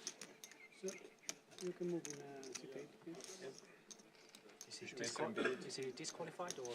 Ist besser im Bild dann.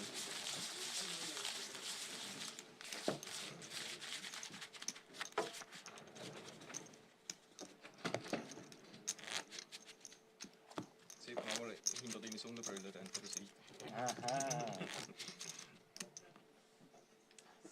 One big.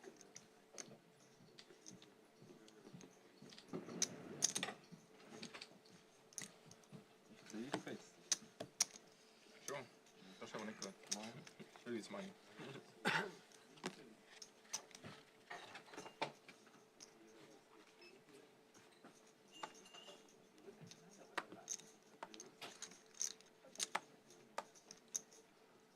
Darf ich noch etwas bestellen, bitte?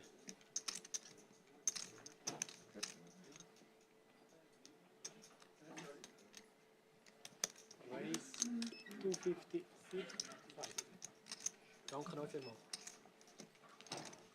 Fold 6. Fold 9.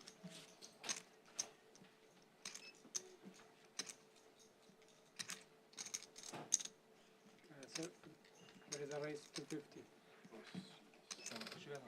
Darf ich ein stilles Wasser und Kaffee haben, bitte? Jawohl. Cola, sit 5.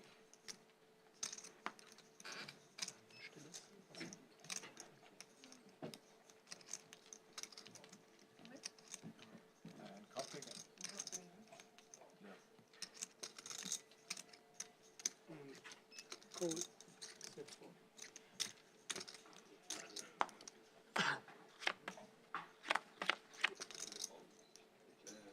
Yes.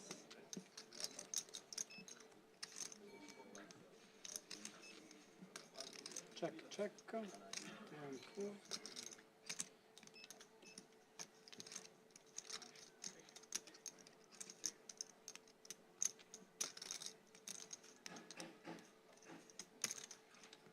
That's 5, 310.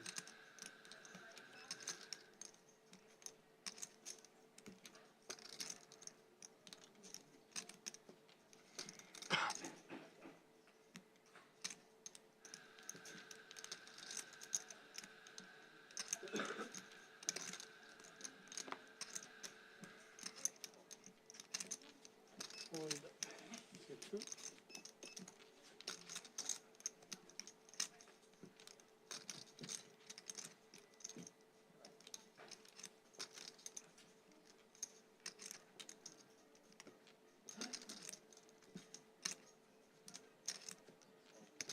Call. Set 4.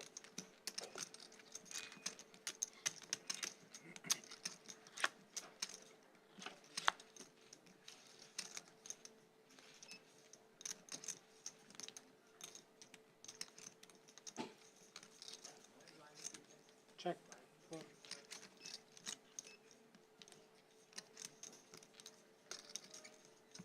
Check.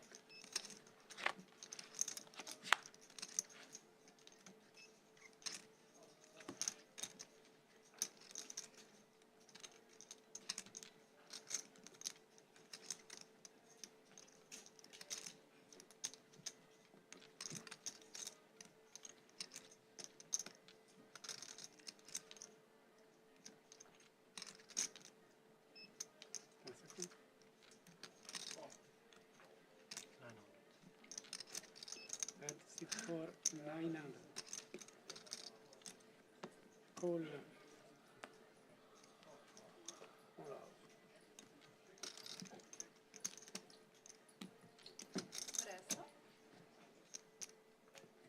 Sorry.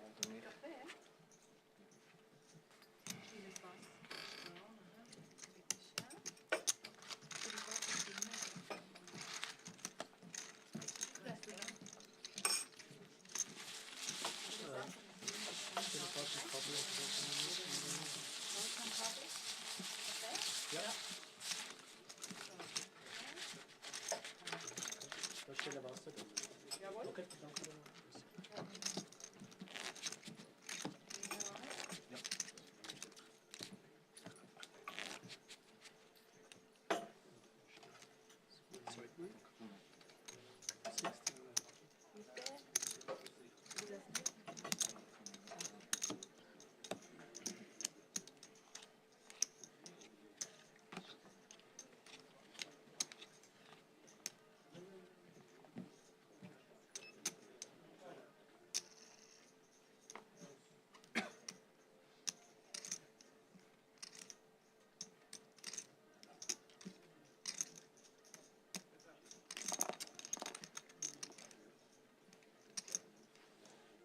Fold 6, 6. Fold 9. Fold 2.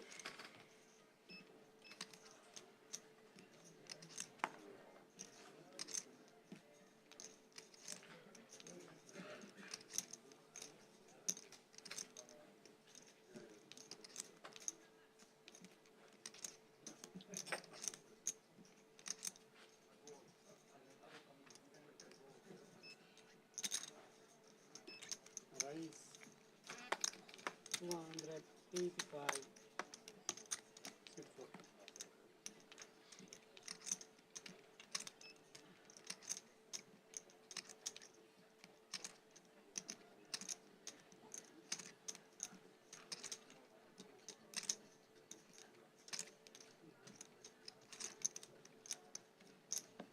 Call.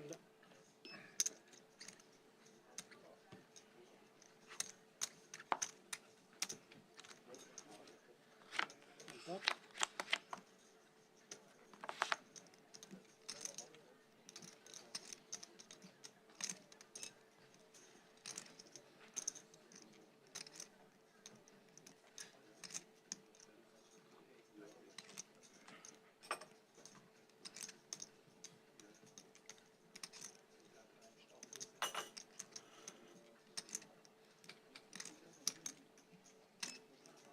4 bet 210.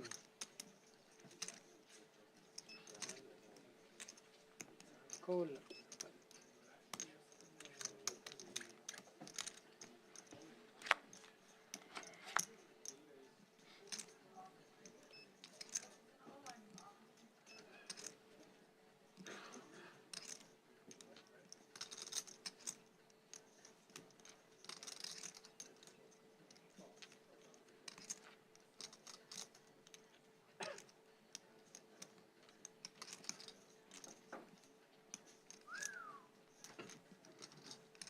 Check.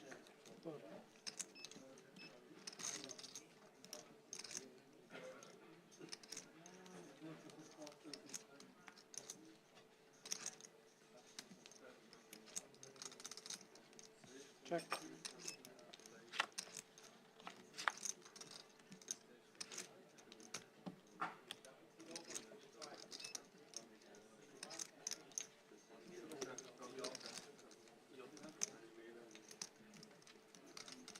Check, check.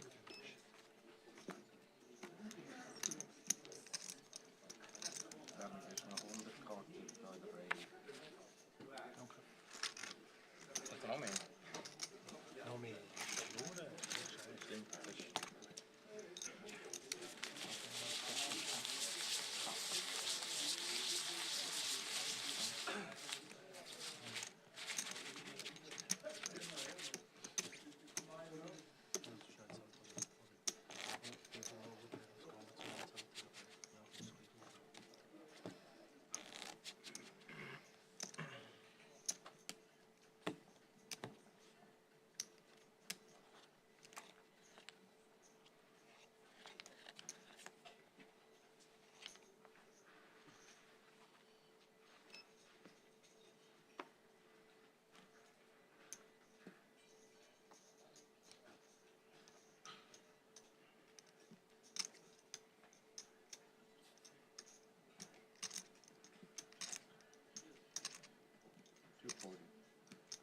Raise 240. Sit.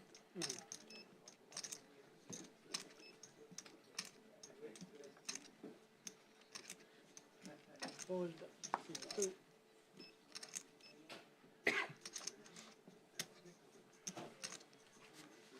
Forward fold.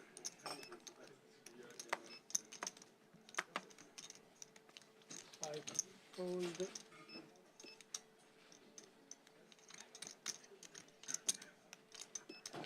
Call.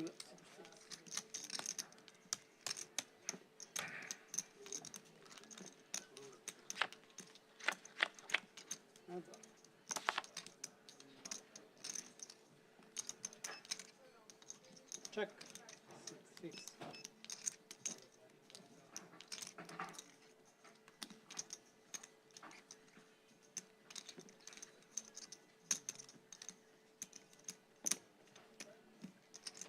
Check.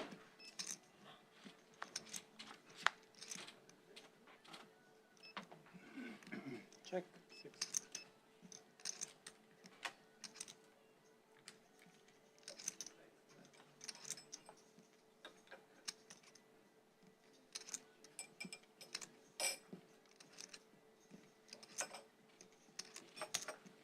That is 9, 450, 250.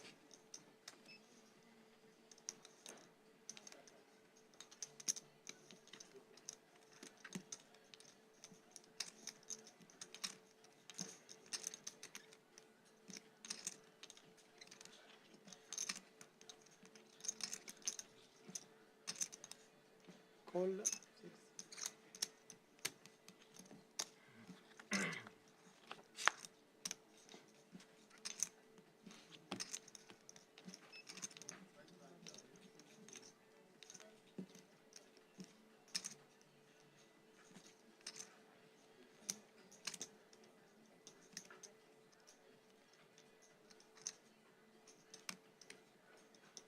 Check.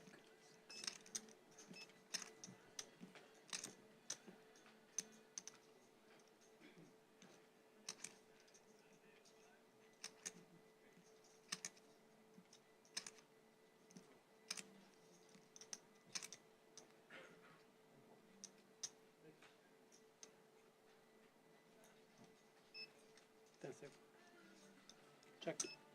Genau. 9 hoch.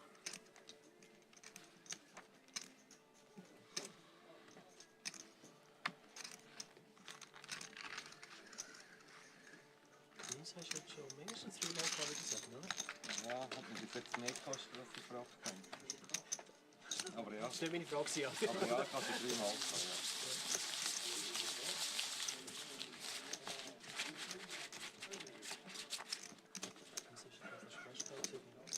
Ja. Ja, da ein Pflaster.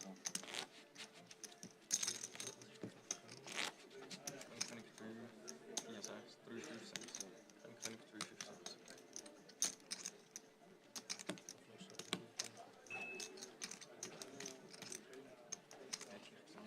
Hast du Check gesagt?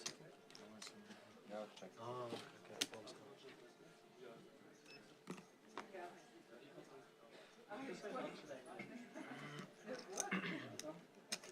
Hold the city.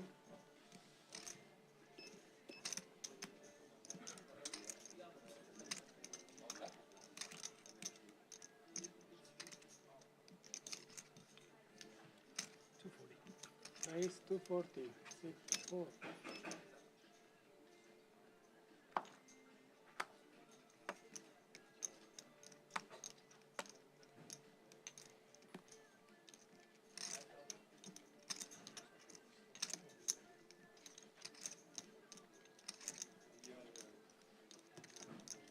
Hold 5.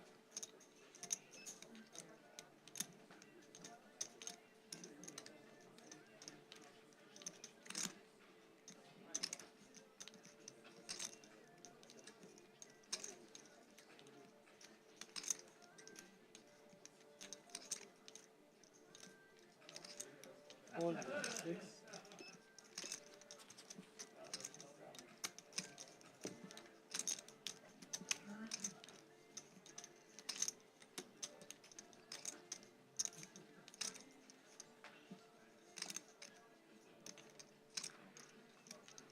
Call.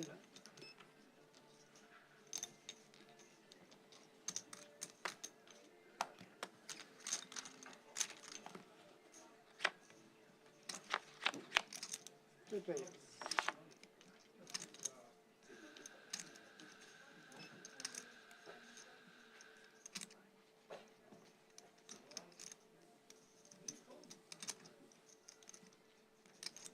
Check 6-9.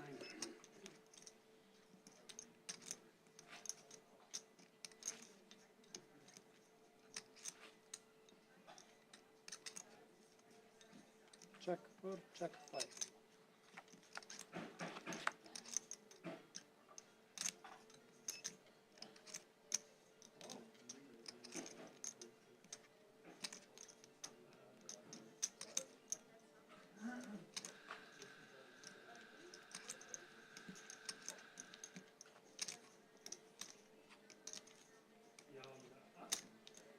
That's 69, 175.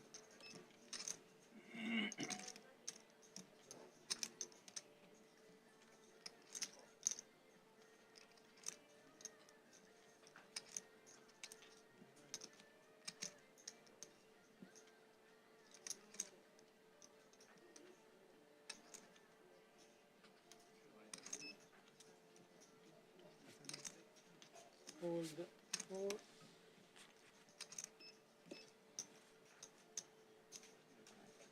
Call 5. And up.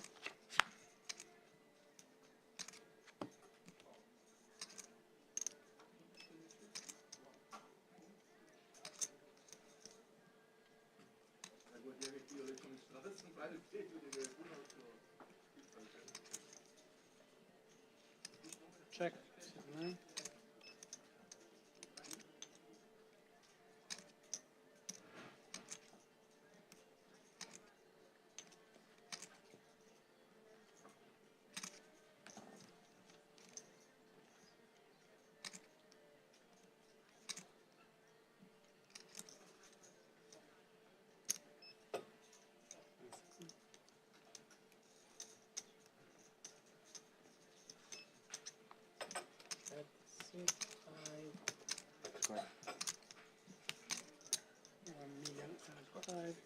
6 Rückflaschen hätte gelangt. Teile kurz. Ja, sicher nicht. Ich habe das Gefühl, dass 3 ist noch in meiner Range. In dieser Hand, jetzt noch, denke ich noch. Jetzt muss ich Passflocken dafür. Wirklich das Karte Flug aufgegangen ist. Längst Ja, das ist völlig so. Ja, genau. Nicht alles so fake. Ja, waterfall. Das war nicht der. Das ist möglich.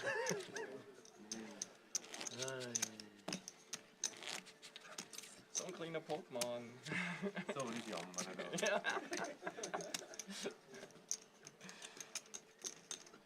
Du hast 4-7 in Rot gehabt, oder was haben wir? Du hast 7 getroffen? Ja. So, oder? Ja. Das ist gut. Ja, ich habe das Gefühl, dass 3 ist eigentlich noch in meiner Range. Wer?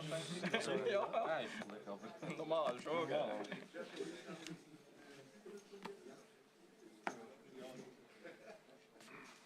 Hold it for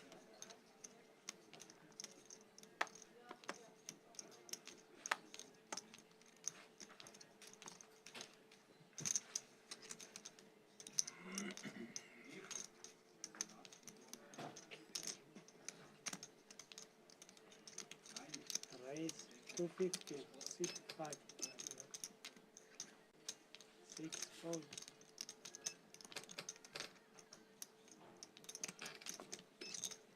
Fold.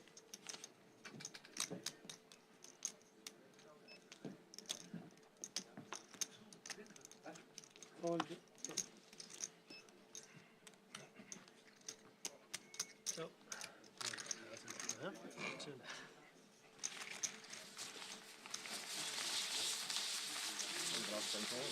Du müsstest eigentlich mehr sein, das ist kein Stress.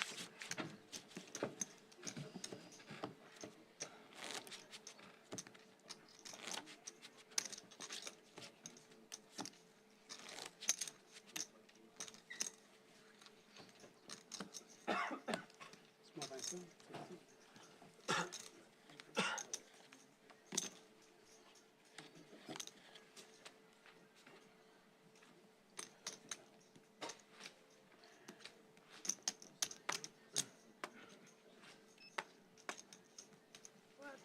Hold 5, hold Exakt, so Pause 6. machen.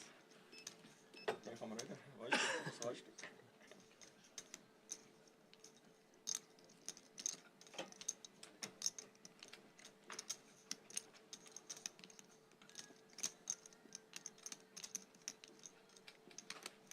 Raise 240, sit 9.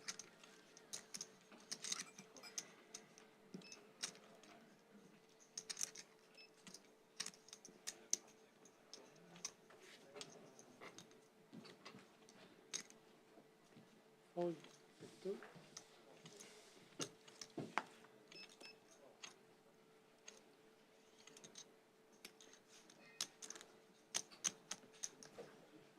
Hold.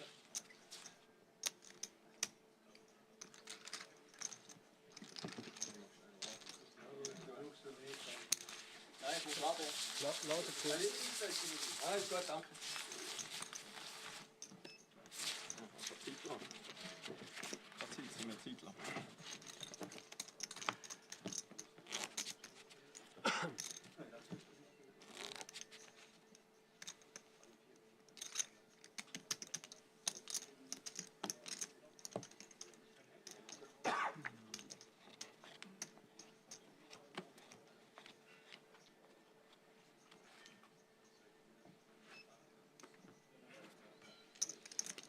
Six fold.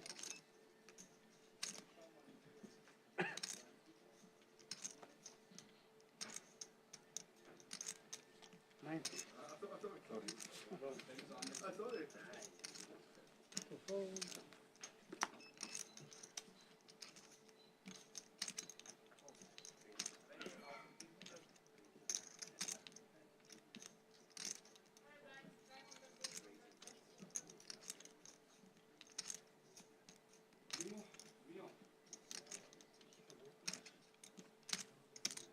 Raise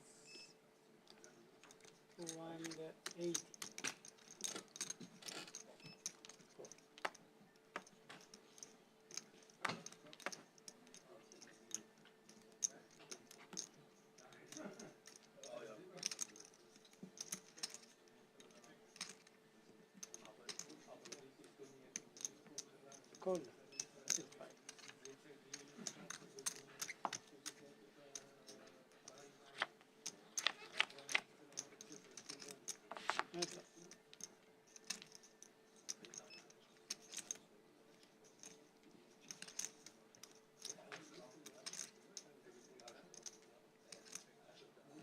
check, sit for.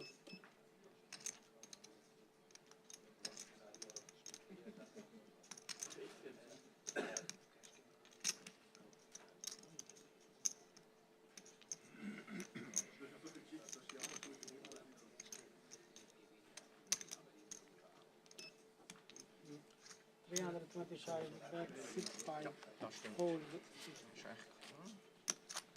Jetzt noch schlimmer, aber ist echt okay für mich. Wenn der gut ist für dich, hättest du Spielflop müssen folgen.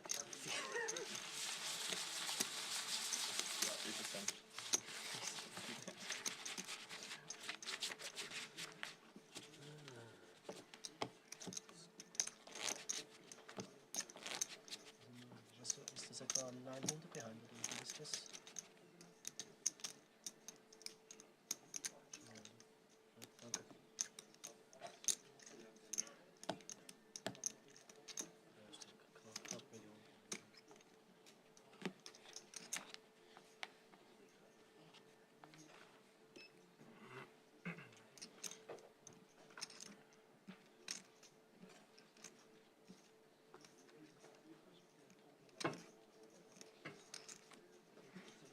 Hold, sit 9.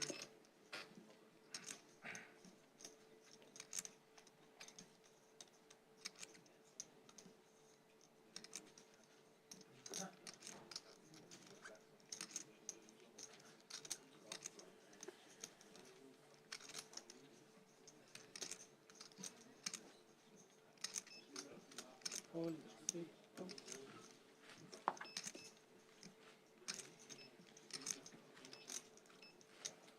Fold 4.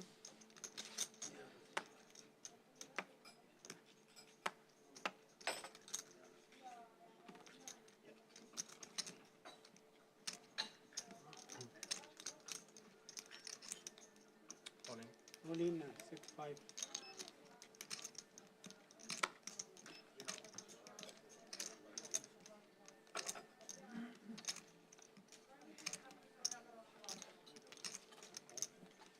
Fold.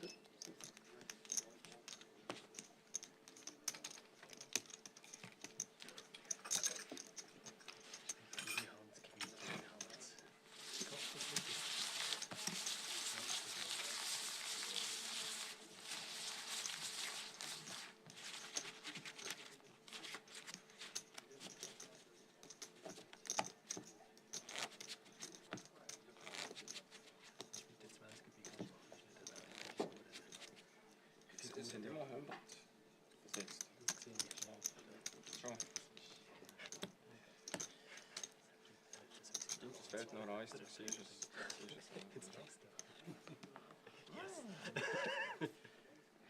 Tu dich jetzt da in Sicherheit wiegen, nachher zockt die ab. Machst du die ganze Zeit? Jetzt hör mal auf. Hold, sit 2. Hold, sit 4.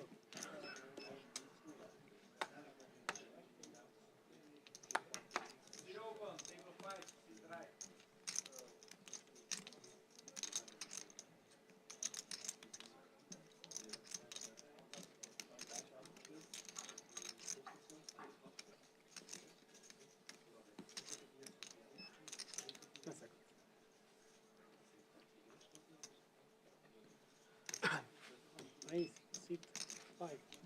310. Fold 6.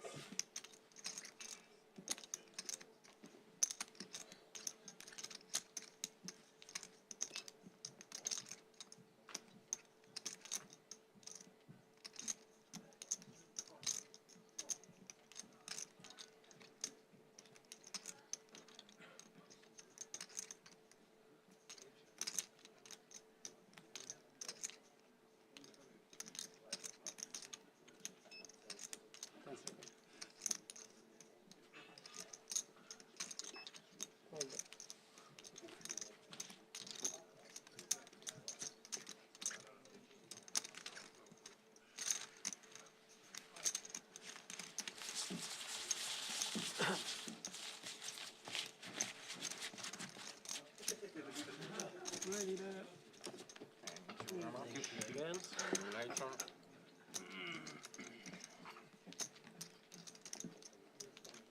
Low again.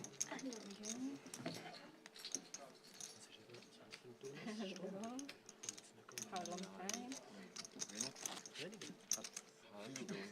Also normalerweise, eigentlich sind es im Viertelstunde-Rhythmus, oder? Viertelstunde, nächster Tisch, Push und dann Viertelstunde Pause, oder eine Viertelstunde. Also eine Viertelstunde arbeiten, Viertelstunde Pause nochmal. Aber ich gehe nicht so gut, dass sie jedes halbe Stunde da sind, aber ich habe noch nie geschaut. Aber sehen Sie jetzt, wenn Sie mit dem Slides ab, mal mitzählen. Wenn Sie Slides ab, dann ist es. Was jetzt ist, ja, stimmt. Eine Stunde korrekt. Ja, korrekt. Das ist eine halbe Stunde Tag. Hat er gut gemacht. Das geht. Mal auf jeden Fall. Hold sit 4. Subjektiv, gell?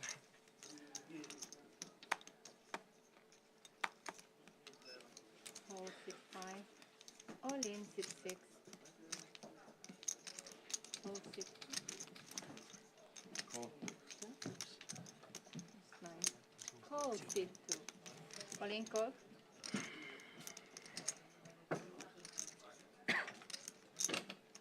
Ricky, Interessiert ihn nicht. interessiert ihn nicht. Aha, sorry. Ah, okay, sorry, mach nur weiter. Sorry. Kannst du nachher im Fernsehen schauen. Genau, das habe ich auch.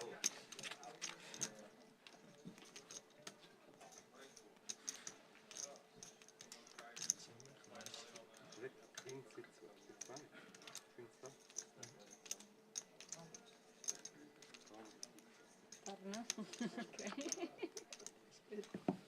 Das war es hat stark geweckt im Call. Ja, das ist ja recht schnell. Schnappig. Der Demo ist Hast du? So he wasn't sit 9 before. I can tell you 8 anyway. Or okay. Nein. Sie hat immer noch 9 gesagt, weißt du? Sie ist einfach und ja, okay. sie hat jetzt gar nicht mitgemacht.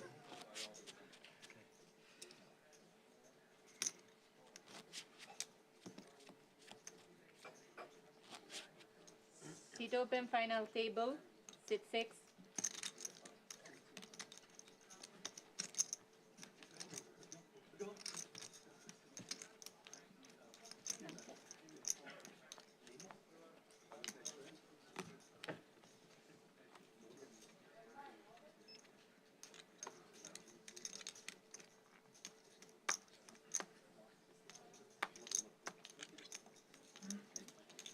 Hold sit 5.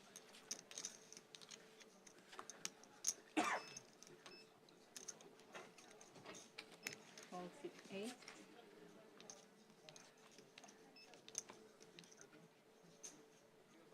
Hold sit 2.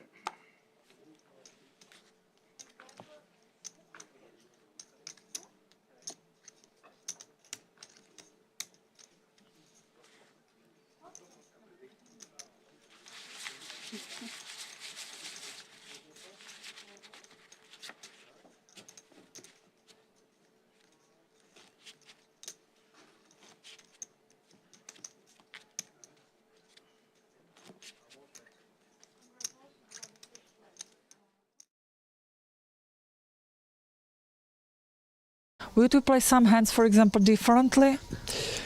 Yeah, 100%. I think I started out with a lot of luck, and then I think my players had a pretty good read on me.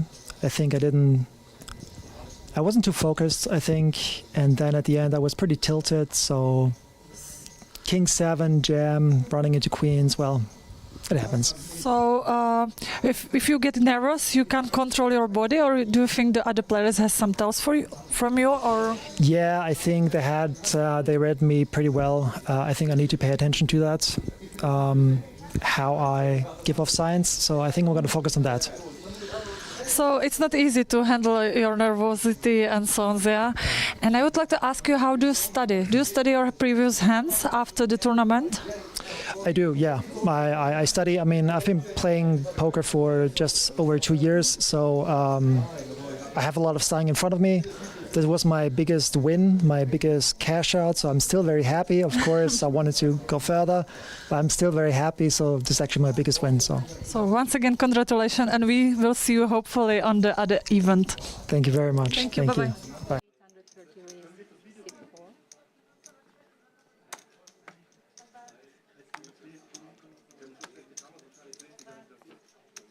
5.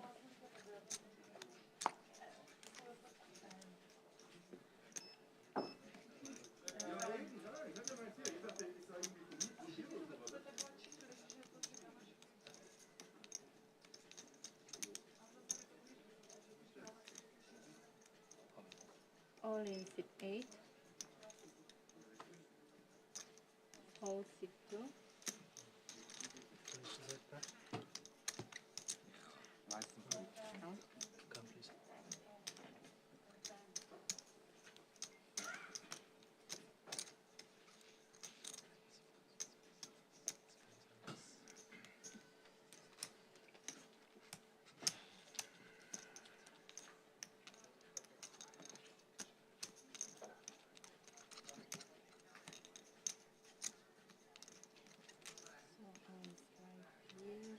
So 2520. Yeah, 2,500,000.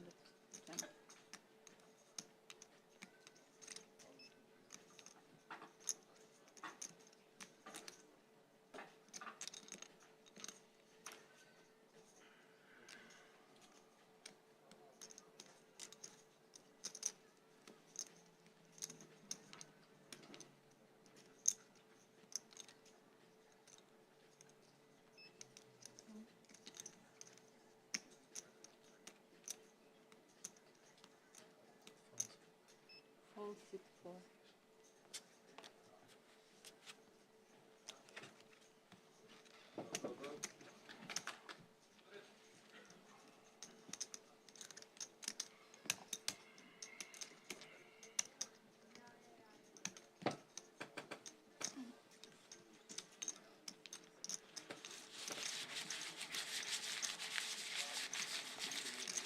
Nee, das ist kein Bombe gewesen.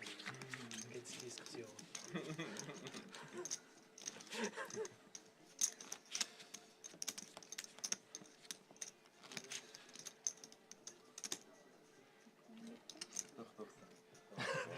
Warum ist das 10 Sekunden gegangen, bis er doch gesagt hat? Oder so eine... Also, kommt immer auf der Überraschung-Bombe, die ich... Und jetzt kommt dann halt die Aussage, ja, das ist, was Bombe ist Ansichtssache. Du flickst. Schmeckt. Ah, ich meine, die gleiche Hand. Ist es möglich, dass du ein Flip bist? Ich nicht, dass du die voll. Okay. Flip hat sicher gewonnen. Aber hast du Fälle? Nein. Das ist okay, wie hin. Please, sit 2, 250. All sit 4. Hättest du Schnee, warum hättest du es gehabt?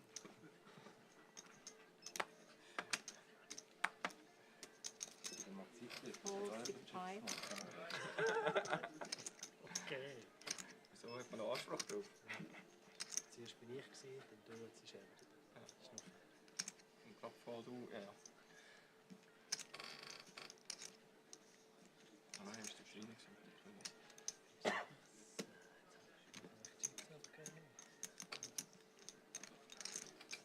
All sit 8.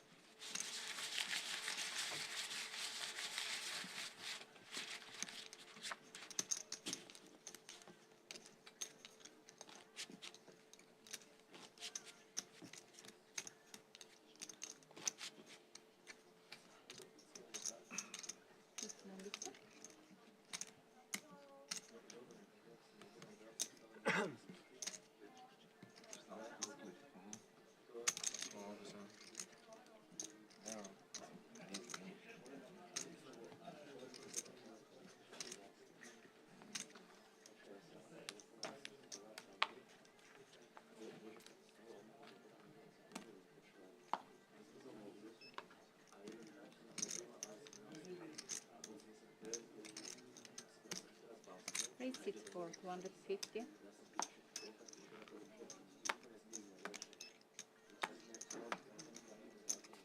Calls it 5.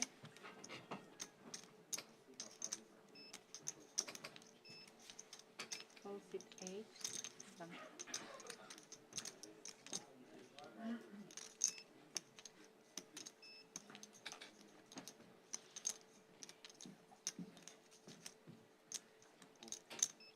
Calls it 2.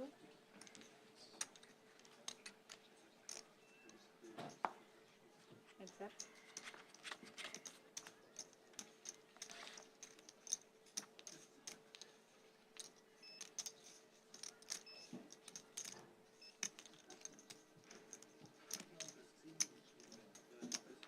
Checks it 2.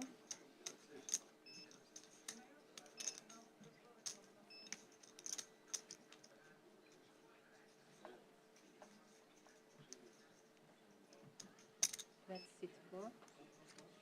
160.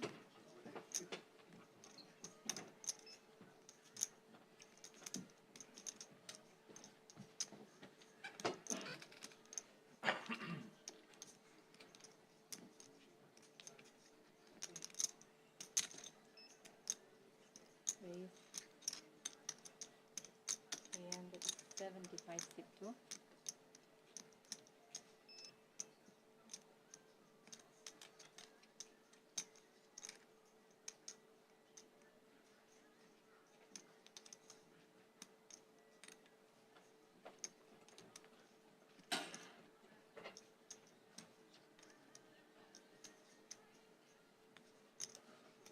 Seconds. Call sit 4.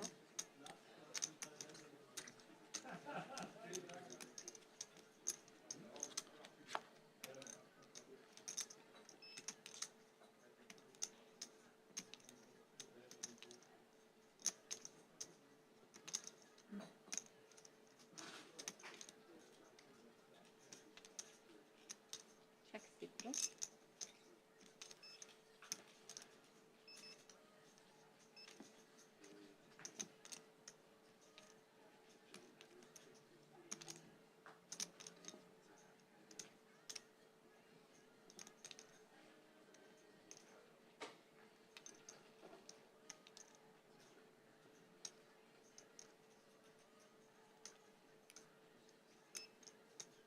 That's it 4. 480.10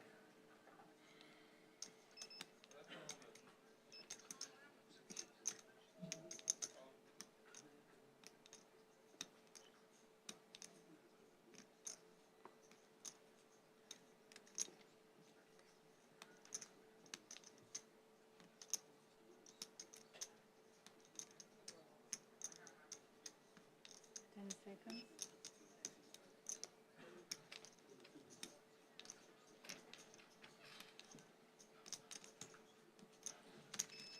Raise sit 2. And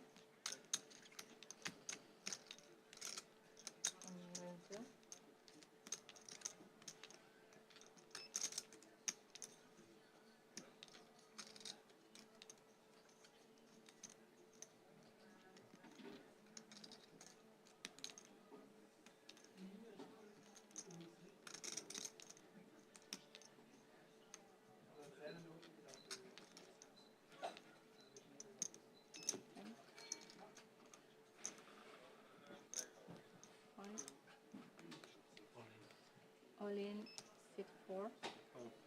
Call sit 2. All in call.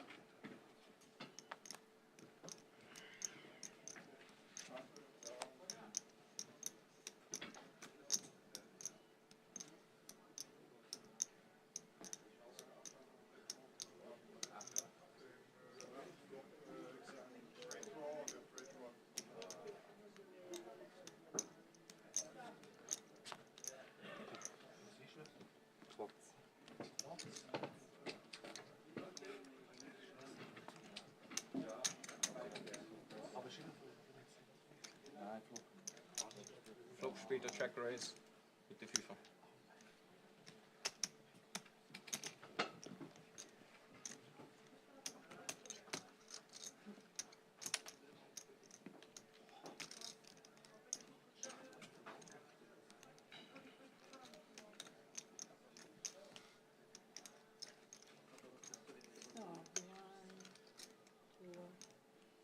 7, 2, 8,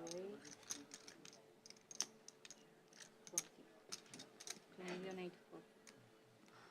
So 1, 2, 2, 7, 8, 40.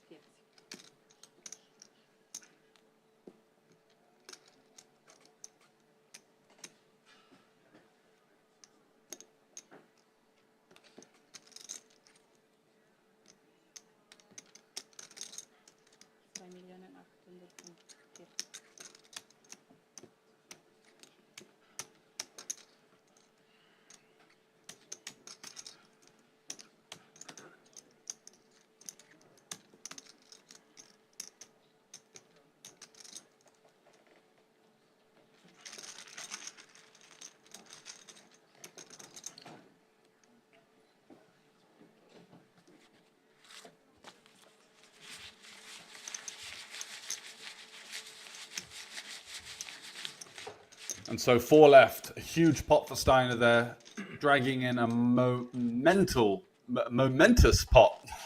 Can't get my words out.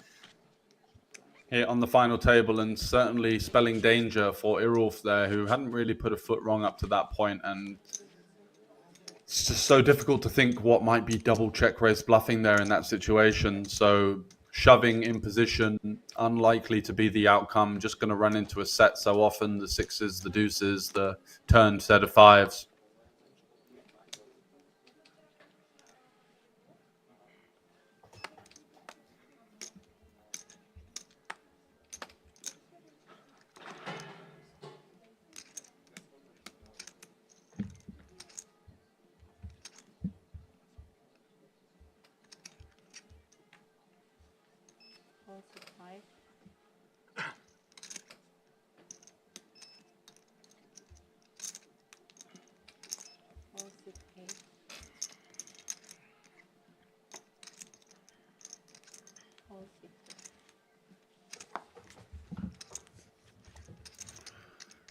And does get a walk, which is going to at least be something to be optimistic about. But after that hand, spelling disaster there for the Swiss player.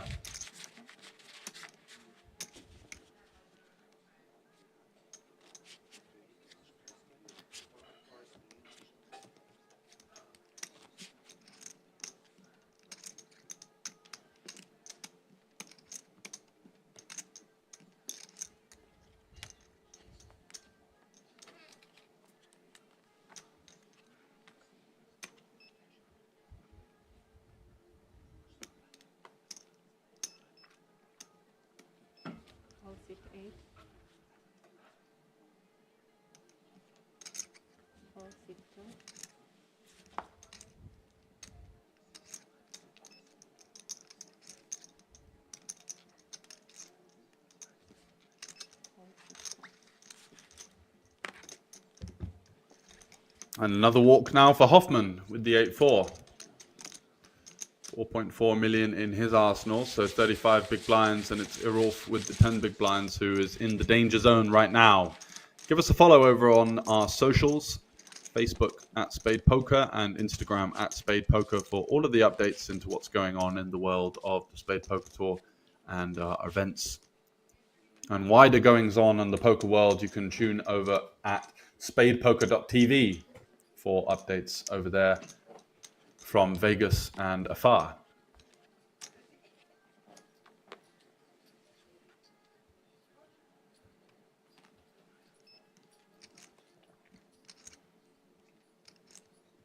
Steiner now with the chip lead, Jack-7 suited, certainly a hand that could be opening here. Does elect to go for the passive route.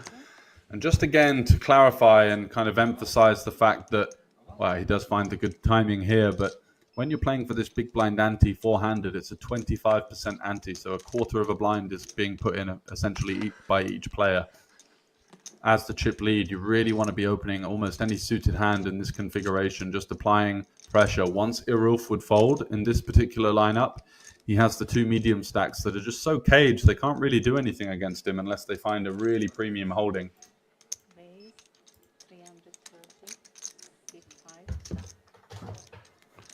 So Hoffman popping it up.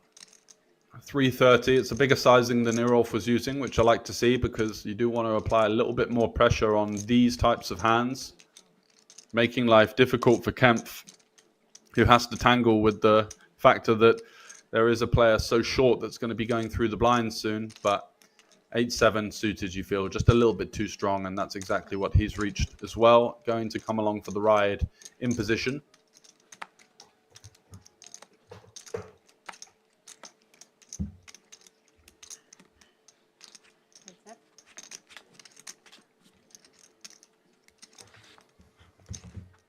Ace, Queen, 7. So bottom pair with the backdoor flush draw for Kempf. Top pair, top kicker for Hoffman. Great board for him. Looking at around about 4 stack to pot ratio here. Definitely want to start driving in some value from the Queen X, from the gut shots, the 7X, the worse Ace X that are going to be lurking in our opponent's range. 250.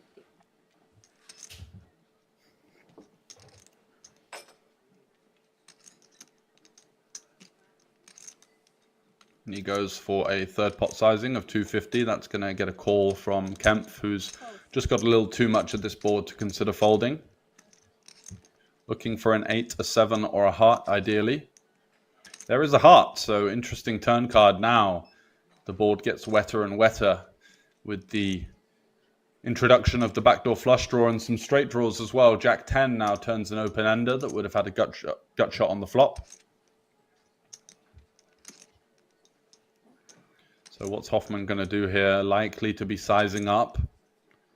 Looking to drive in money, kind of front load this situation. Yeah, that looks like 725. It's a good sizing. Anywhere north of half pot here is considered standard. Yeah, you're going to run into some hands like 9-7, Queen 9 from time to time, Ace 9.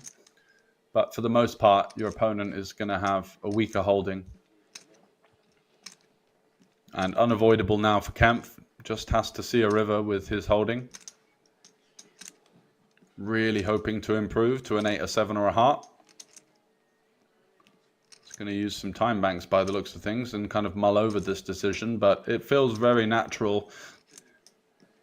The only issue in his mind is, what if I'm up against a hand like Ace X of hearts, but it's a very small portion of the range in comparison to even some bluffs. You know, there can be some King 10s here, some Jack 10s, some King Jacks, some 10 8s.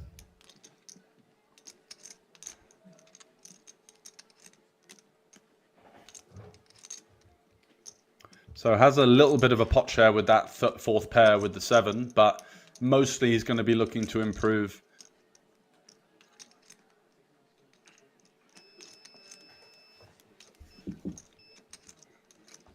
Is he going to come along for the ride here with the pair flush draw?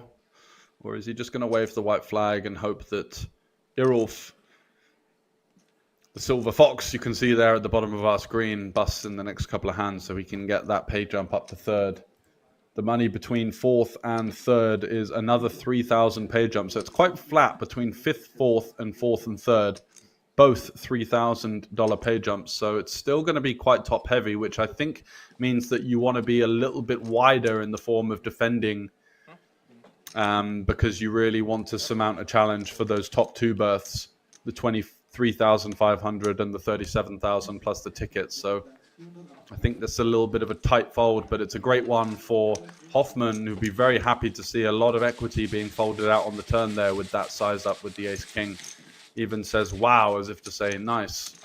Did not fancy taking a river there versus that kind of holding. It would have been quite a disguised 7 on the river. Would have definitely value jammed the river on the 7. The heart might have been tricky, but it's very difficult to check fold with Ace King in that kind of situation.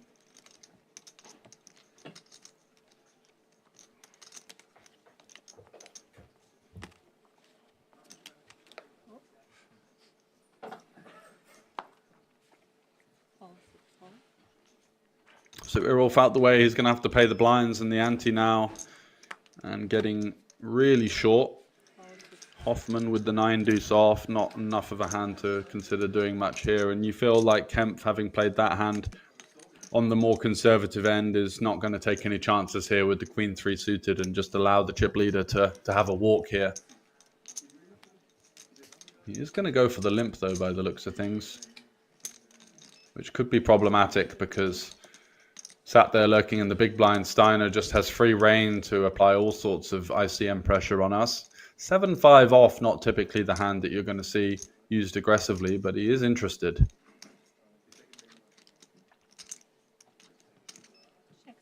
Check it back. Kempf happy to see that he's going to see 3.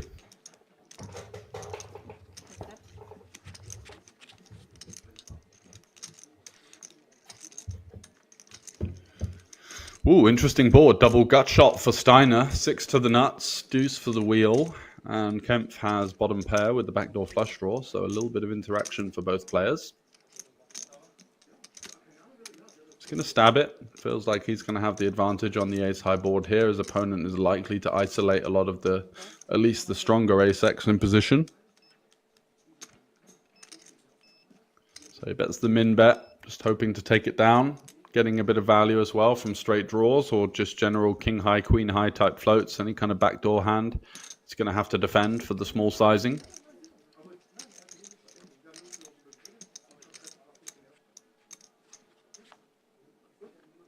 King on the turn. Not a great card for Kempf. Doesn't pick up any equity. There's an introduction of backdoor clubs now as well that he has to contend with. Just going to slide that one over, and now you feel like the keys to the vault are open for Steiner should he want to exert some pressure here. Bet folding the double gut shot here isn't the worst scenario, so we don't need to necessarily fear the check jam on the turn. We can apply all sorts of pressure to queen highs, jack highs, random stabs that are ahead of us right now. I do feel like this sizing is a little bit too small, and it's been a kind of a concurrent theme from Steiner on the final table here. When he's been bluffing, he's been going very small. When he's had value, he's tend to size up a little bit. So a little bit of a sizing tell coming into play. Kempf, whether he's watching some of those previous confrontations, might have considered coming along, but he does just get the job done with the small stab in position. And if we are going to play in that regard post-flop versus the chip leader, it does lend the question as to whether we should be completing in the first place, because we're going to have to flop pretty strong to continue versus an opponent that just has free reign to be so aggressive against us in this kind of stack distribution.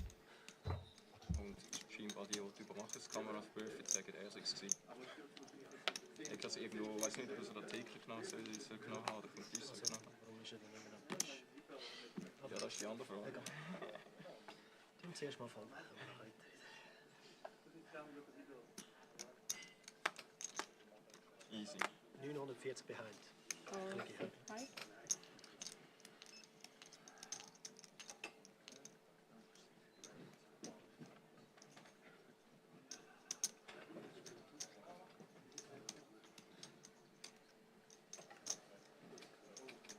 Please, 248.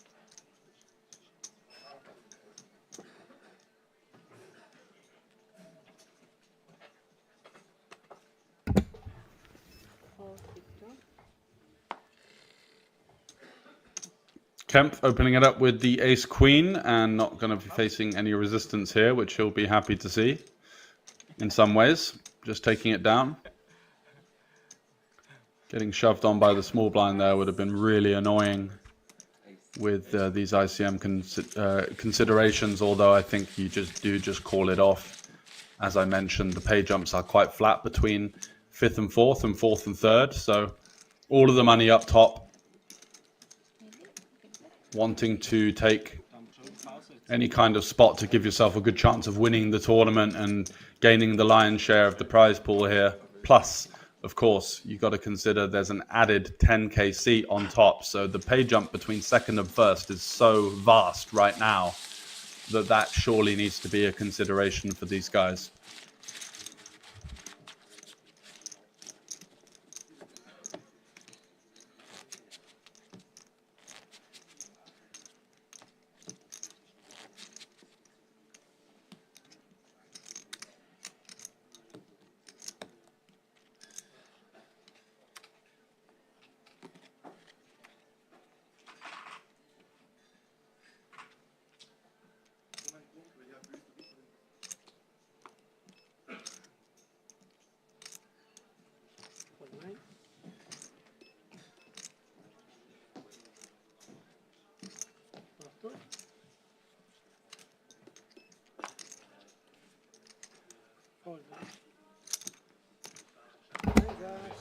And a walk for Hoffman as Irolf can't do anything with the 6-4 there. Just kind of unfortunately blinding out of the tournament now. Might have done better avoiding the all-in versus the check raise on the turn in a spot where there's so few bluffs. Did run it and unfortunately ran into the set, and now is just left with this predicament of having 4 big blinds, 720k left.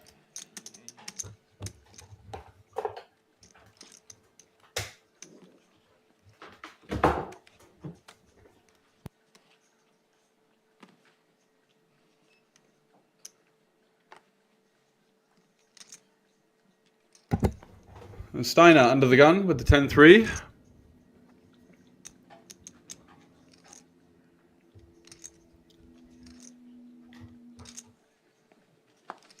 Wow, look at this. Aces for Irolf off of the short stack. Finding an unbelievable spot here with this 4.5 big blinds.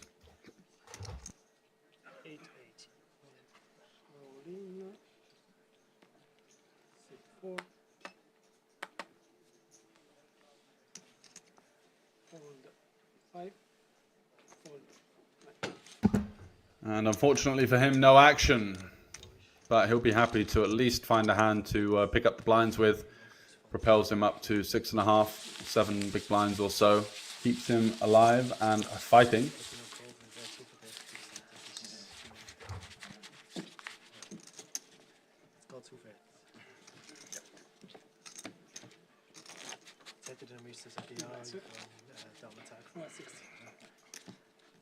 Check 4 or check 5 for. Okay, approve.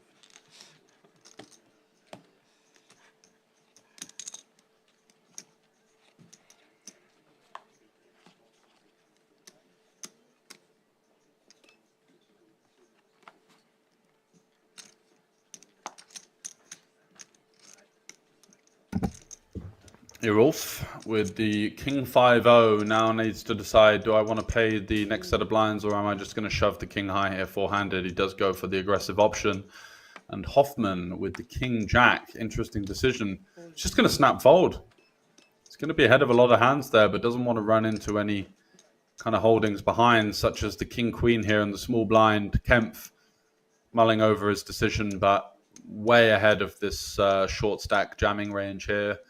Especially when you factor in that he's going to be paying the blinds next hand, so it's going to be shoving a little bit wider than normal. It's going to use a time bank. But you feel like he really needs to take a chance here. He's going to have this short stack shoving range in all sorts of trouble with the King-Queen suited. And again, needs to try and surmount a challenge for those top places. Otherwise, he's just going to sort of dribble out in third most of the time. So a great spot for him. And surely he's going to take it.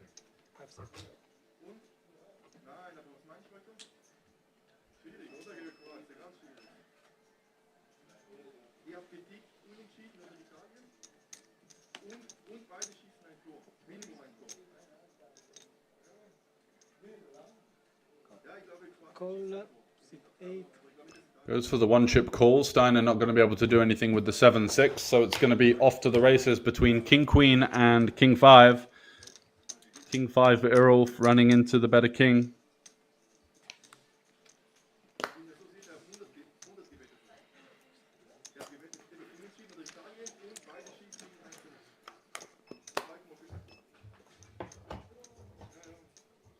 And what will the flop bring? Is there going to be any dramatics here? Can Irolf from Switzerland find a way back in? There is the 5, but also 2 clubs at his mercy, so needs to fade a club or a queen now. About a 50-50 flip. That's a clean 3 of diamonds on the turn. Needs to fade once again the club or the queen on the river.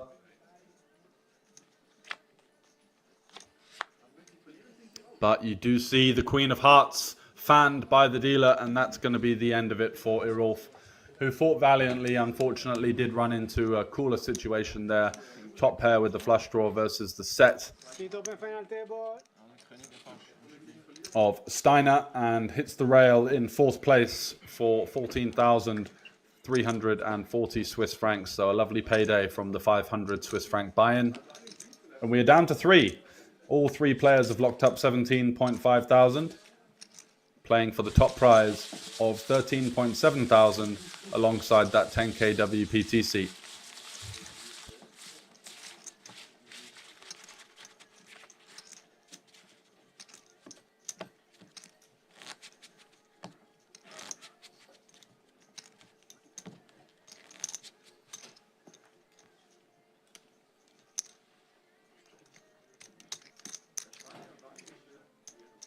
So Kemp, Hoffman and Steiner, the 3 remaining combatants from a field of around about 400 players, 407 to be exact. We are down to 3, and we are at the big boy business end of the tournament here.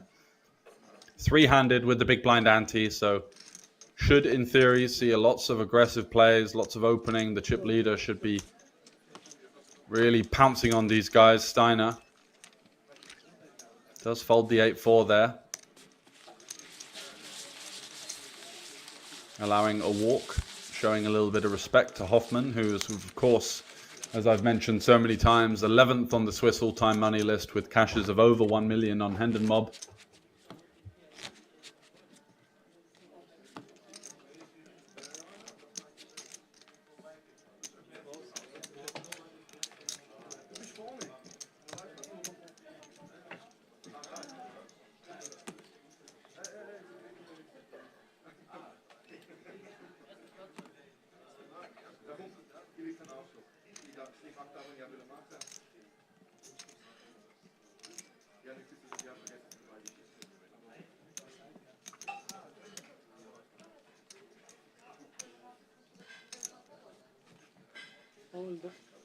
And just having a look into Steiner's Hendon Mob resume, this would be a massive cash for him. He's only recently got into the game by the looks of things.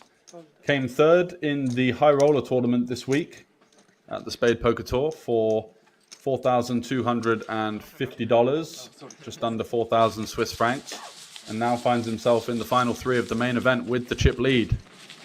So certainly an amazing week for him. Let's see if he can capitalize on that and push through to earn that 10k WPT seat. Would be a hell of a run.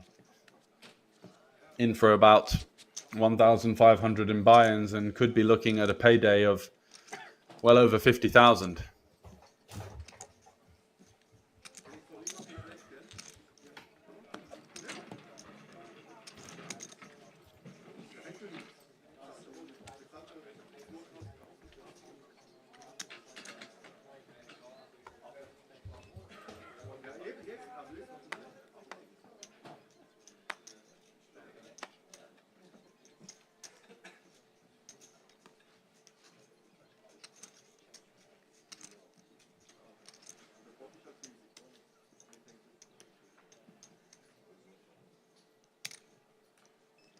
Raise, sit 5, 350.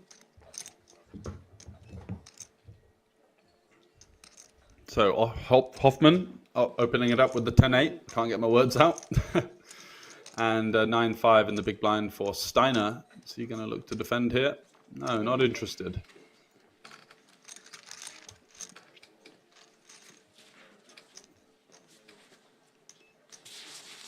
Hoffman showing his experience with the format, just sizing up a little bit on the button open. Doesn't want to allow the big blind to come in cheap.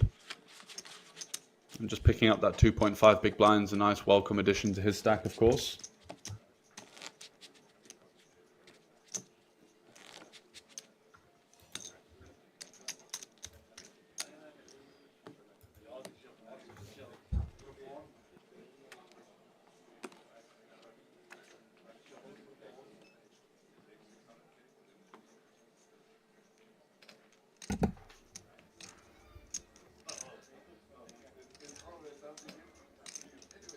Ace-5 for Kemp here on the button. Should be enough hand to open, you feel. He's going to go for the min raise for 320. Raise. 320. Steiner looking interested with the suited connector here. Getting a bit of a discount, just a min raise. Definitely a hand that you can consider flatting here.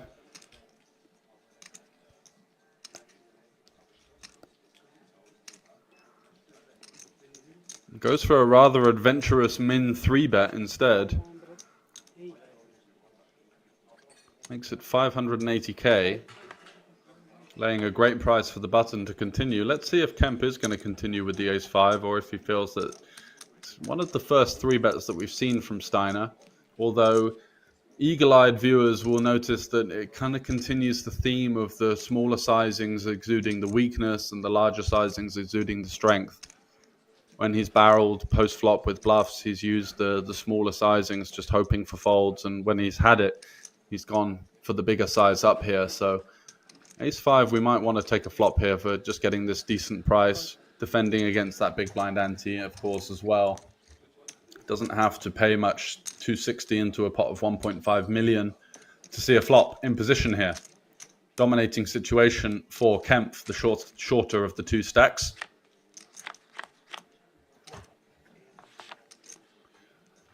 And that's an interesting board where you feel the person that wants it the most is going to take this one down. Steiner with a real swing and a miss, just no equity whatsoever with that 5 high. Might just wave the white flag here, allowing Kemp to potentially take a stab at it. He's got the backdoor nut flush draw. Might want to start pressurizing hands like any kind of ace-X, ace-5, ace-queen, ace-king.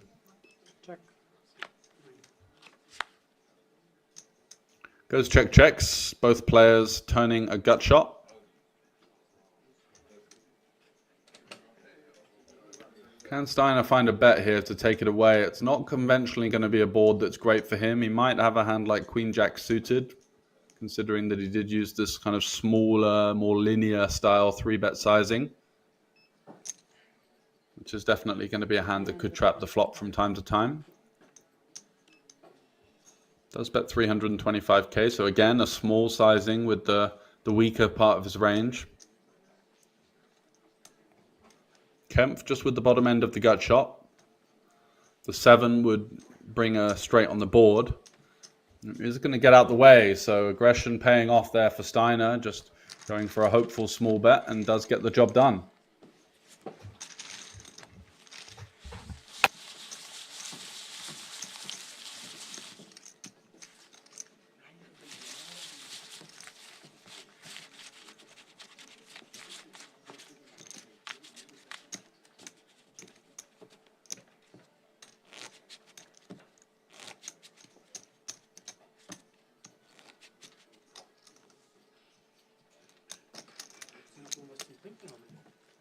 Sehr gerne stilles Wasser, bitte. Stilles? Coke Zero dann. Coke Zero?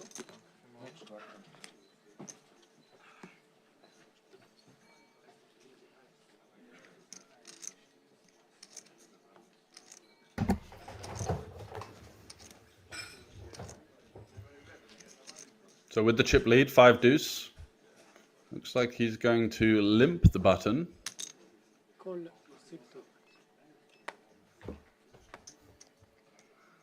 And with his rather modest resume on Hendon Mob, starting to maybe see some areas of kind of holes in his game that maybe not so averse to having a chip lead in a big situation such as this.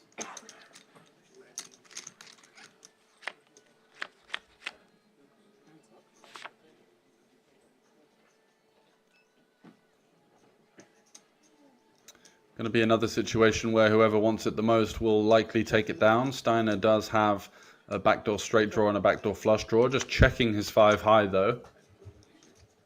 King on the turn. You feel surely he's going to find some aggression now and take a stab at the pot if he does face the double check from Kempf, which is surely coming.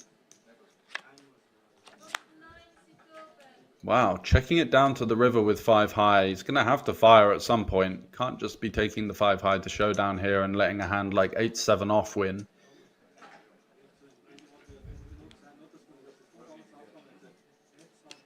Check. Check. Board. Board. Wow, and it checks down. Both players showing the 5 deuce, playing the board.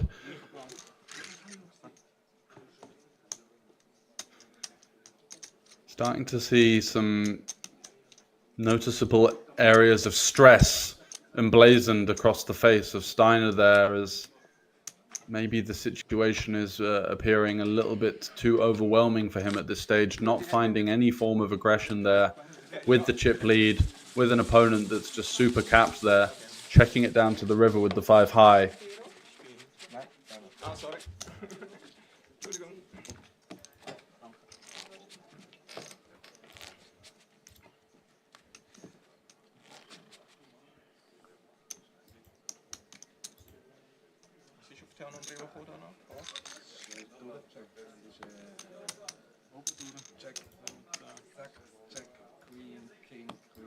Okay. Hätte ich mit 8 euch gut ja. Easy. Oh Mann, Hoffman, certainly not a player that's going to bow down to the situation. Jack 5 suited. Can definitely have arguments for opening this one.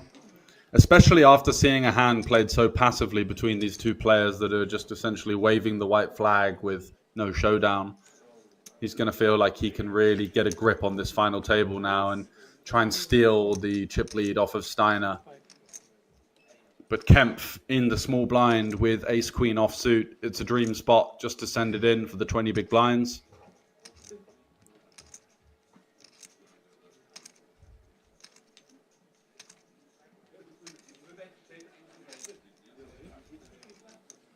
Surely we are going to be seeing the all-in triangle brandished here.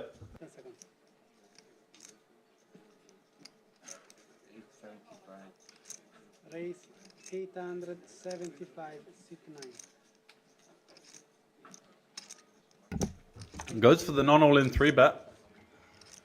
A brave play from Kempf, looking to potentially induce some 4-bet all-ins from worse ace-x or worse queen-x. Nothing really Hoffman can do here with the Jack 5 suited. Going to be one of the weaker hands in his opening range, so no shame in just relinquishing that one. But he is going to continue in position here. Peeling one off with the Jack 5. Going to an SPR, a stack to pot ratio of just over 1. So he's going to have to try and flop something here with such a disconnected hand. And Kempf may just jam the flop here. He's got 2 overs with the diamond. Got the value pre-flop.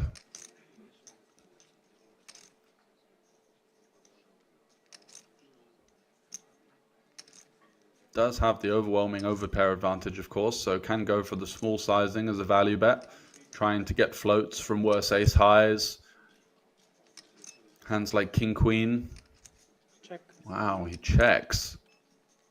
Wasn't expecting that.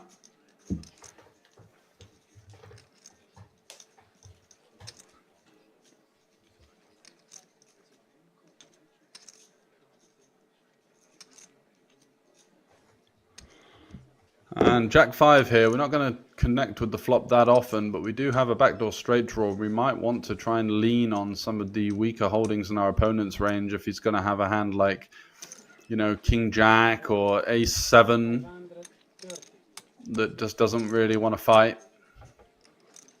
Bets 530k, and I think as played here with the Ace Queen, it's a nice spot to jam it in, represent that you are trapping an overpair on the flop. Definitely going to be, yeah, he does go for the shove. I quite like the play if that was the plan, and gets the snap fold and gets the bet out of Hoffman as well, and takes the lead over his Swiss counterpart. So nicely maneuvered in the end there from Kempf.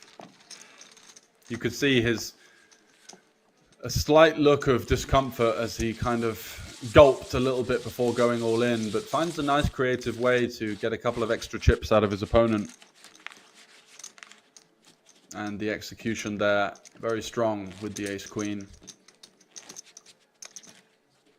Inducing Hoffman, giving him plenty of chances to put the chips in with a worse holding. 3-betting non-all-in pre-flop a strong play, and then also allowing a stab in position and just going for it in the form of a check jam.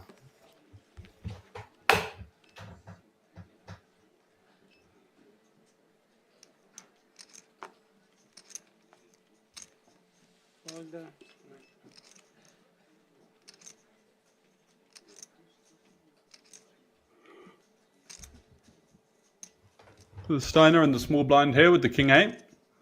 Looks like he wants to raise. I think he's made it too small. Oh no, he goes for 380. Hoffman here, jack 8 suited, certainly going to be seeing a flop. Is in an unfortunate situation where he is dominated by the king 8 of his opponent.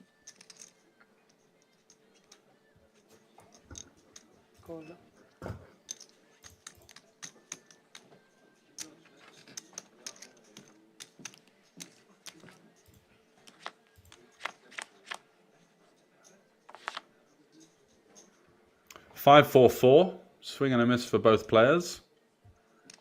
No backdoor equity for Hoffman whatsoever, just the 2 overcards. So C-bet should get the job done here if Steiner does elect to bet. He goes for a check again. Looks a little bit uncomfortable. Easy to say that when we can see the whole cards, but Hoffman's learned his lesson from the previous hand, having a stab in position. Gonna just check this one back and see a turn card by the looks of things.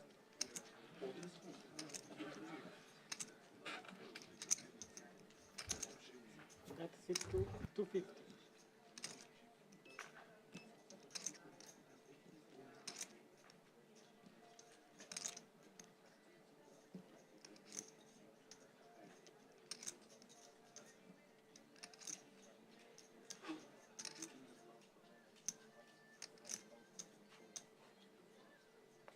Fold.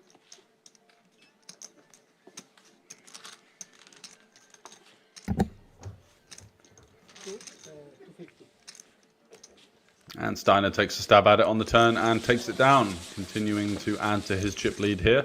He's got now half the chips in play.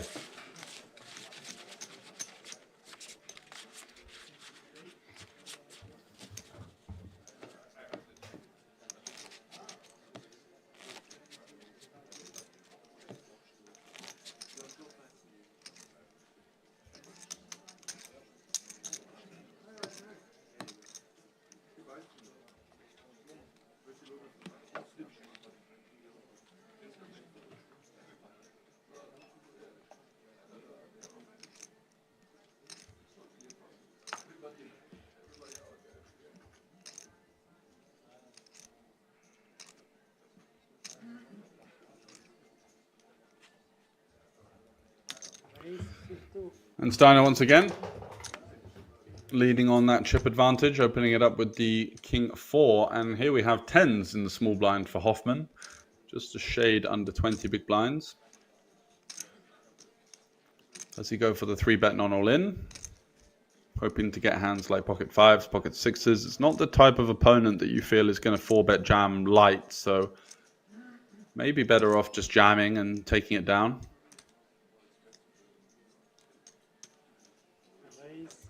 He's going to go for the 3-bet non-all-in here.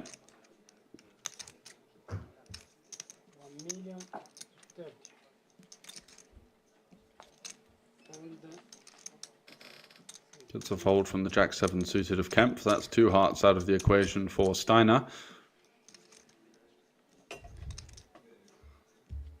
And he puts in basically half his stack, sort of committing himself to the pot with the 1.3 million 3-bet. And Steiner, you can see the anguish on his face there. Doesn't really look to be facing that 3-bet and likely to relinquish this holding.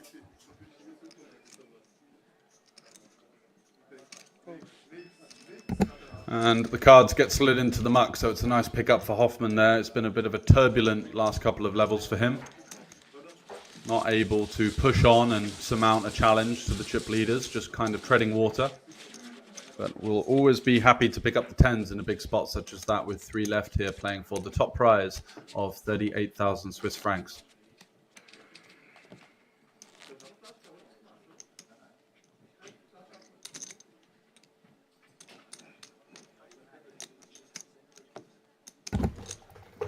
So it's an all Switzerland final three here in Liechtenstein, playing for the big money, and of course the added incentive of the 10,000 WPT ticket up top. Hoffman's chance to open things up now with the suited queen on the button.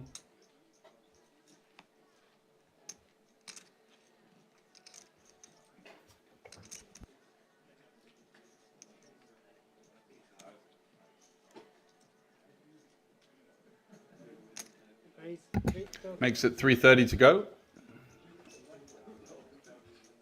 Kempf in the small blind, surely not going to be able to muster any kind of defense here with the Jack-8 offsuit, likely just to slide that one into the muck, and does fold. And Steiner with the Ace-8 suited here. Definitely arguments for shoving. Let's see how he chooses to play it. He's going to go for the 3-bet non-all-in by the looks of things. And that should be enough to get the job done, although he's made it quite small, so he lays a decent price for Hoffman in position to take a flop with the Queen 7. Is he going to learn from the mistake that he made with the Jack 5 suited a couple of orbits ago?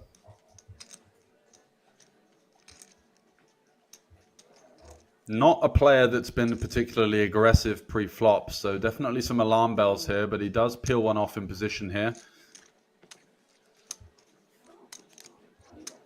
And so we do once again go to a rather short stack scenario, 1.9 million in the middle, 3 million left to play for, so a stack to pot ratio of 1.5. And it's a swing and a miss for both players, so likely it's going to be the pre-flop aggressor if he does follow it up with the C-bet, and he doesn't. He's playing very passively in these situations. Any time that he's missed, he's in 3-bet pots or any pot of a bigger configuration, he's been waving the white flag, allowing his opponent to catch up here. Hoffman, 2 overcards and a backdoor flush draw. Checks back. King on the turn. It's a decent card for Steiner to represent now. He's going to have a lot of hands like Ace, King, King, Queen, potentially some pre-flop bluffs as well. King 7, King 5.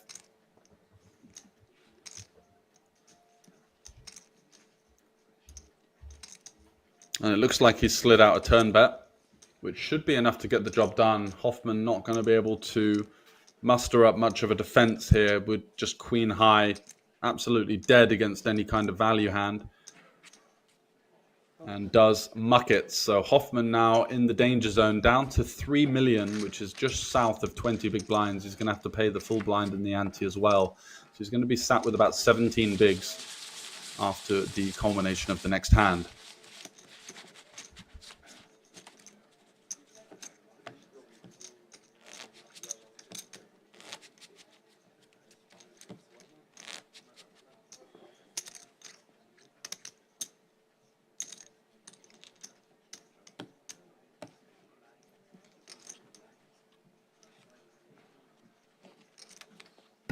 So cards in the air once again, 3-handed.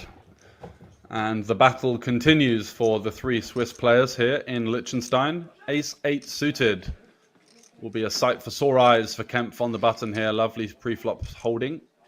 And he will surely open it up. He's cutting out some chips, going for the min raise.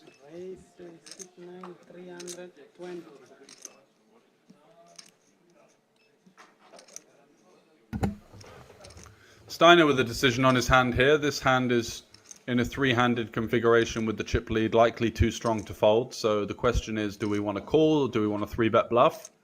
Trying to target some hands like Queen Jack off, King 10 off, King 9 off, the snap folds in the range of our opponent.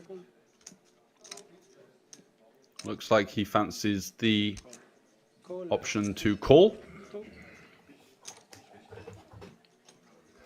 And Hoffman with trash in the big blind, likely not going to want to get involved 3 ways. He's going to be quite happy to see the other 2 players potentially collide, whereas when he comes in as the 3rd player, it makes things trickier for the other 2 to get into an all-in confrontation. This is one of the parts of the game of Hoffman that I haven't necessarily agreed with. He does tend to over-defend the big blind in these types of situations. But does come out on top here with the Jack high board. Swing and a miss for Steiner. Just the overcard and the backdoor flush draw. And Kempf has bottom pair with the backdoor flush draw.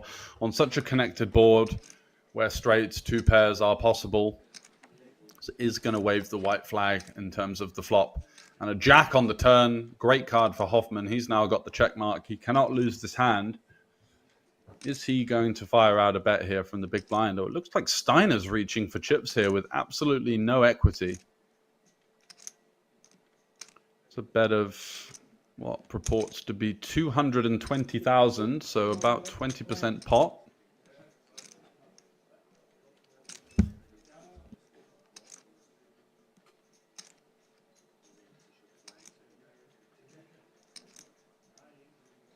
And Hoffman will be licking his lips here. Dream spot. And he is going to raise. Doesn't fancy allowing any potential straight completers to emerge on the river. Not just because he's worried about them, but because he's going to lose value from hands like King 9, Queen 9.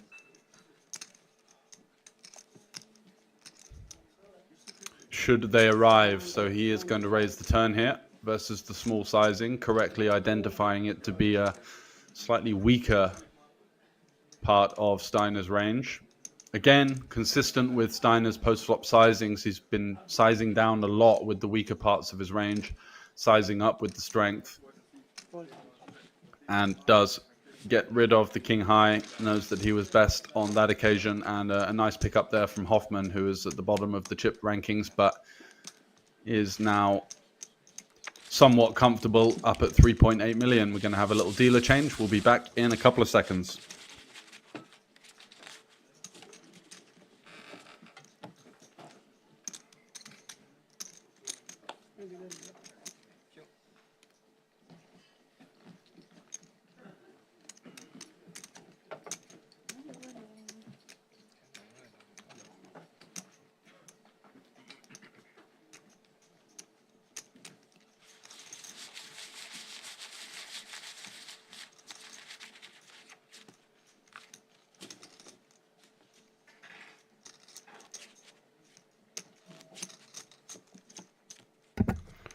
So, of course, still left with the three Swiss counterparts here, Steiner, Kempf and Hoffman. It's been a final table dominated by the Swiss players.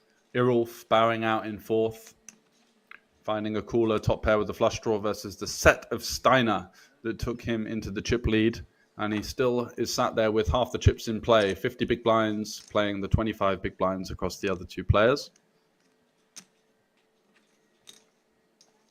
And looks like he's going to be opening it up to 350k.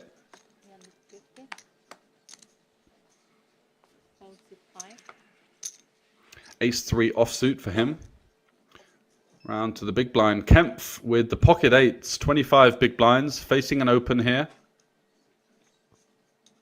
Likely a hand that just wants to get shoved all in, especially versus the chip leader. There's going to be a big raise fold gap here, getting hands like Jack 10 offsuit, Queen Jack offsuit, King Jack offsuit, King 10 offsuit, all of these overcard offsuit holdings to... Oh, he's called. Okay, so just defending with the pocket eights here. Not wanting to run into the top of his opponent's range. But when you think about it, his opponent's going to be opening sort of 50-60% of the hands here. So jamming would usually be the preferred route.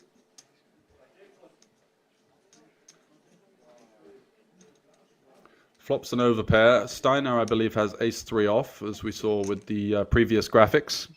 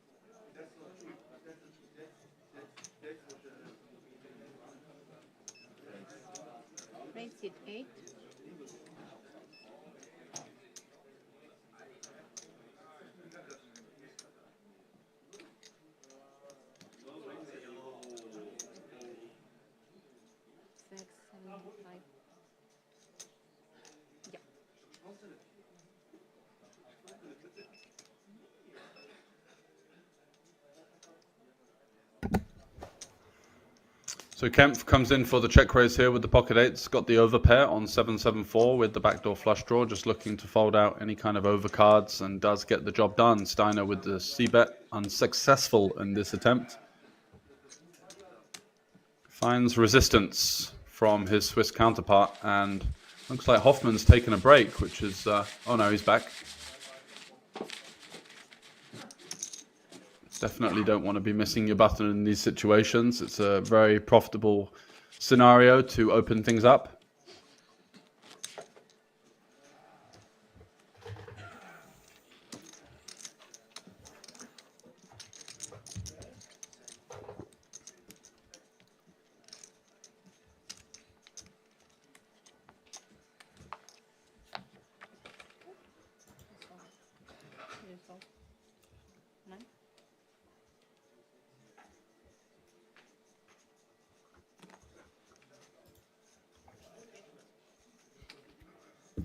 And 8-4 off, though, surely not going to be cutting the mustard here. Just quite happy to let the other two fight it out. Ace-Queen suited for Kempf in the small blind with 30 blinds, or just over 30, likely to be opening here. Looking to derive some value from the chip leader, who's going to be defending pretty wide. 450 raise, 38.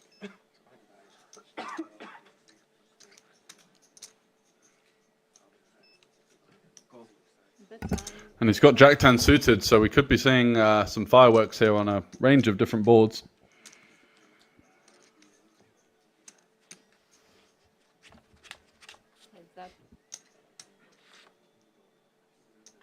Wow, what a flop. Gut shot, overcard, and the nut flush draw for Kempf and middle pair for Steiner.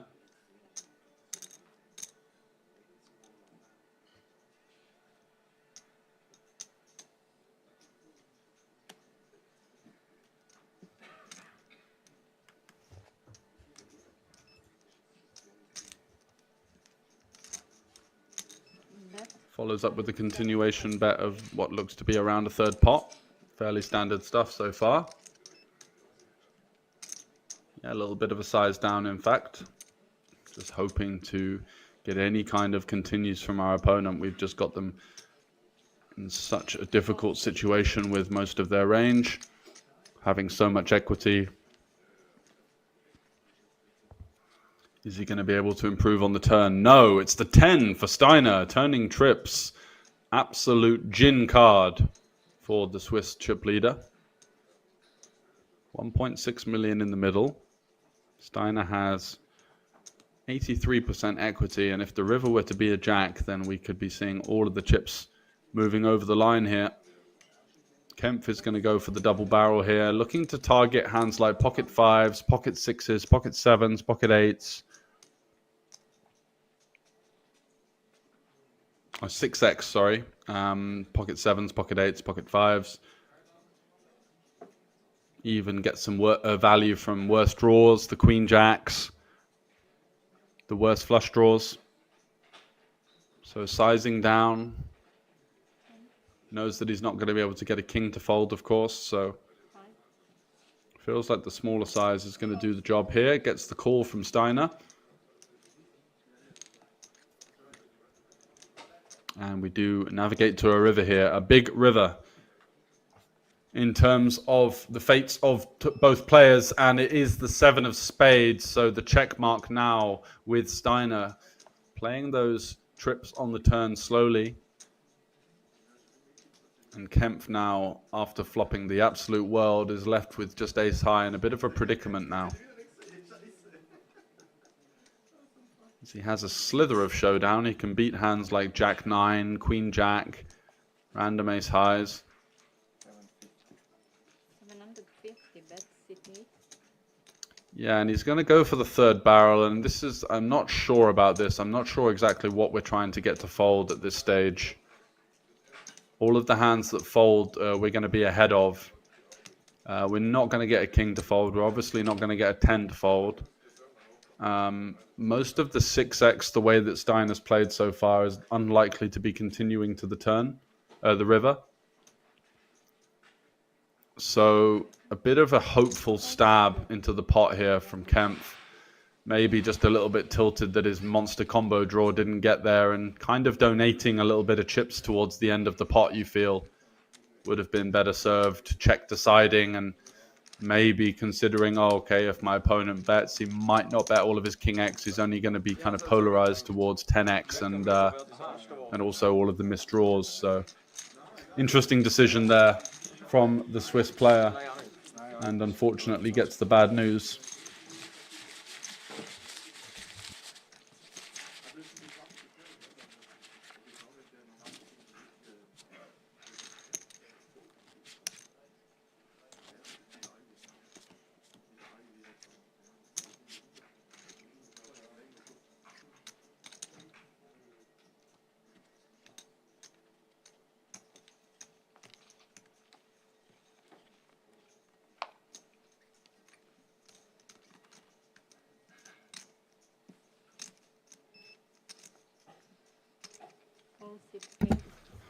So Kempf on the button, folds the Jack-9. Over to Steiner here with the Queen-9 and the small blind, likely to be V-pipping in some form.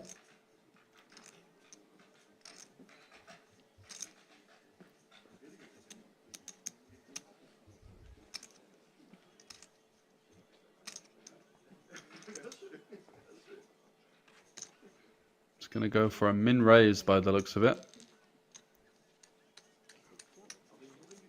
And Hoffman with the sixes here. He's seen a lot of this kind of min-raising, blind versus blind. You feel like he might lay down the hammer here and just send it in. 4.5 big blinds out there also. 700k would be a 20% increase to his stack if he does get it through. Just going to play the conservative option. We've seen so few jams pre-flop. Players just really uncomfortable with getting all of the chips in, not looking to potentially run into the top of their opponent's range, but does flop bottom set versus middle pair, so he is going to favor handsomely from this situation.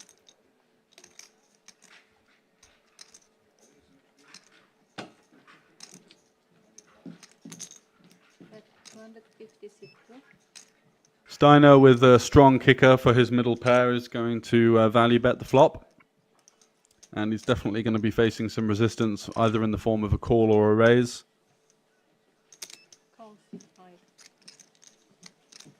Hoffman continuing to play this rather pot control, kind of small ball style of his. Allows the 10 of diamonds to peel off on the turn, and it's a bad card for Steiner now. Reduced with just third pair. Reduced to third pair now.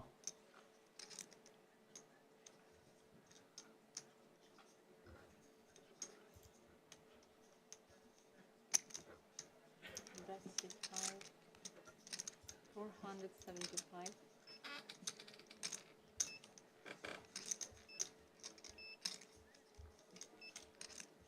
Eyeballing his opponent.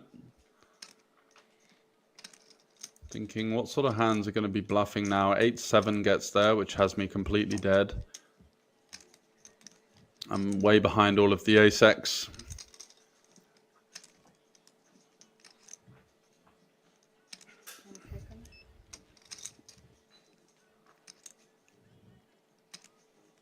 Looks like Steiner isn't considering folding at all. He is going to call, completely drawing dead at this stage versus the sixes. And has pretty limited equity versus the weak ace-X that could be in his opponent's range.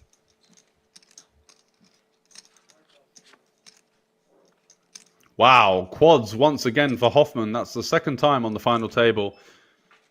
Flopped quad threes earlier and won a medium-sized pot. And it's a pretty good river for him because a lot of the hands like King Jack, Queen Jack now miss. Some of the floats, backdoor diamonds, have missed. And Steiner is in fact going to lead for 300k as kind of a blocker bet, just hoping to freeze up the action of his opponent. Not sure what he's trying to achieve here, what he gets value from. Rather peculiar, just kind of trying to avoid a tough decision, you feel. Definitely going to be seeing a raise here, obviously, from the nuts of Hoffman.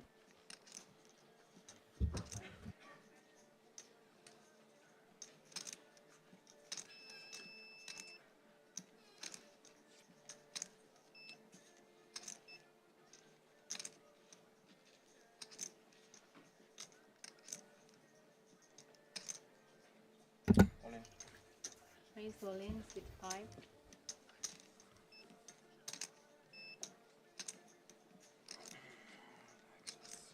And it is going to be the all-in, looking to play for it all, hoping that his opponent somehow has an ace in this line. Gets the bad news, though, the snap fold from Steiner, and that's a lovely pickup from Hoffman there. Good timing with his pocket sixes, electing just to call pre-flop. And benefits from multiple streets of value there from his opponent. So 3 left here, stacks evening up once again. Steiner with the 50 big blinds, Hoffman 32, and now Kempf, the short stack, with 3.2 million.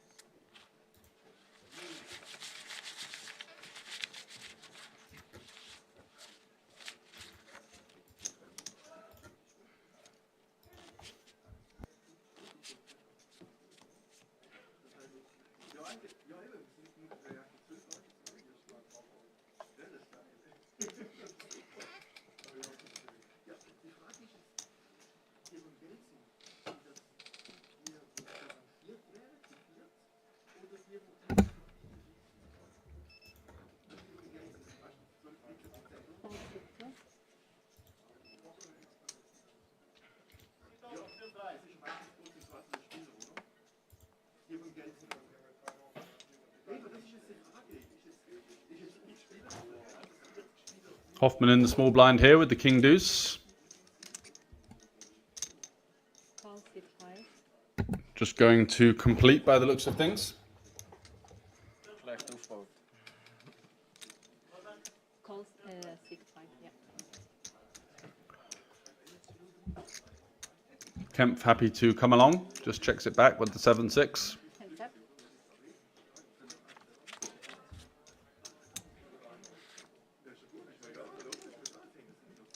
And a decent flop for Hoffman here, open-ender with the backdoor flush draw. Check 6-5. Checks it over. Check 6-8.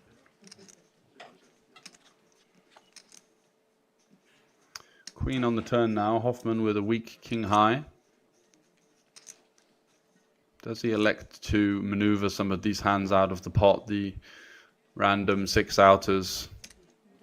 The 6-7s, the 5-4s, the 6-3s, those types of holdings that have a smidgen of equity against him, but doesn't mind muscling them out, and does exactly that. Nicely played.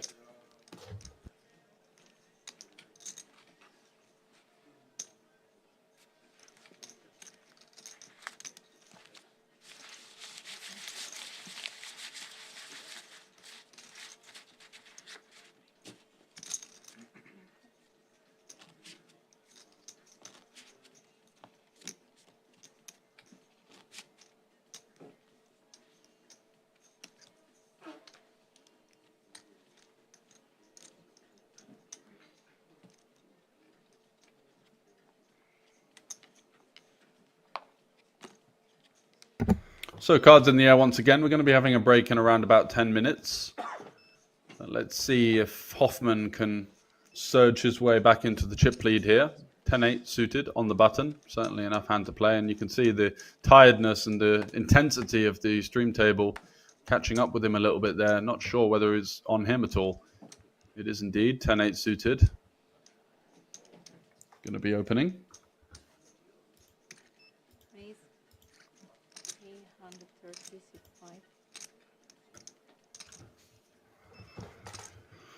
9-7 for Kemp, just going to fold that one and over to the big blind.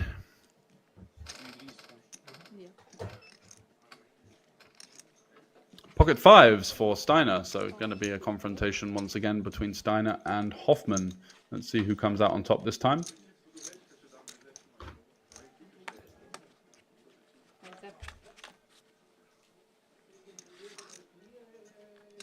Wow, look at that. Another set. So the sets have been hot. Middle set this time for Steiner. Once again with his beloved pocket fives. Rivering quads in that huge pot versus the fourth place finisher earlier on, and now flopping middle set here. And is Hoffman going to be c-betting? We've seen a really aggressive c-betting strategy from him. Doesn't really have any board interaction, but Queen 5 deuce should be a board that he can maneuver some better hands out of the pot, some jack highs, some king highs. Just the call, so Steiner hoping his opponent can catch up to something on the turn, playing it slow.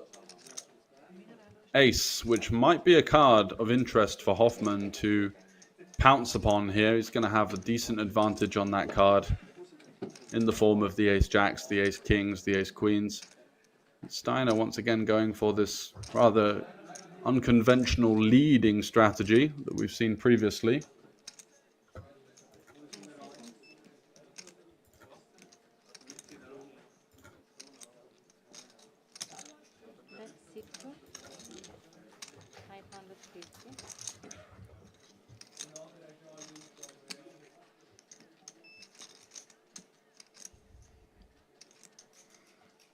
And the issue is with leading here is that you don't allow your opponent to represent this card and just freezes them up with all of these types of hands that have absolutely no equity against us. So potentially some value missed there from Steiner, but it does add to his chip lead.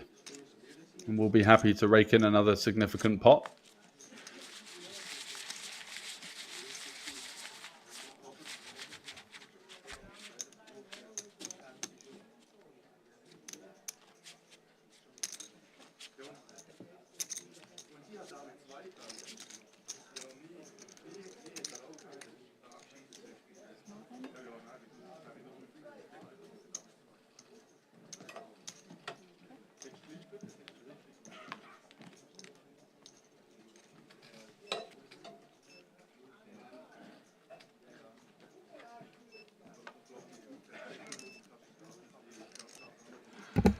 So king deuce suited for Kempf here.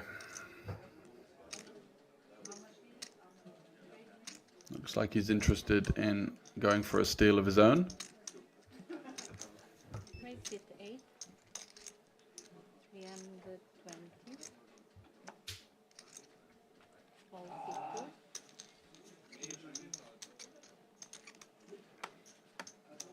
And the 6-4 suited of Hoffman likely to come along for the ride. So once again, we're going to be playing a single raise pot.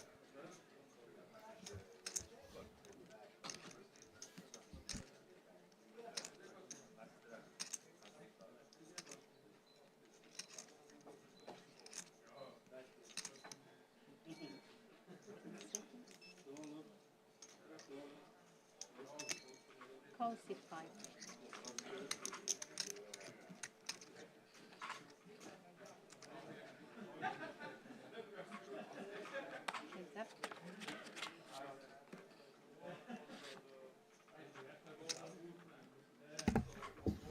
Queen 5-8, two-tone, so gut shot at the bottom end for Hoffman and just king high for Kempf.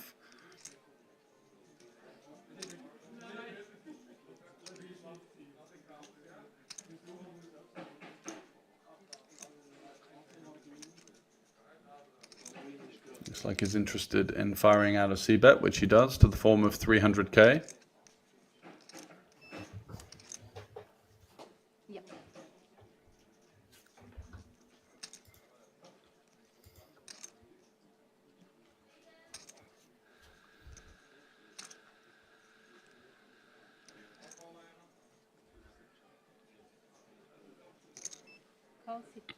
And that's met with a call with the gut shot. Hoffman looking for a 7. That's the 9.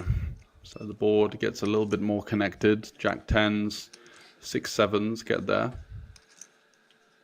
Does he elect to lead this card as a bluff, representing an improvement on the turn? He's going to have lots of hands like 9-5, 9-8, Queen 9, 6-7, Jack 10. Waves the white flag, which will give him some options to maybe take this one away on the river, but it is the 7, so the bottom end of the straight for Hoffman on the flush completer.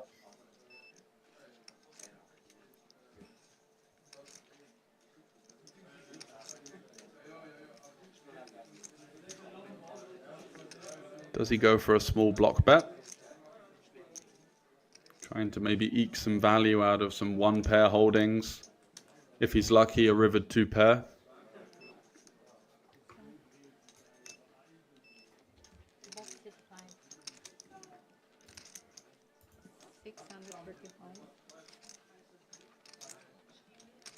And met with the snap fold, of course, from Kempf, who has no business with the king high to be continuing in the pot.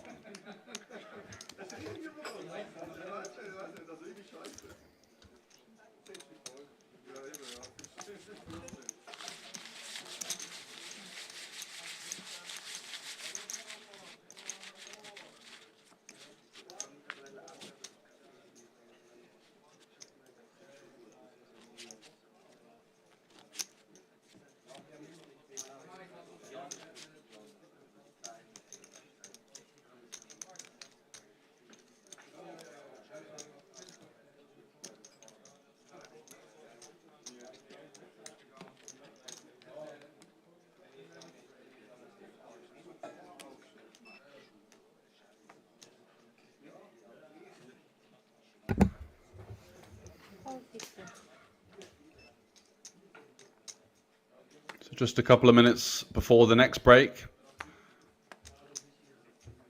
as the players kind of tiptoeing around each other. Nothing too wildly aggressive on shows so far on this final table. Been a lot of single raise pots, hands that could have been 3-bet or could have been jammed, electing to peel.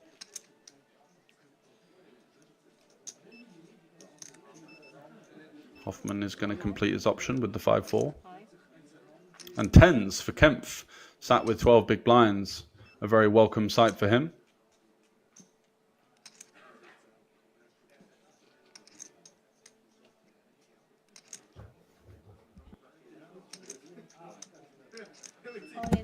Just going to shove it all in. Maybe a little bit of a waste of such a strong holding there, blind versus blind. Would have been nice to raise and get some continues from either 2 unders or 1 over 1 under type holdings. But goes for the safe route, sends it in, and does indeed pick up the blinds.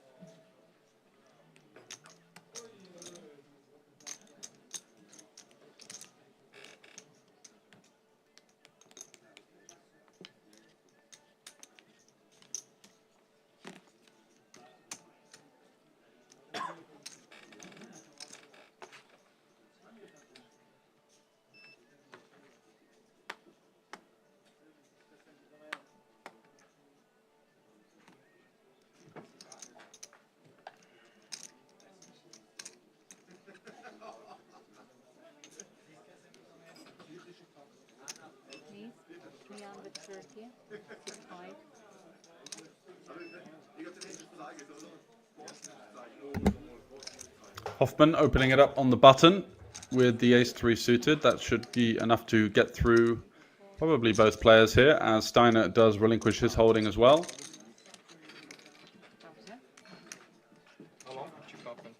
And we're going to be off on a 15-minute break, so stay tuned, guys. We'll be back in 15 minutes for the continuation of three-handed play here at the Spade Poker Tour main event in Liechtenstein.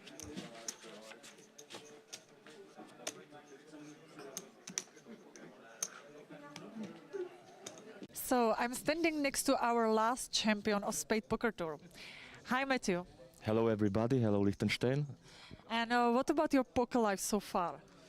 My poker life is kind of busy so far because I just came from Las Vegas, and it was very difficult because I played almost every day, series of the tournaments, and I enjoyed. I can tell that I did pretty well, but it was a good experience for me. Yeah.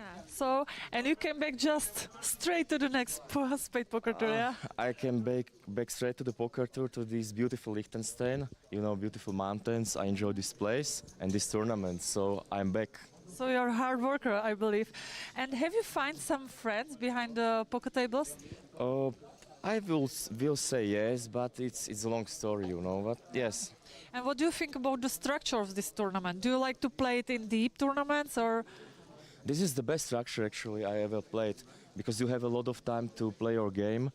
It's not turbo, it's very slow, so you have more chance to construct your game. So I really enjoy this structure. It's very good. Okay, thank you very much and good luck in day 2.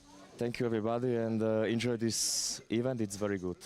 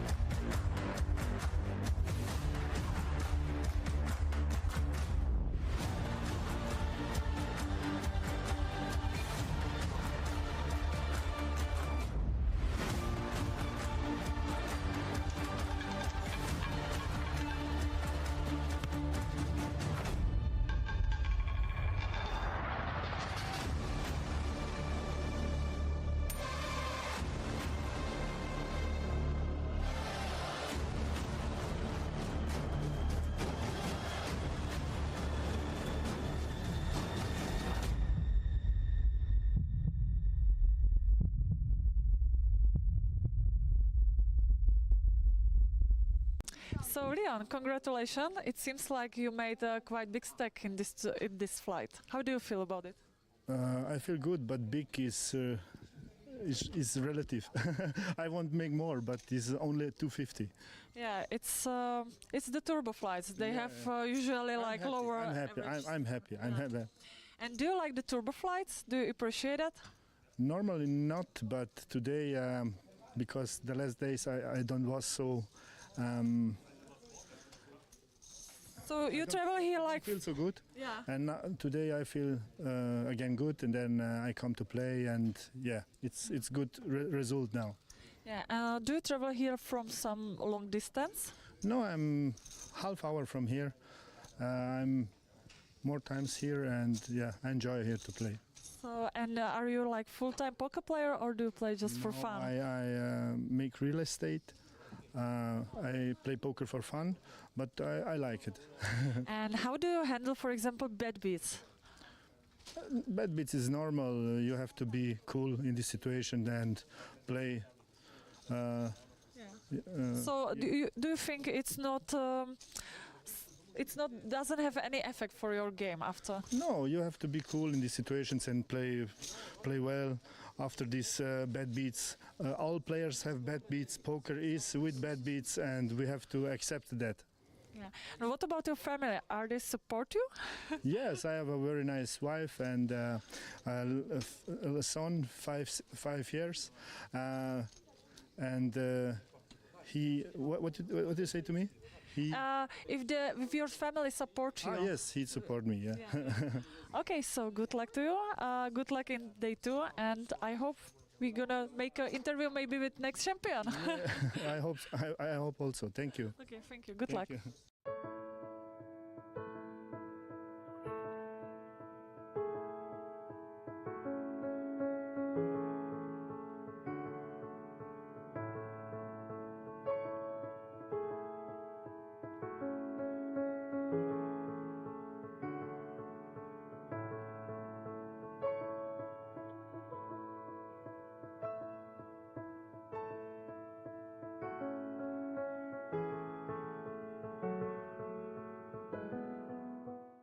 10. Da habe ich noch ein bisschen Schweizer Franken unterschlagen. Also 4 Spieler jetzt noch dabei und alle haben 11.300 bereits sicher. Colin Lantemann. UTG. Soll das heißen, Under the Gun, der erste Spieler, der agieren muss. Und Ass 10 bei noch 4 Spielern am Tisch. Auf jeden Fall eine Hand, die er nicht weglegen kann. Mit dem Race.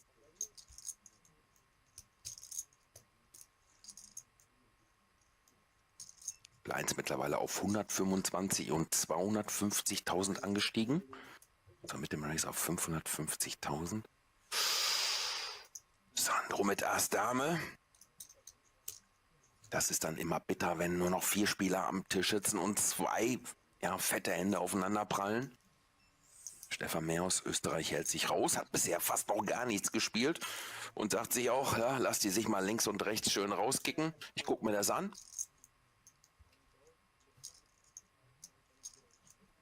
Ja.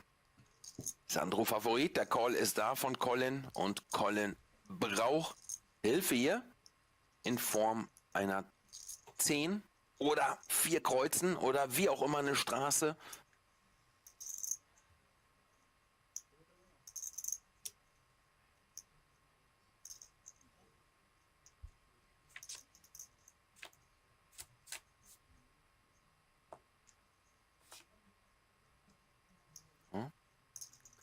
Flop, der nichts verändert. Wir sehen es rechts oben. Eine 10 bereits weg. 2 Outs.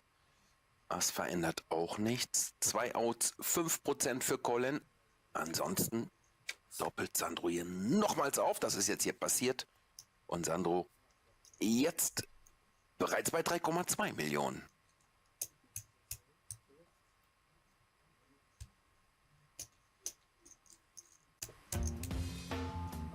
I saw myself having ace queen, suited heart. The only thing to do there is all in. I did that. Of course he called and I won the hand. I couldn't believe it. And there I was with 5 million from the short stack I was, finding myself with so many chips. I mean, I couldn't believe it. It was great. Ja, solche Phasen gibt es auch beim Pokern, wenn es einfach mal richtig gut läuft. Colin, König, Dame und etwas mehr als um die 7 Big Blinds. Ich glaube, da muss es rein. Und genau den Move macht er auch. All in. Oh, das ist sein persönlicher Enemy. Sandro hat ihn bereits zweimal aufgedoppelt und Sandro findet jetzt Ass Bube. 1,7 Millionen. Hat er den Dealer nochmal gefragt, wie viel sind das? Ich glaube, da gibt es keine andere Möglichkeit, als zu callen oder beziehungsweise selbst All-In zu gehen. Macht er auch. Stefan auch nochmal mit Maß, aber der hält sich. Wie gesagt, der ist ganz gut mit der Position des Zuschauers bisher gefahren. Ja. Jetzt hat der Colin seinen Sitznachbarn schon zweimal aufgedoppelt und jetzt könnte der Sandro auch Endstation sein für den jungen Schweizer Colin Lantemann. Er braucht Hilfe in Form eines Königs oder einer Dame. Kein schöner Flop. 2 Kreuzen wäre auch noch eine Option.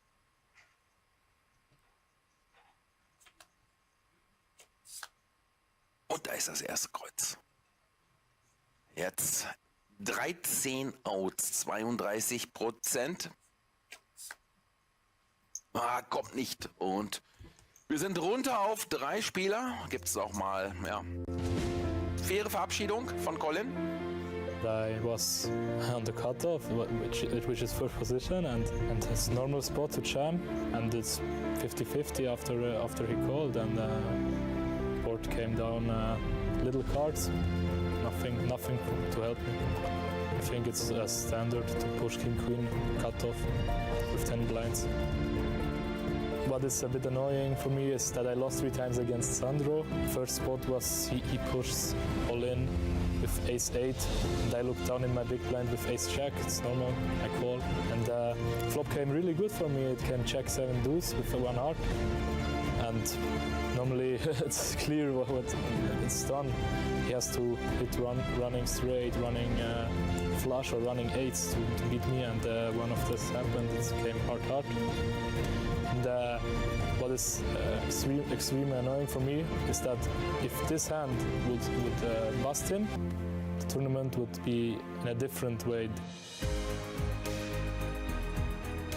I reached my goal. My goal was to cashing a 5-figure cash, and this happened. And this is my biggest cash so far. I'm 22 years old, and this is my biggest cash. My first tournament I cashed with 18 years and 1 month. I make first place for 3,000 francs.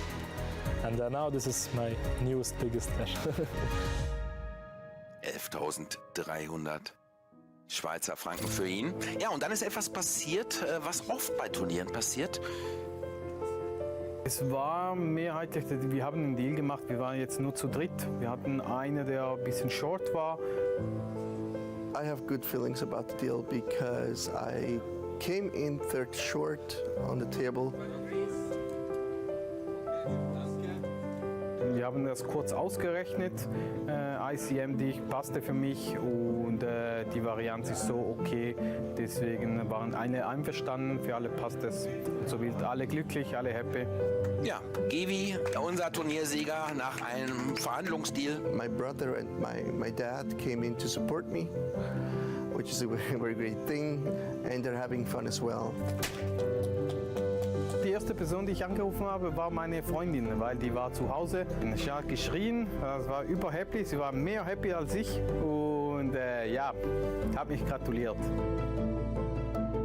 It's crazy. It was a really nice tournament. There was over 400 people who played the game, and now I'm on the second place, so everything is fine, everything is cool. Ich bin sehr glücklich und happy, auch die Trophäe nach Hause zu nehmen zu dürfen. Ich habe andere schon zu Hause und das wird natürlich auch dort hingestellt. Und ich bin sehr glücklich, das auch und stolz natürlich, und das auch meiner Partnerin vorstellen zu können. I'm looking forward for the next Spadepoker tournament and get the first one.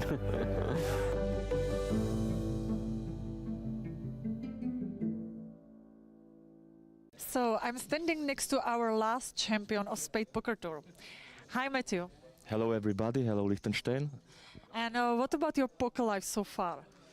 My poker life is kinda busy so far because just came from Las Vegas, and it was very difficult because I played almost every day, series of the tournaments, and I enjoyed. I can tell that I did pretty well, but it was a good experience for me. So, and you came back just straight to the next Spadepoker Tour, yeah? I came back straight to the poker tour, to this beautiful Liechtenstein, you know, beautiful mountains. I enjoy this place and this tournament, so I'm back. So you're a hard worker, I believe. And have you found some friends behind the poker tables? I will say yes, but it's a long story, you know, but yes. And what do you think about the structure of this tournament? Do you like to play it in deep tournaments, or...? This is the best structure actually I ever played, because you have a lot of time to play your game. It's not turbo, it's very slow, so you have more chance to construct your game. So I really enjoy this structure. It's very good. Okay, thank you very much, and good luck in day 2. Thank you everybody, and enjoy this event. It's very good.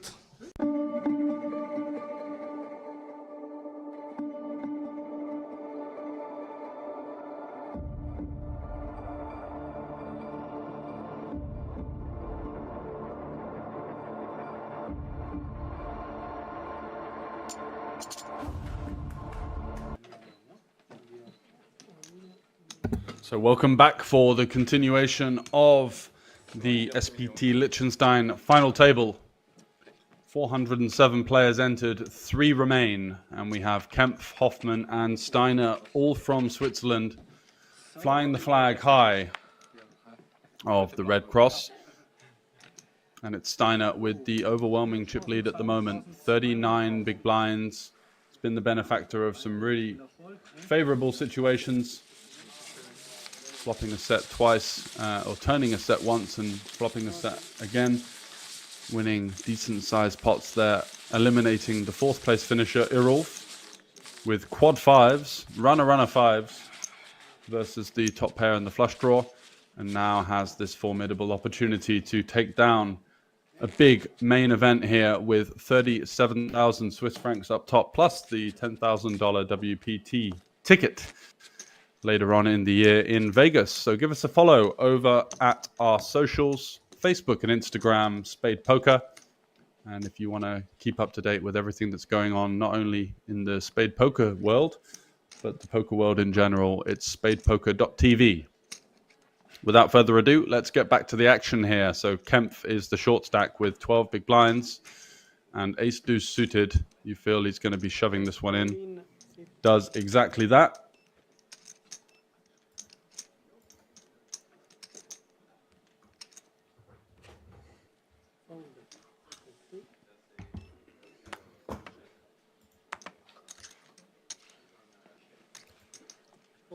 And that's going to get the job done. Gets that one through.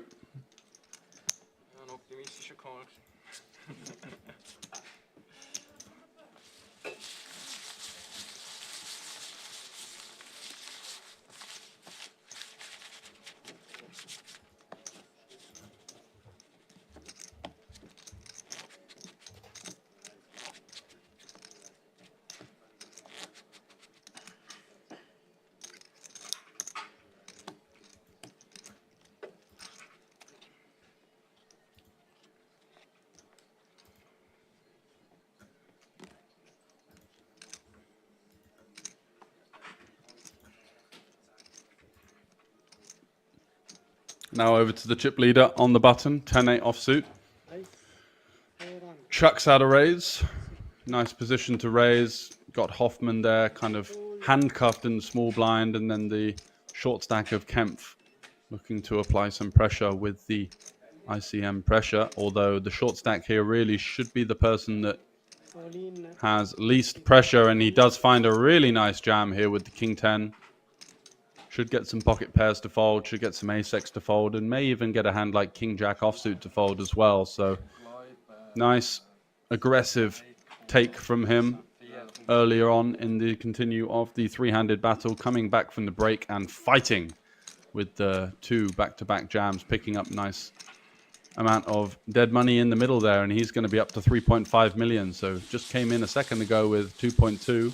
And he's added 50% to his stack. So a great start for him in the continuation of the three-handed battle here in Liechtenstein.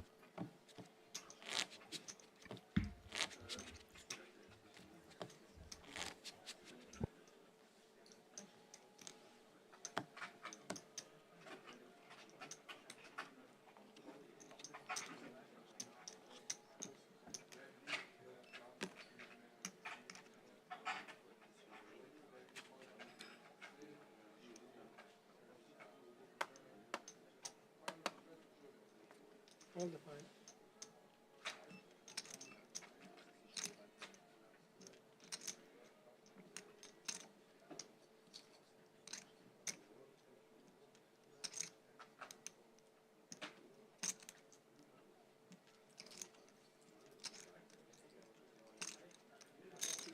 Call city and check. Kempf completing the small blind, and Steiner with one of those holdings that you might elect to exert some pressure. The Broadway card, 1 high, 1 low. It's going to be Kempf, though, that takes the lead with the bottom pair. We've seen players kind of stab this situation quite frequently, and he is going to go for the bet here. Doesn't mind folding out this 21% equity, the Jack deuce, backdoor flush draw on the overcard, backdoor straight draw, so a decent result for him.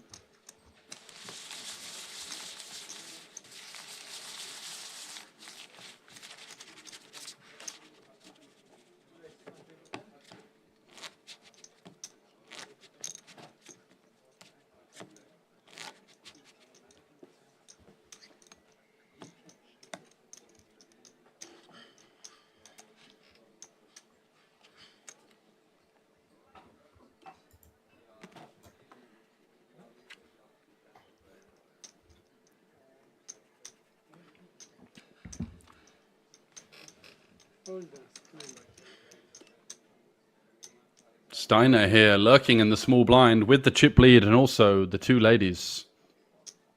Great situation. Goes for, is that a limp or a min raise? Makes it 400k to go. Goes for the min raise. King deuce for Hoffman, getting a great price. Three-handed with the big blind ante in play. Needs to only call 200 into a pot of 1 million, so does come along for the ride.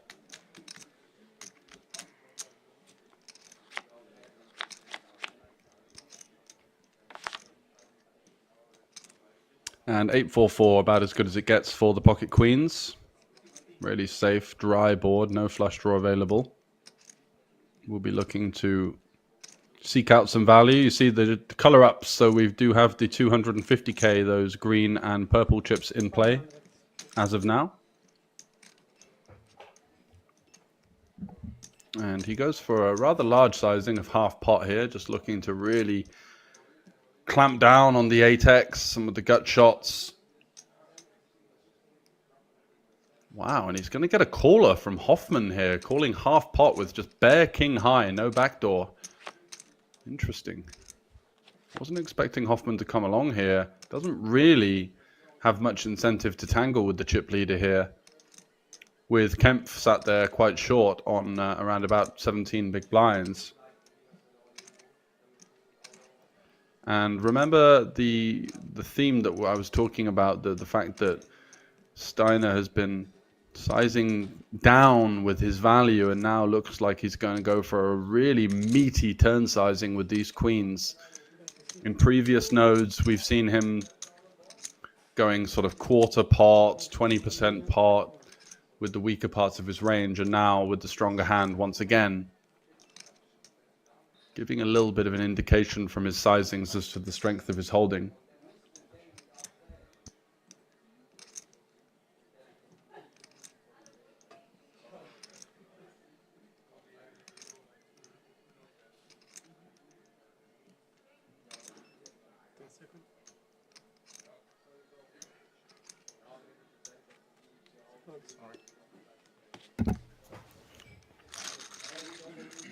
And does show all of the adrenaline, but I don't think that's a wise decision to show that hand to your opponent there.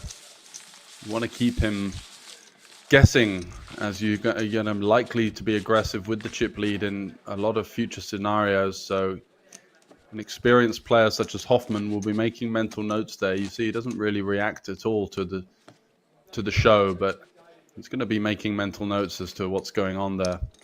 So we do have the yellows, the reds, and the greens in play now.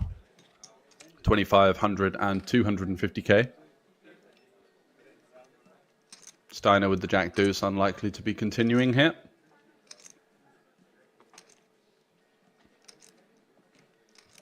Looks like he's got a little bit of bother from a fly that's jumping in. Does let it go. Hoffman, 10-6. Decent candidate for either completing or going for an ISO. He just folds. So a walk, a very welcome one for Kempf, who did indeed lurking there with ace-8. Hoffman's timing has been impeccable. He manages to find the check back earlier with ace-10 on 10-4 deuce-9, where his opponent had just check-called the flop with pocket fours. Now, averting danger once again, would have run into a strong hand there in the big blind.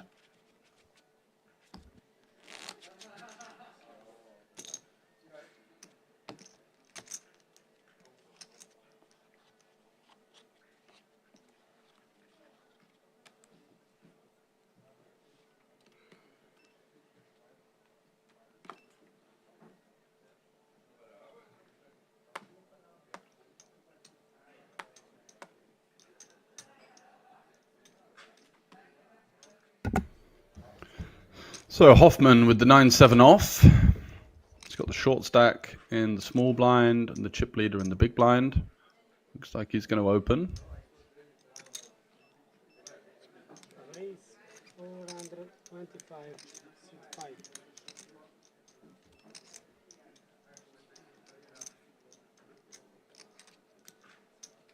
$49.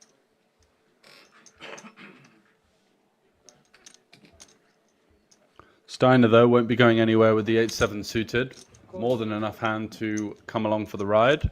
Does exactly that.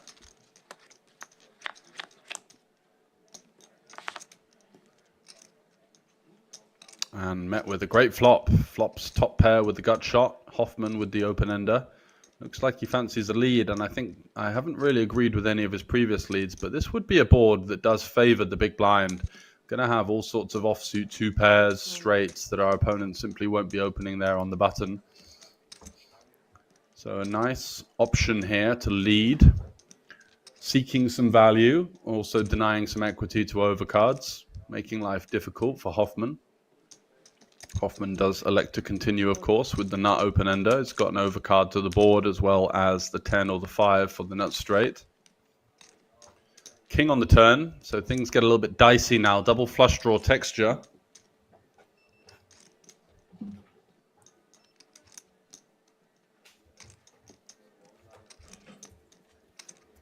But it's not going to slow down Steiner by the looks of things, cutting out a bet of around about 900,000. Again, good to look at the sizing in comparison to the pot size. Half pot on the flop, the bigger sizing, happy with his hand. Slightly sized down on the turn, slightly more uncomfortable potentially. Feels like his hand is a little bit weaker on this turn card. Is Hoffman gonna call one more? Does he have anything else up his sleeve here? The standard play is to call and potentially represent some spades on the river.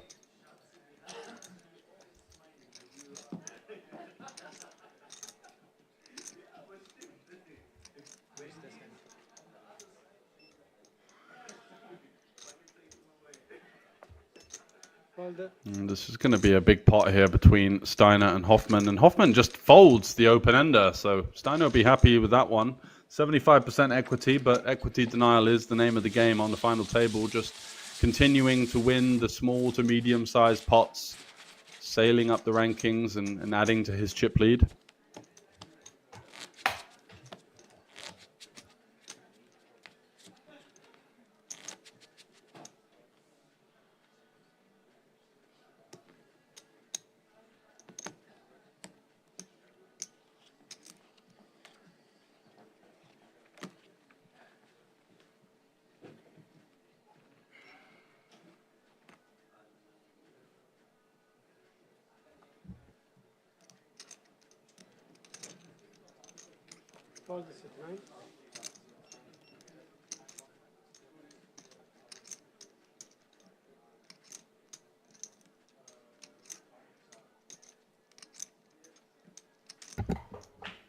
Steiner now in the small blind with the pocket fours. Going to be opening it up again, and you can see that he's really finding his rhythm here. Looks a lot more comfortable now with this massive chip lead, and he's got Hoffman there.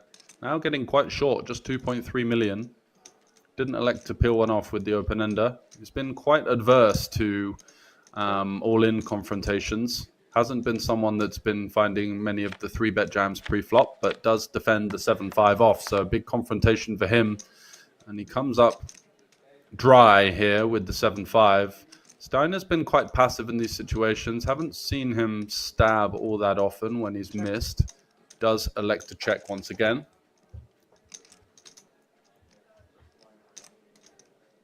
And Hoffman now has backdoor diamonds and a backdoor straight draw, just 7 high. Might want to lean on some of these snap folds that he feels his opponent might just check fold, like ace-7. Wow, look at this. Steiner is really running riot here on the final table. Finds another set, but it's not just a set. It gives his opponent an open ender and a flush draw. So getting the action that he's looking for here. Likely to see a fairly meaty sizing here. He bets 1 million. Blimey. Wasn't expecting such a big size. This might even scare off his opponent, who's going to have to put in half of his stack with a weak flush draw and an open ender. I think based on how we've seen Hoffman play, he's been quite astute. Yeah, he does call this time. Okay, so a huge river for both players here. Hoffman looking for an 8, a 3, or a diamond. And Steiner looking to fade all of that. And it's a 5 on the river. Steiner won't be worried about that. 1 million behind with 3.2 in the middle. Just going to be sending in the troops.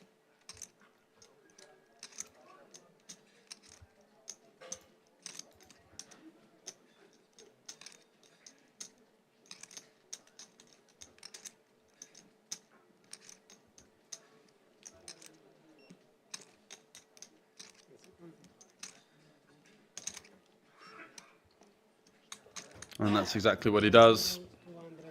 Goes for the rest. And Hoffman left with this annoying situation, just fourth pair, but really no reason to feel like he could ever be good here based on Steiner's tendencies. Just not the type of person just blasting away here. He does beat some hands, but you know, ace 8, 1 diamond, for example, ace 9, 1 diamond, queen 9, ace jack, likely to have bet the flop, ace queen, likely to have bet the flop. So very few combinations of hands that he can beat here. But definitely worth taking your time. Don't want to snap fold and be shown some kind of outlandish bluff. Just going to think things over. It doesn't really make an awful lot of sense as to a value hand in Steiner's range unless he's trapped a hand like king 10, 10s, kings, or 6s on the flop. Of course, pocket 4s does make a lot of sense and exactly what he's lining up with there.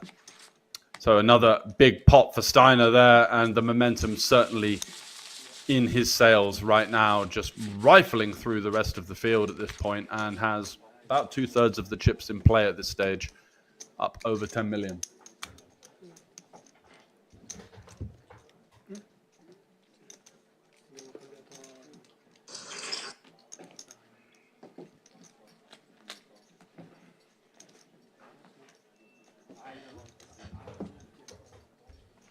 There you go, the chip leader, Steiner, with a Hendon Mob resume of just $4,500 in Hendon Mob earnings, which has got him 1,565th on the all-time Swiss money leaderboard, but he's going to be surging up the rankings after this cash, that's for sure.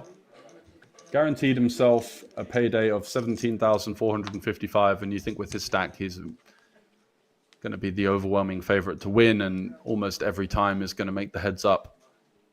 And this is the situation where maybe his lack of experience might show, because he should be starting to just open jam here and apply the pressure onto the short stacks, but looks like he's going to go for a limp, which is not really something that we want to be having any business in doing at this stage. Wanting to exert maximum ICM pressure on the two opponents here. Hoffman sat there with 5 big blinds, and Kempf with 17 just can't really call anything. Kempf facing the limp. Does he feel like his opponent is ever trapping in this situation? It would be quite rare.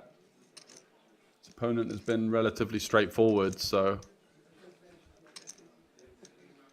might just send this one in and pick up the dead money, feeling like his opponent isn't going to be having much of a limp calling range. But let's see what he arrives on. Yeah, he does shove it in. I like this decision. It's brave, and it kind of continues the theme of why Kempf has made the final 3 here. His card distribution hasn't been that great, but he's been the one player that you've seen across today and yesterday that's not been scared to put the chips in when he feels like there's some weakness being shown. Nice play from Kempf there. And a 3 big blind pickup coming his way.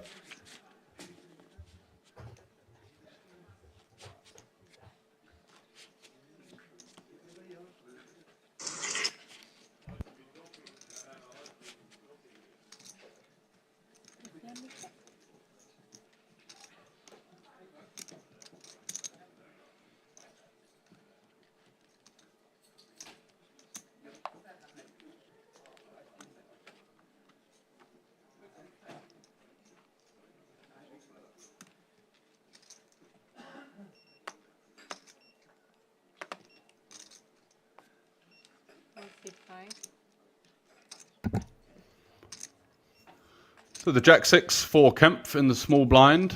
Does have to deal with the chip leader, and he's also got Hoffman really short going through the blind. So yeah, I think the fold is the correct play. Nicely done, sir. Steiner just continuing to amass more and more chips now. 2/3 of the chips in play. Really an enviable position to be in at this stage of the tournament.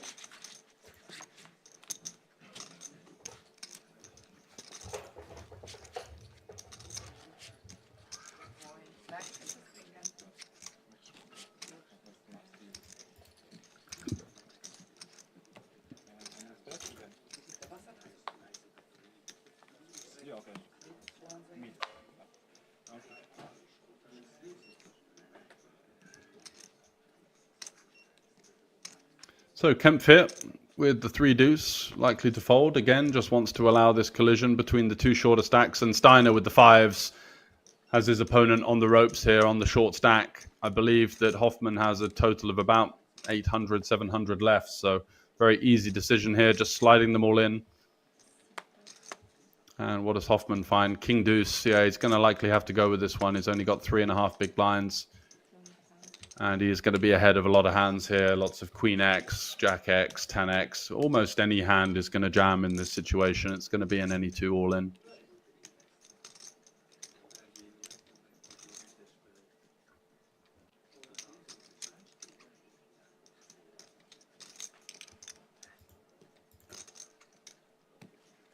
Does commit the rest of them. Slightly annoyed by the situation that he's run into here, getting really short and having to commit it with King deuce, but really no other decision to be made at this stage. So it's going to be the king and the king only that could get him out of trouble. Maybe some trip deuces, maybe some clubs or diamonds.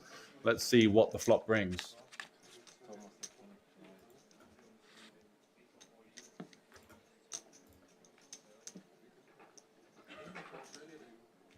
Okay, so a deuce, backdoor clubs as well in play for Hoffman, looking for a king, a deuce, or running clubs.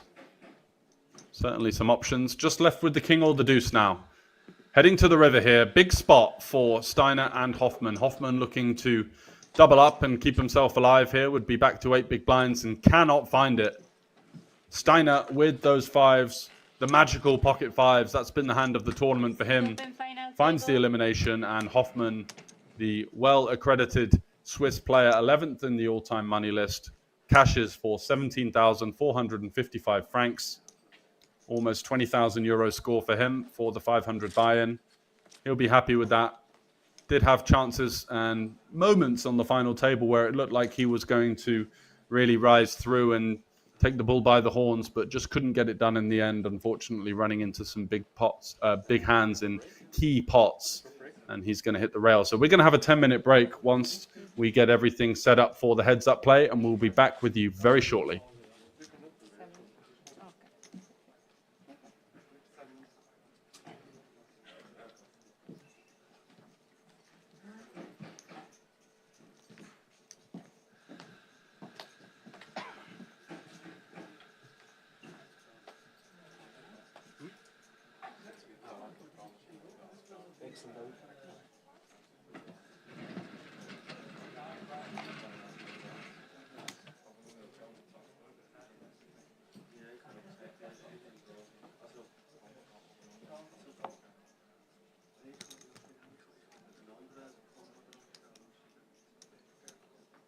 So I'm standing next.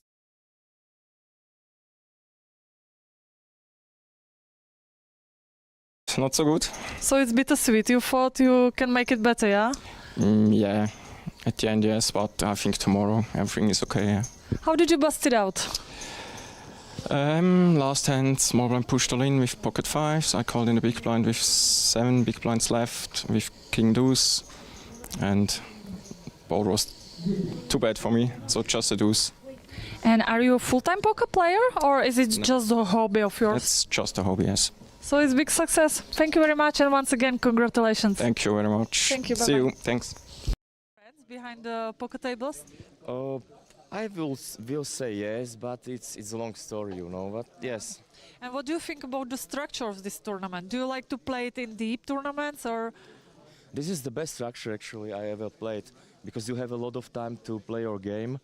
It's not turbo, it's very slow, so you have more chance to construct your game. So I really enjoy this structure. It's very good. Okay, thank you very much, and good luck in day 2.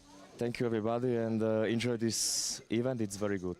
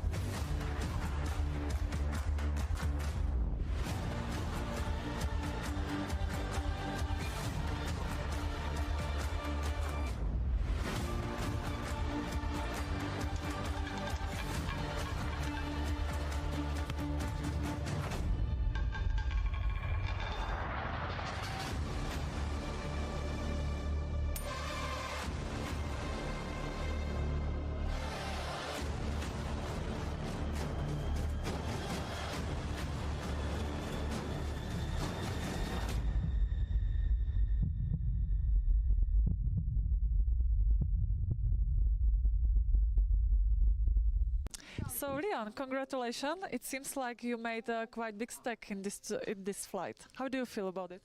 I feel good, but big is relative. I want to make more, but it's only 250. Yeah, it's the turbo flights. They have usually like lower. I'm happy. I'm happy. I'm happy. And do you like the turbo flights? Do you appreciate it? Normally not, but today, because the last days I don't was so. So you travel here like. I feel so good. Yeah. And today I feel again good, and then I come to play, and yeah, it's good result now. Yeah. Do you travel here from some long distance? No, I'm half hour from here. I'm more times here, and yeah, I enjoy here to play. So, and are you like full-time poker player, or do you play just for fun? I make real estate. I play poker for fun, but I like it. And how do you handle, for example, bad beats? Bad beats is normal. You have to be cool in this situation and play. So do you think it's not doesn't have any effect for your game after? No, you have to be cool in these situations and play well after these bad beats. All players have bad beats. Poker is with bad beats, and we have to accept that. Yeah. And what about your family? Are they support you? Yes, I have a very nice wife and a son, 5 years, and he. What did you say to me? He. If your family support you. Yes, he support me. Yeah. Okay, so good luck to you. Good luck in day 2, and I hope we're gonna make an interview maybe with next champion. I hope. I hope also. Thank you. Okay, thank you. Good luck. You.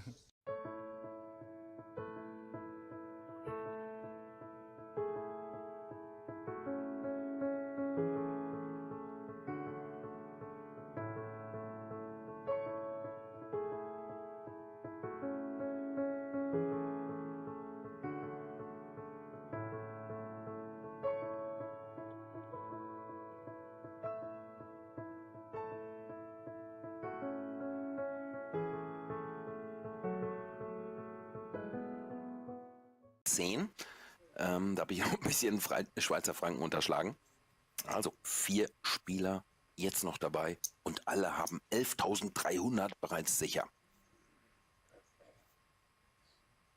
Colin Lantemann.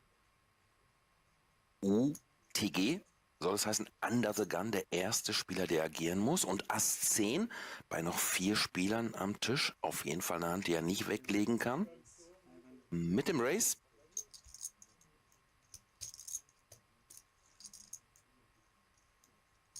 Blinds mittlerweile auf 125 und 250.000 angestiegen. So, mit dem Race auf 550.000.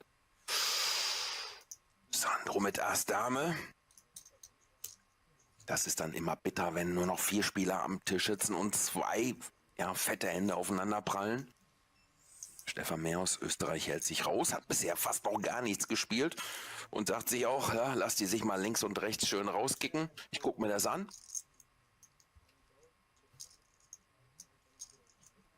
Ja. Sandro Favorit, der Call ist da von Colin und Colin braucht Hilfe hier in Form einer 10 oder 4 Kreuzen oder wie auch immer eine Straße.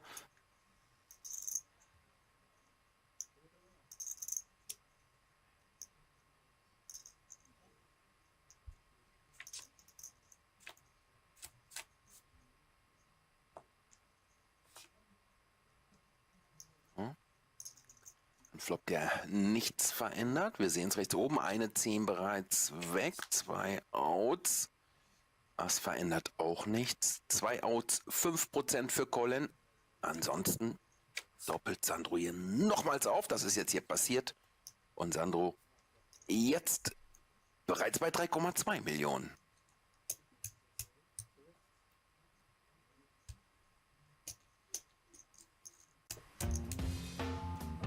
I saw myself having ace queen, suited heart.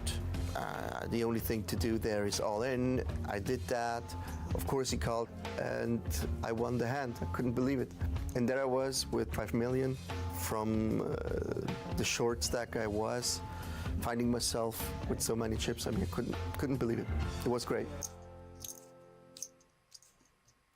Ja, solche Phasen gibt es auch beim Pokern, wenn es einfach mal richtig gut läuft. Colin, König, Dame und etwas mehr als um die 7 Big Blinds. Ich glaube, da muss es rein. Und genau den Move macht er auch. All in. Oh, das ist sein persönlicher Enemy. Sandro hat ihn bereits zweimal aufgedoppelt und Sandro findet jetzt Ass Bube. 1,7 Millionen. Hat er den Dealer nochmal gefragt, wie viel sind das? Ich glaube, da gibt es keine andere Möglichkeit, als zu callen oder beziehungsweise selbst All-In zu gehen. Macht er auch. Stefan auch nochmal mit Maß, aber der hält sich. Wie gesagt, der ist ganz gut mit der Position des Zuschauers bisher gefahren. Ja.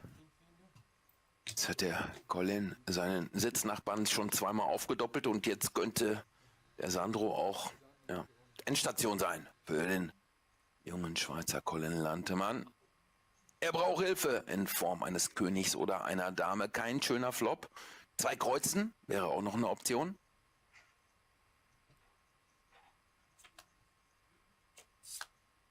Und da ist das erste Kreuz. Jetzt 13 Outs, 32%. Kommt nicht. Und wir sind runter auf 3 Spieler. Gibt es auch mal, faire Verabschiedung von Colin. I was on the cutoff, which is first position, and his normal spot to jam, and it's 50-50 after he called, and board came down little cards, nothing to help me. I think it's a standard. So do this big blind and do small blind.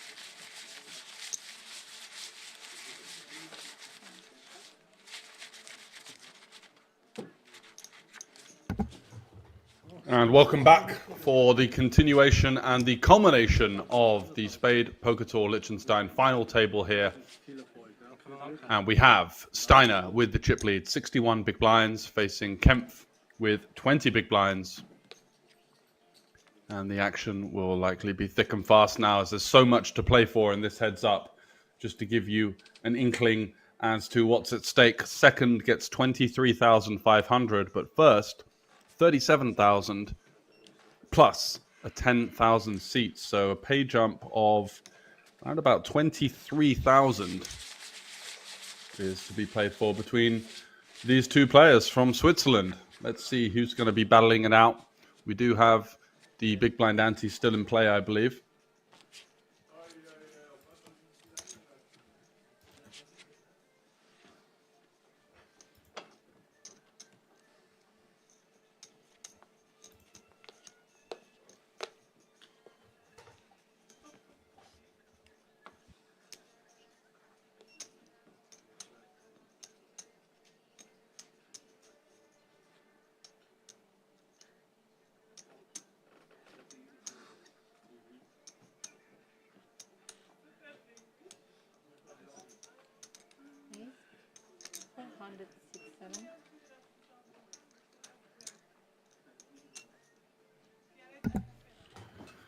Kempf raising it up aggressively with the 9-deuce. Going to face some resistance, of course, from the chip leader with King-Jack offsuit here. Not going to be going anywhere. Could be some reasons for shoving here. With also the big blind ante in play. So there's also already 4.5 big blinds out there, but does elect to take the more conservative route. And what's he cooking up here? He's not going to go for a lead here on ace-7. No. Thought for a second that he might be considering a lead. Kempf, if you do open this aggressively and you face the ace-7-3 rainbow, going to be highly likely to follow it up with the c-bet.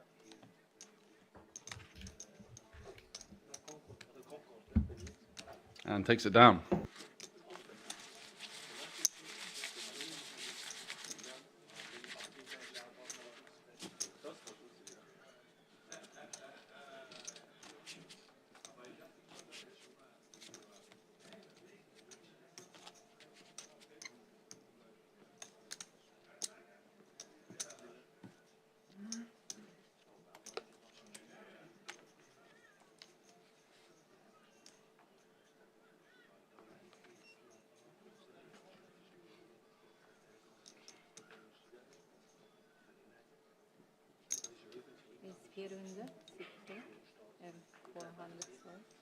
Steiner now with the ace-deuce suited on the button, raising it up, and Kemp just folding the 8-deuce versus the min-raise.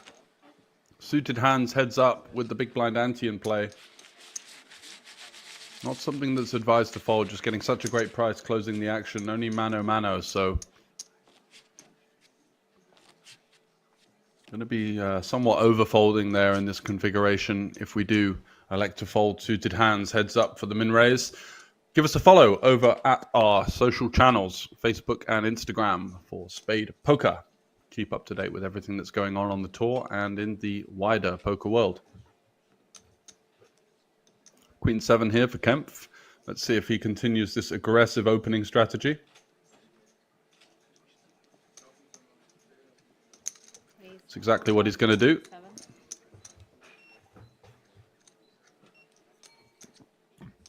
And 10-8 for Steiner. Nice hand. Heads up. Definitely got a lot of playability. Highly likely to be coming along for the ride. So heads up to the flop. Queen 7 versus 10-8.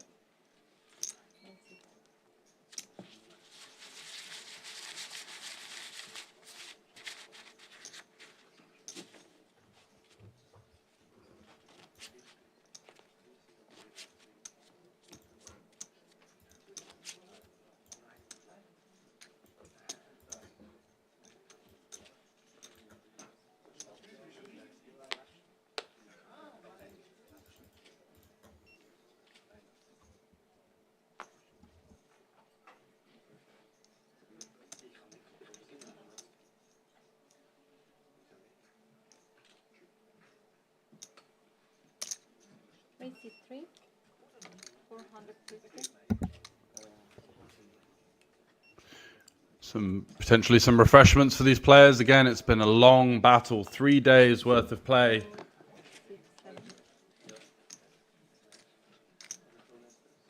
Under the lights for most of it as well. On the final table, you really do underestimate how intense it can be with the stream setup. The lights shining on you the whole time. Really intense decisions being made across the board. And so every decision matters at this point. It's absolutely massive for these guys, playing for over 25,000 euros between first and second.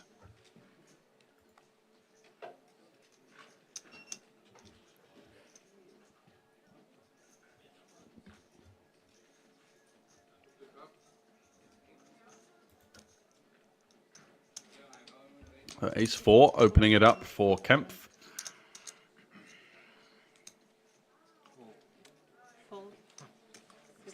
And a snap fold from Steiner, not defending the 7-4 off there.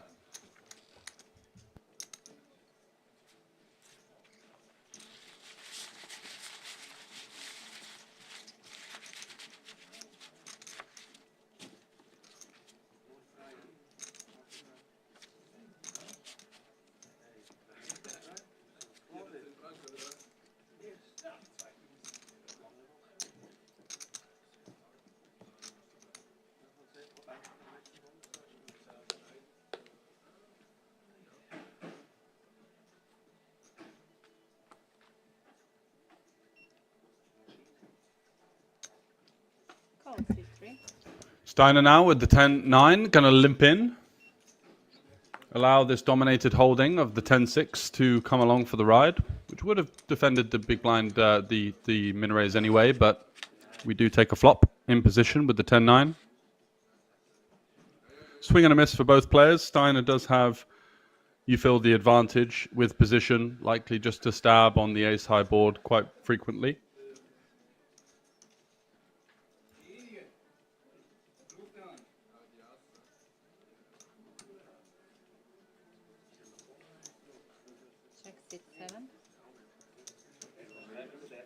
Checks it over, and it looks like the chip leader is reaching for chips, which should do the job here.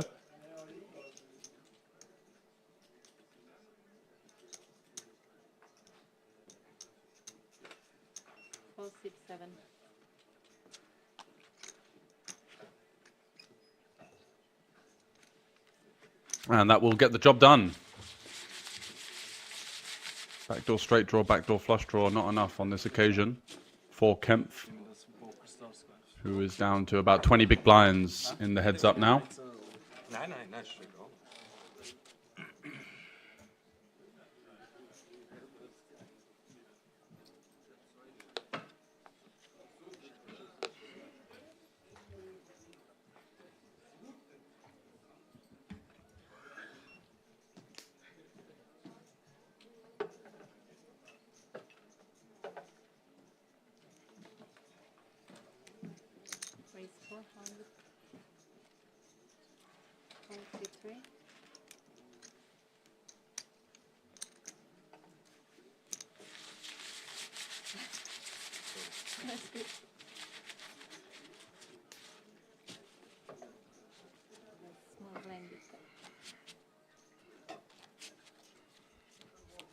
Just a reminder of the chip counts: 25k the yellows, the reds 100k, and you can see the greens. Only Steiner with those in play at the moment. That stack at the front of his tower of chips that he's got. 7-6 off on the button. Wow, he folds.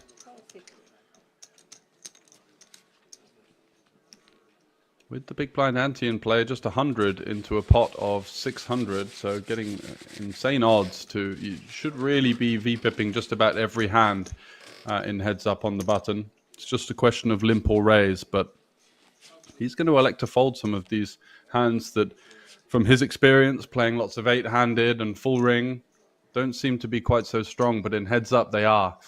And it's definitely an area of concern if you're going to be overfolding, especially with the chip lead as well.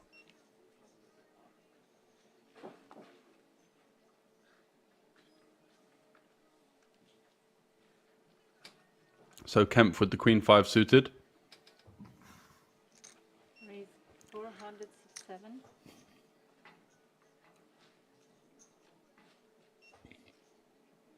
Certainly seems to be the more comfortable of the two players with the wider range dynamic that you're going to find in heads up. And now Steiner defending 9-4 off, but folding the 7-6.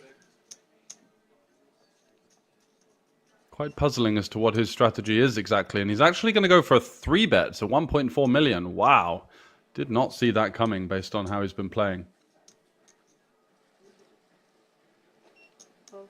Does get the job done as well. So some unorthodox aggression paying off there for the chip leader.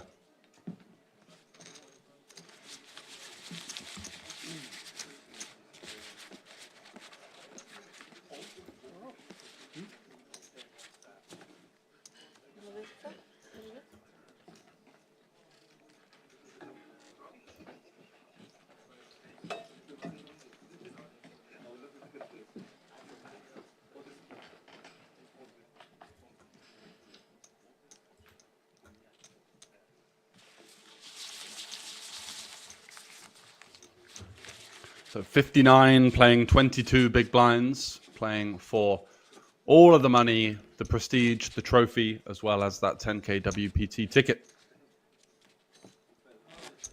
at the SPT final table here in Liechtenstein.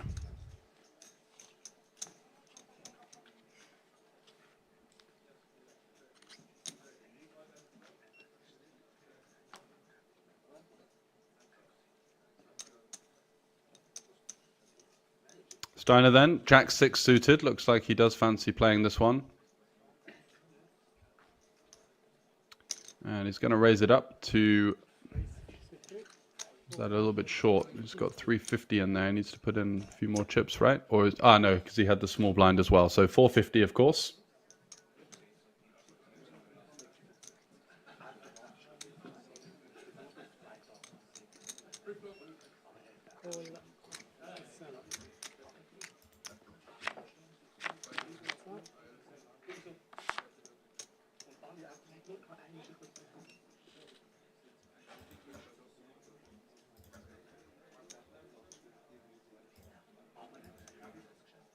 Check.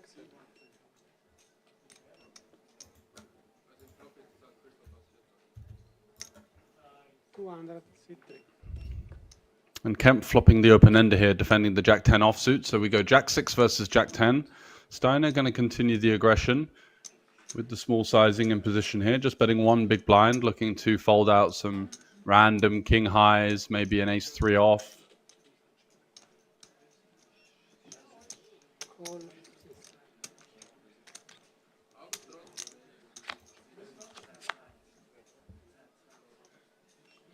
Gets a call from his opponent. You feel he's going to be somewhat unlikely to double barrel here, just with absolutely zero equity.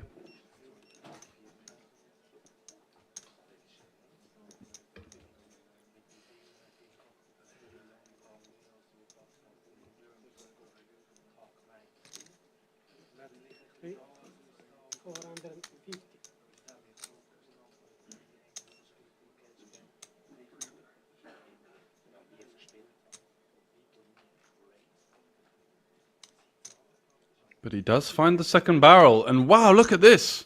Kempf is just going to send it in with the open ender. What a show of bravery there.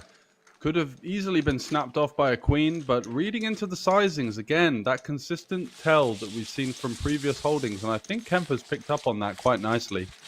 The fact that these small sizings don't equate to much strength in Steiner's game. He's usually going bigger when he does have the stronger holding in that situation. We've seen it time and time again. And Kempf laying down the hammer here, and Steiner's going to be in trouble if he doesn't mix things up here a little bit, because I feel like Kempf is really up for the battle here. And yeah, Steiner's going to need to find some decent card distribution or mix things up a little bit in his game, else he could be in trouble.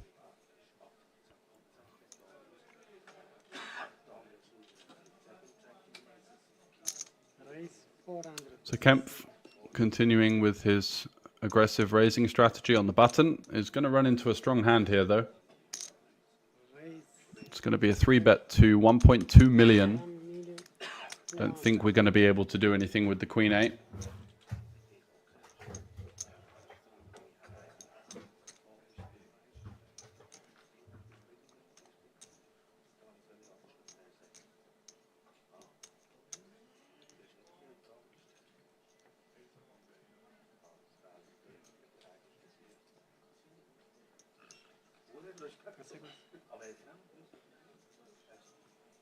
And does elect to let it go. A wise decision. As was up against a powerhouse. Heads up, ace-10, super strong. Would have been going with all of the chips there, you feel.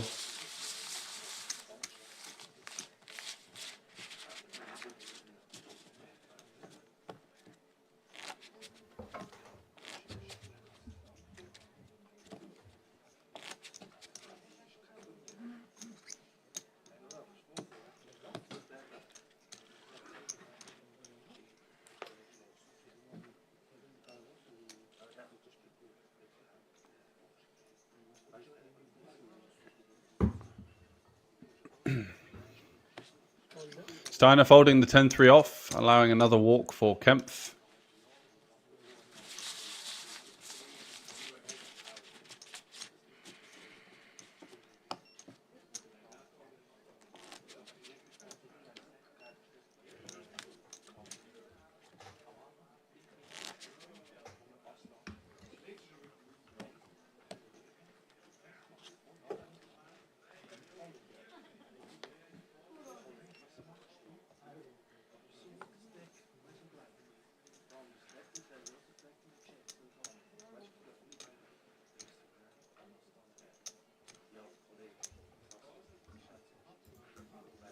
Call.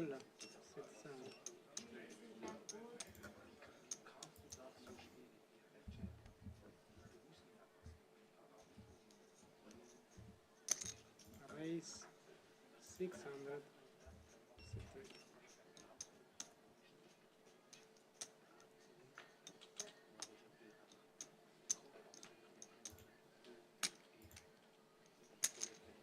Call.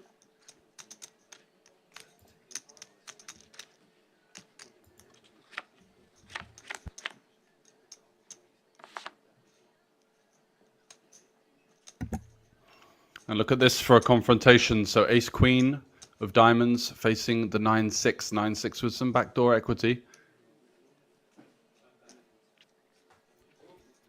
But again, let's see if this theme continues. Steiner going for the size up with his stronger holdings, as he does have top pair, top kicker.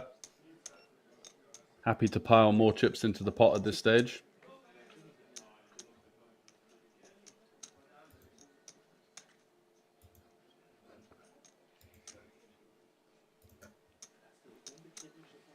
And that's going to get the job done. So Steiner continuing to mount a challenge for winning this SPT event here in Liechtenstein. He's had a really nice run of cards so far and looking to capitalize on that. A couple of pots were going in the way of Kempf there. It felt like he was gaining some momentum, but just when you thought he could be getting back into the game, Steiner finding a powerhouse hand and an excellent flop to match as well.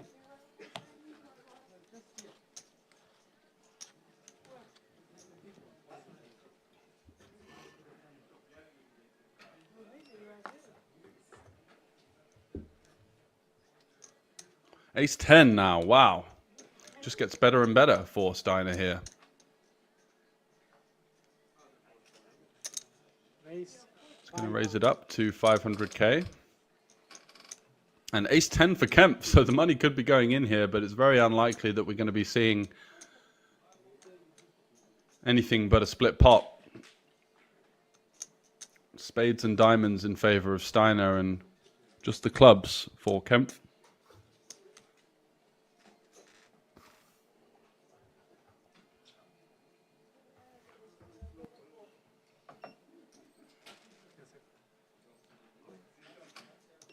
All in.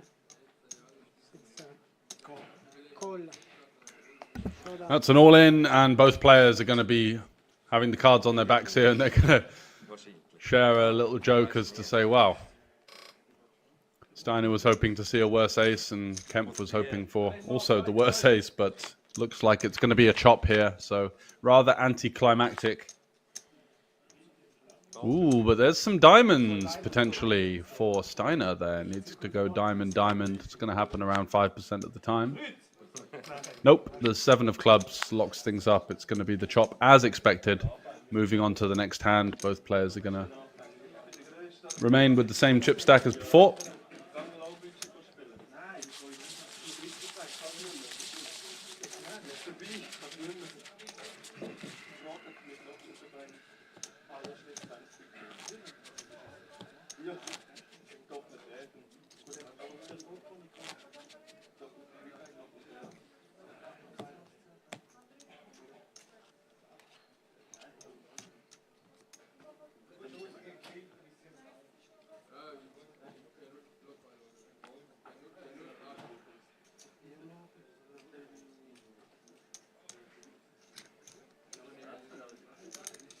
Raise 400.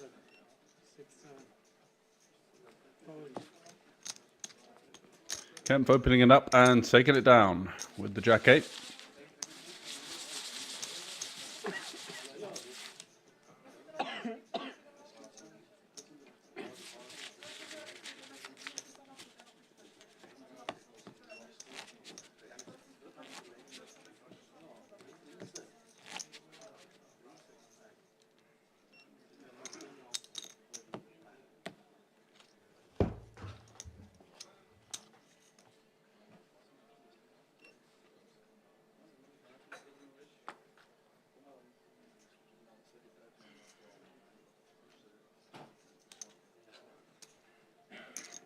Raise 500.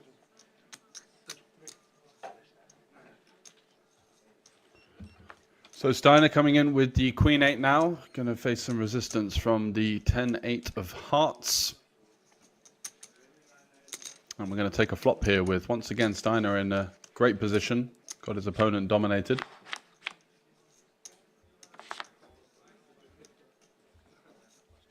But it's domination rotation as Kempf flopping middle pair here. And Steiner swing and a miss. He's been very aggressive heads up so far with his C-bets. Betting just about at every opportunity. But this time does check back. A nice wise check back. Finds a good timing on that one. wasn't going to be getting a fold from his opponent. Quite a connected board, lots of continues here. So just happy to maneuver that Queen X to showdown.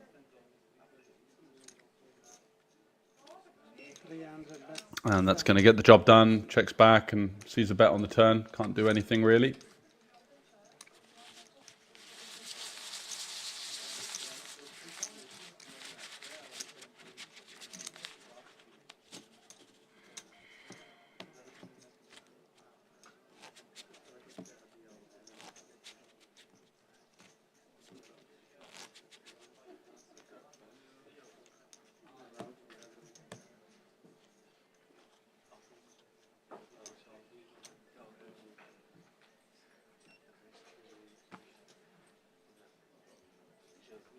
So Jack 8 now for Kempf. Again, likely to be opening it up. Just looking to chip away at his opponent. Goes for the limp this time. Allows a free flop for his opponent with the 8-4.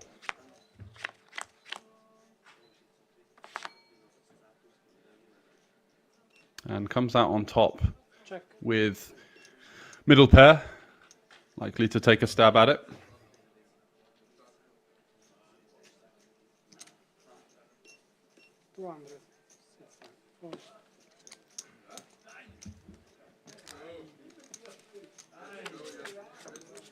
And does indeed take it down.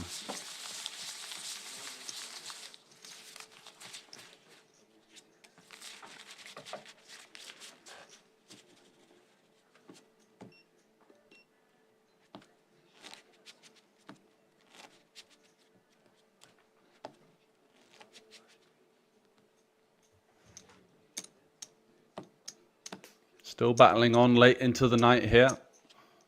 2 remaining in the Spadepoker Tour main event in Liechtenstein. And it's Steiner with the chip lead and King Jack to boot on the button.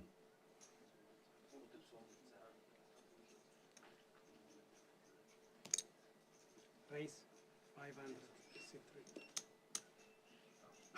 Sorry.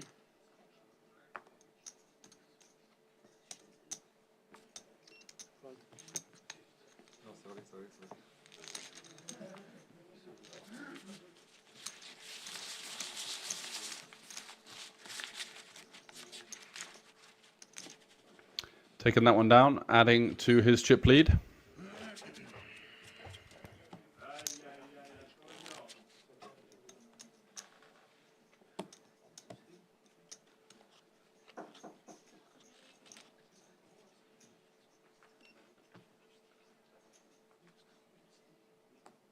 So Jack 9 for Kempf now, another very playable holding, heads up.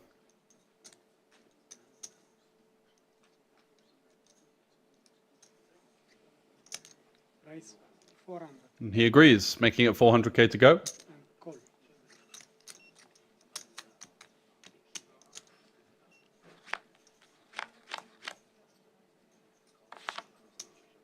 Met with the defense of the 10-8 suited from Steiner. So Jack 9 versus the 10-8. Again, another board that doesn't really hit either player.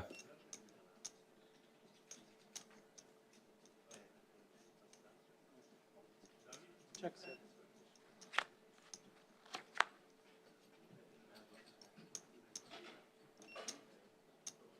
Do you see check, queen on the turn? Again, a complete swing and a miss. No players picking up any equity on this turn, but Steiner looks like he's interested in taking a stab at it here for 300 into the 1 million, and that should get the job done. Would be a stubborn continue there from the Jack high.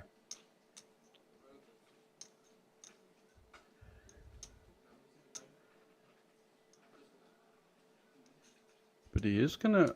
Ooh, what's he cooking up here? Again, potentially reading into the sizing of his opponent. Feels like he's going to be up against the weaker part of the range. 750. Does go for the turn raise, representing the Queen X. Steiner just can't really do anything here with the 10-8. Does have to fold, and Kempf Not really running all that well in terms of the flop distribution and connecting with the boards, but finding creative ways to take down these pots, and that's the sign of a strong heads-up player. Navigating and just pouncing on any kind of weakness that you see from your opponents. Very well played.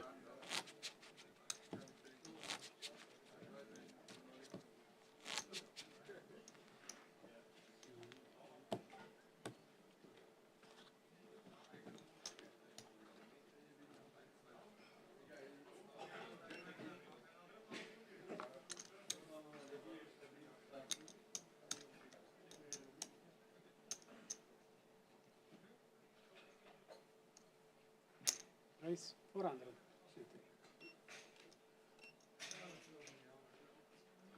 So Steiner now taking the opportunity to open it up with the Queen 8, and Kempf, no real hand to continue here. 10-4 off. One of those rare hands that you're not going to take the price with the big blind ante. Sort of 7 deuce, 8-3, 8-2, 6 deuce, 10-3, 10-4. All folding candidates right at the bottom of the range.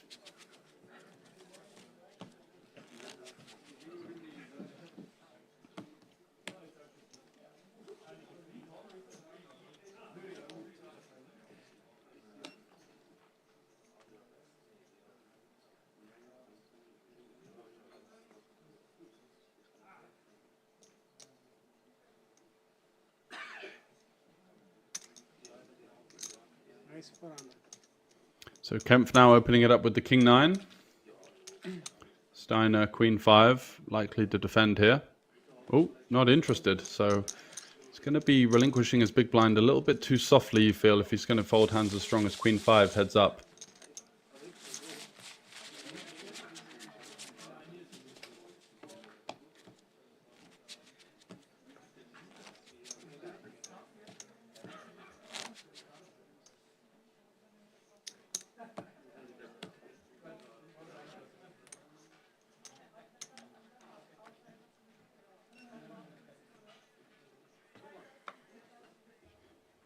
Four 3 off now. Based on his tendencies, you feel like he won't be putting any chips in with this one, and doesn't.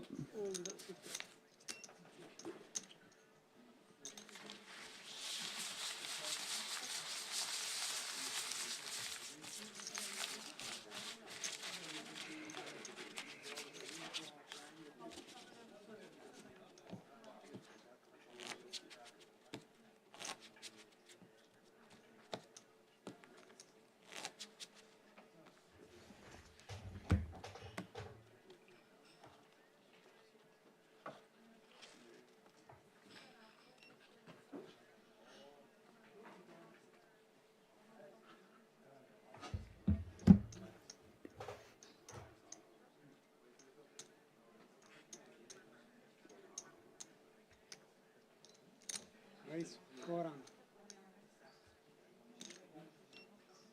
Call.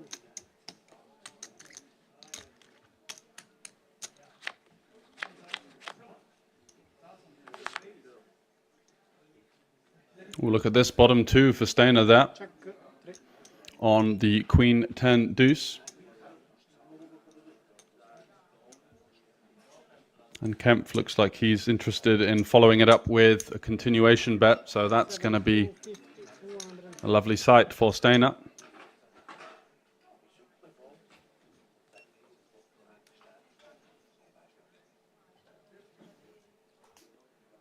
Surely going to be check raising this one.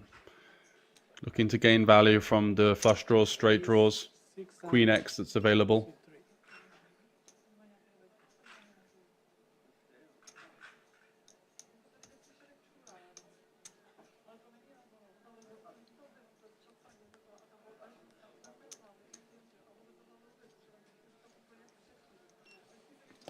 Fold.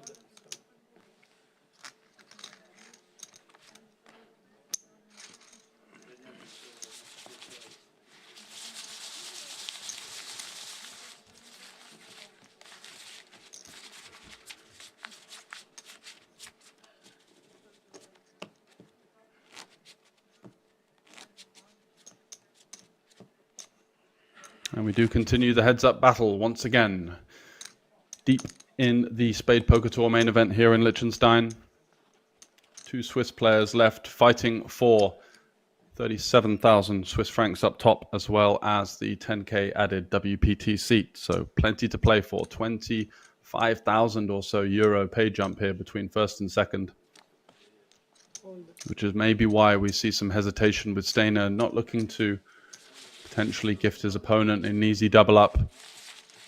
He's been relatively honest so far in the heads-up duel.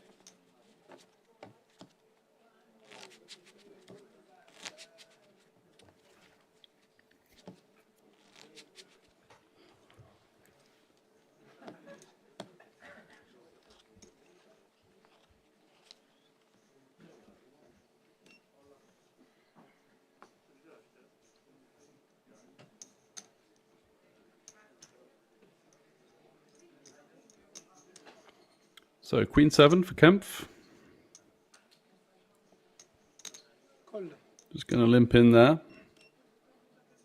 Doesn't feel like his opponent is going to punish him, but although this time he does have a punishing candidate here with the King Queen.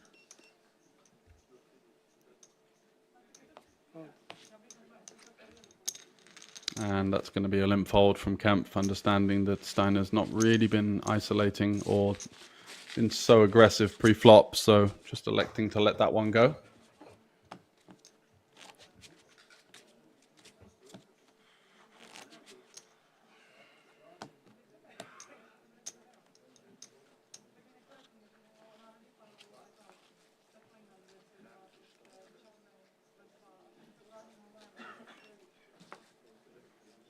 Steiner now with the 9-3 suited. Should be limping most of the time, you feel.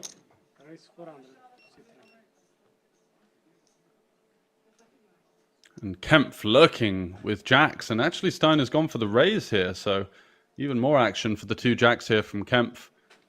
Likely to be seeing a 3-bet non-all-in.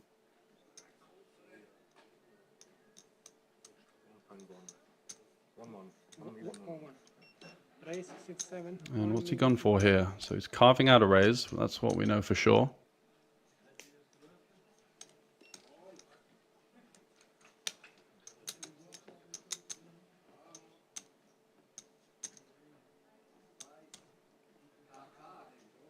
Makes it 1.1 million. So rather small, attractive sizing, but nothing really to be done with the 9-3 there.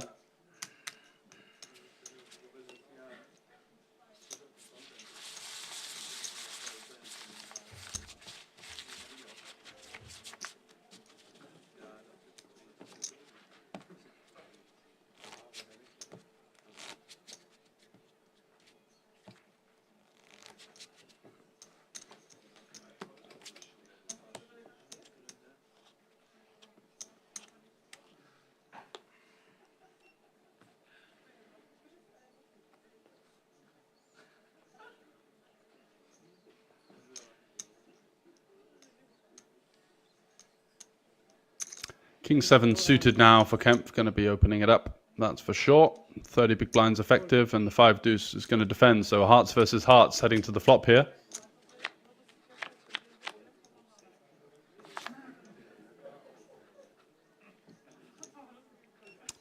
But no dice for Steiner.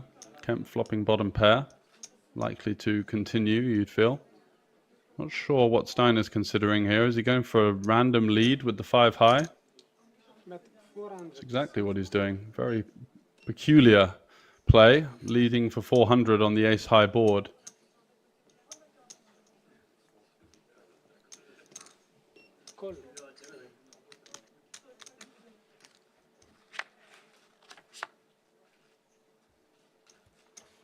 Gets a call from his opponent and now actually turns some equity in the form of the bottom end of the gut shot.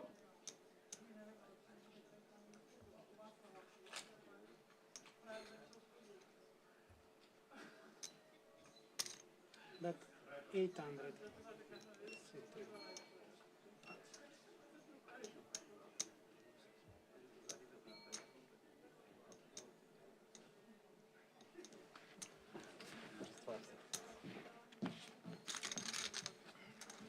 Goes for the second barrel and gets it through. Bravery rewarded there.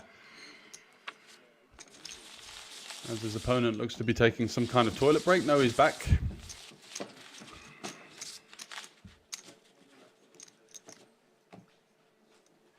Yeah, my bad. 125 to 50. And it's 44 versus 21. So Steiner with a rather creative, outlandish type of player there, leading the ace-high board and following it up with the double barrel. Does get the job done. Kempf relinquishing his, what was fourth pair on the turn. And it's 2/3 of the chips in play for Steiner and 1/3 for Kempf.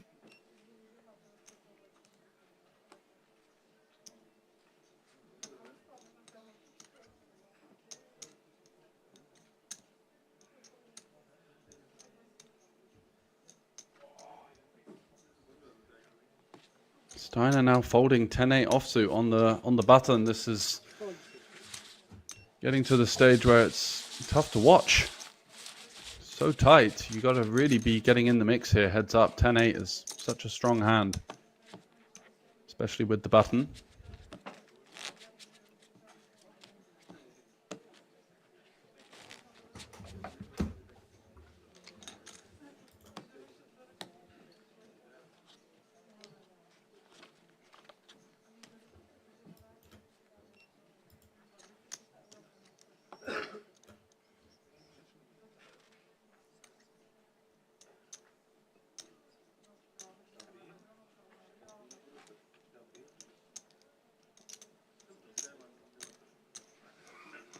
Race 500, 6, 7.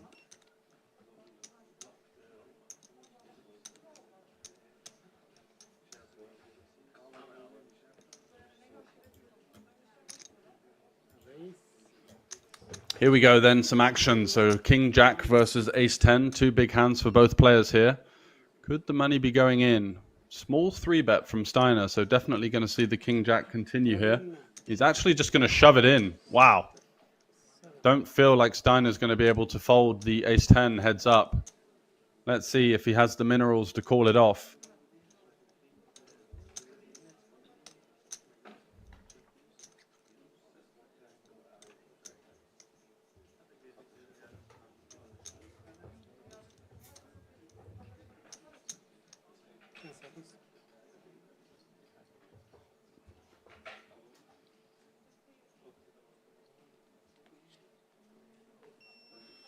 Going to use a time bank chip.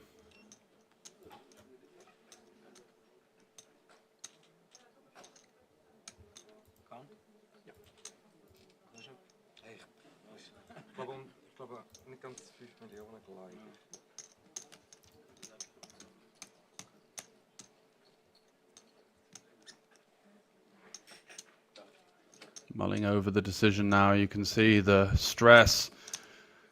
Chewing that chewing gum with venom. Wondering, am I going to be able to call it off here? What sort of hands am I dominating? Many in a heads-up format, especially with the small 3-bet as well. Doesn't look particularly strong. So hands like Ace 9, Ace 8 suited, likely to jam. There's some pocket pairs in there as well. And of course, the Broadways, King Jack, King Queen, Queen Jack. King 10 if you're lucky. Oh my God, he's going to fold the Ace 10. So it's tough viewing here from Steiner. Just really waving the white flag at almost every available opportunity. Just allowing Kempf to run him over. Kempf now bulldozing this heads-up match.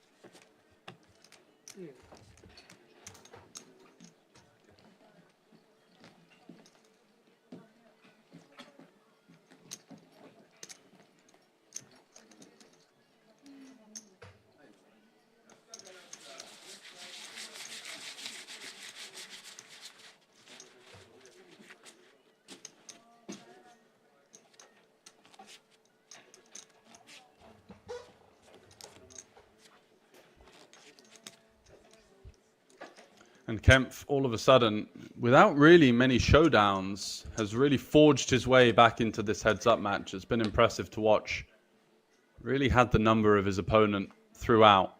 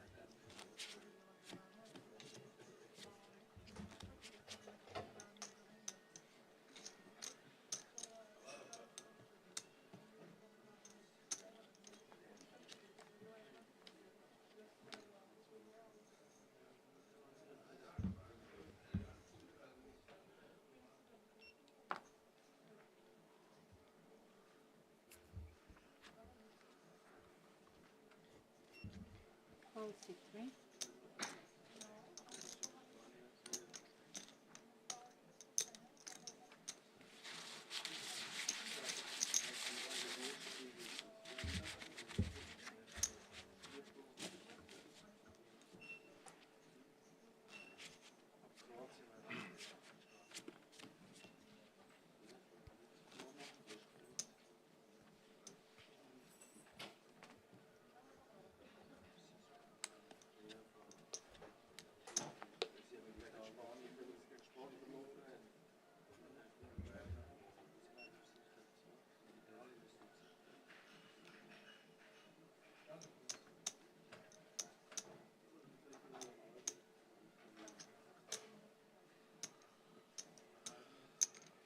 Call C7. Check C3.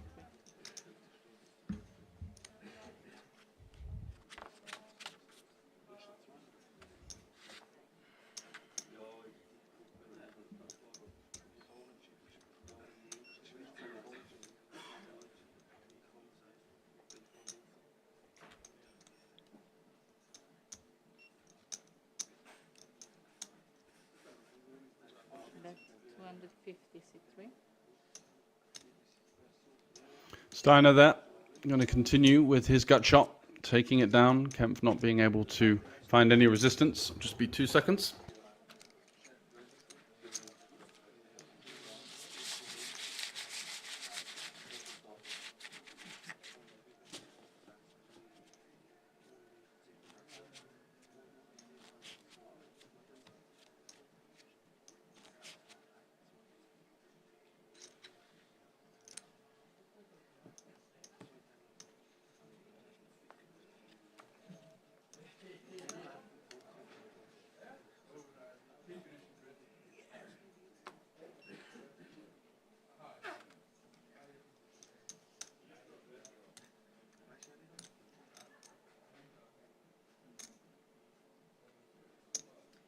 Call C3.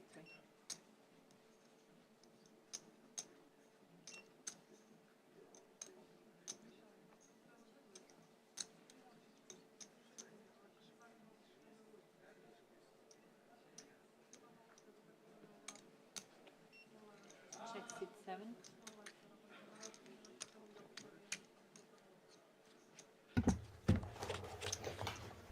So suited queen versus suited queen here. Queen 5 for Kempf and Queen Jack. What a flop for Steiner there. 2 overs, gut shot, and the Queen high flush draw. Going to slide that one over. Bet 350 C3. Call C7.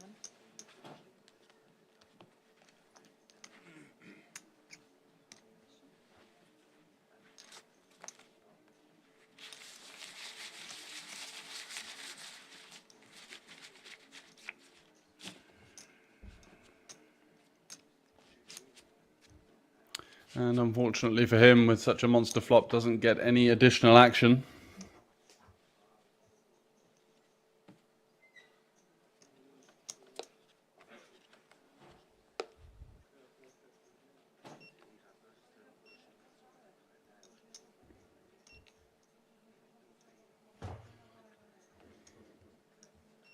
Call C7.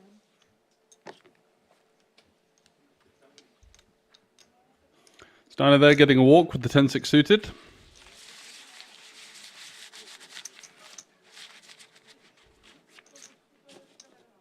Both players battling it out. Kempf with the natural raw aggression, you feel certainly has the upper hand. Starting to get back into the match. Came in at a more than 2-1 disadvantage.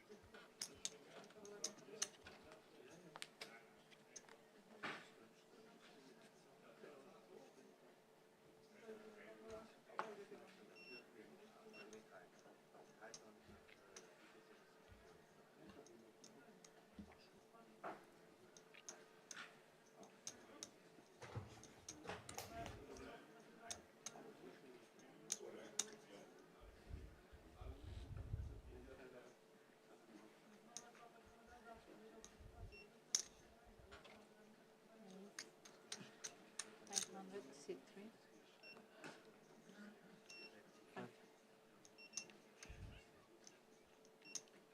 Steiner opening it up with the queen six now, starting to widen a little bit, kind of finding his feet in the heads-up match, realizing that needs to find a little bit more aggression to put up a fight if he's going to fend off the challenge of his Swiss counterpart here.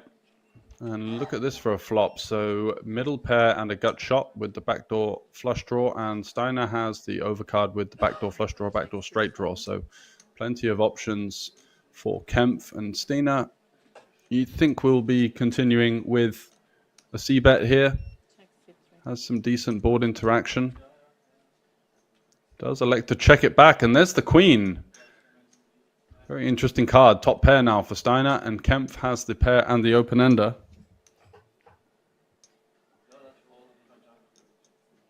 Check C7.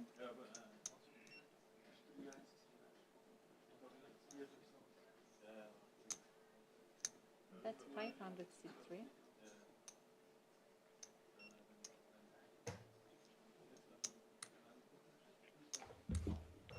Call C7. Kempf will be, of course, forced to continue with the pair and the straight draw. And we're going to see a river here. Big one for the fortunes of both players, and it's the absolute brick, the offsuit 4.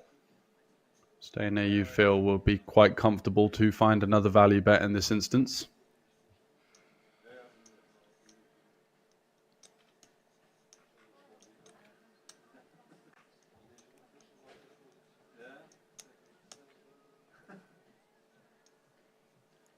Check C7.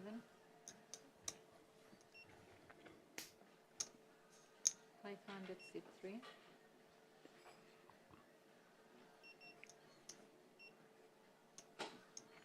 Slides out another small blocker sized bet, and it's a perfect sizing, really, targeting exactly the type of hand that Kempf has, the 10x, the weak jack x.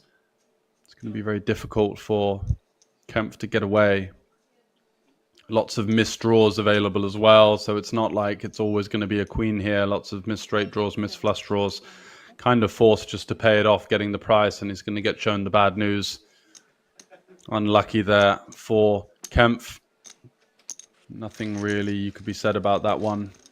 Just unfortunate there.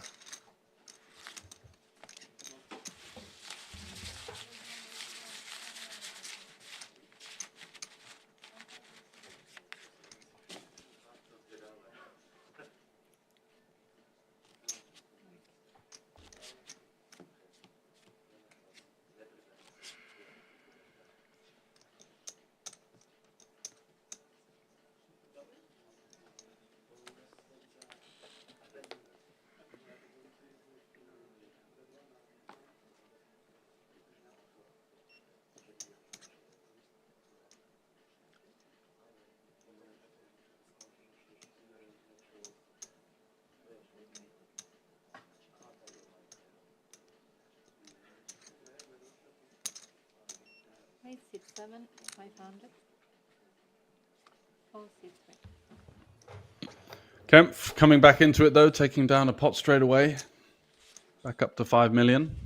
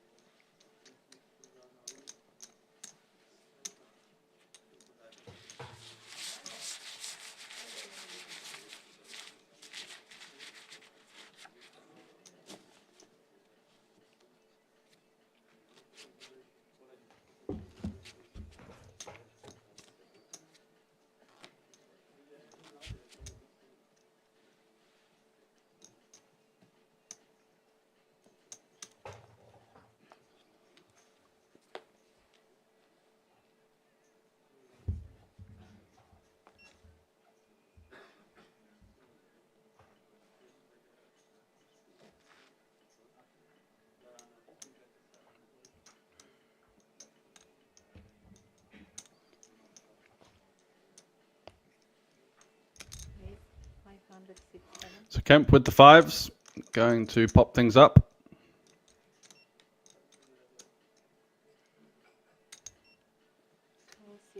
And find some resistance from 9-4 suited. Certainly enough of a hand to consider calling.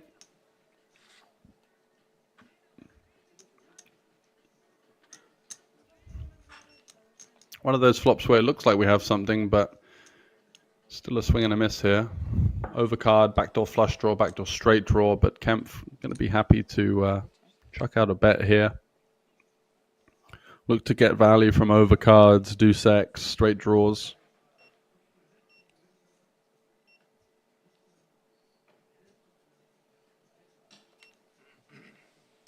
And does get the fold, so does a good job of denying a decent chunk of equity there. 5.8 million now, which is going to be good for 23 big blinds.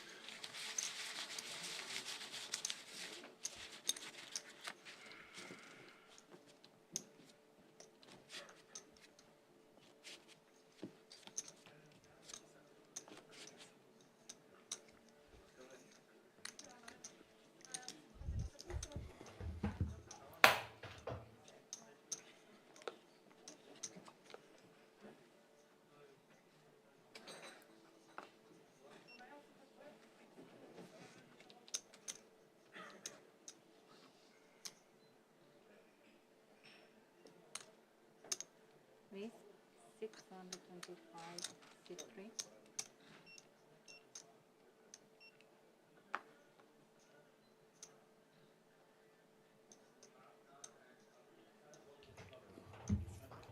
Steiner now opening it up, and two pretty strong hands heads up here. Ace King versus 8-7 suited.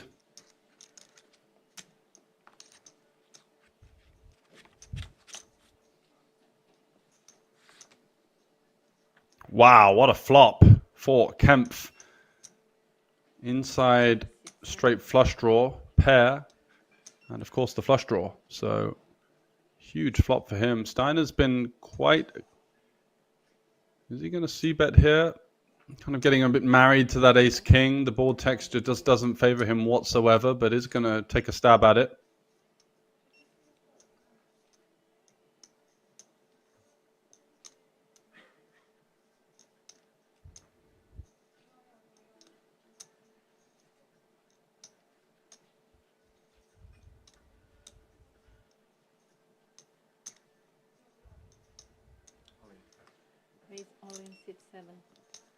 Just going to shove. Thinks his opponent, when he bets this board, is going to have a reasonable holding here, and looking to get it in. He's going to have the equity advantage versus basically every hand, unless he's really unlucky and his opponent's got a set of nines, but even still, massive equity.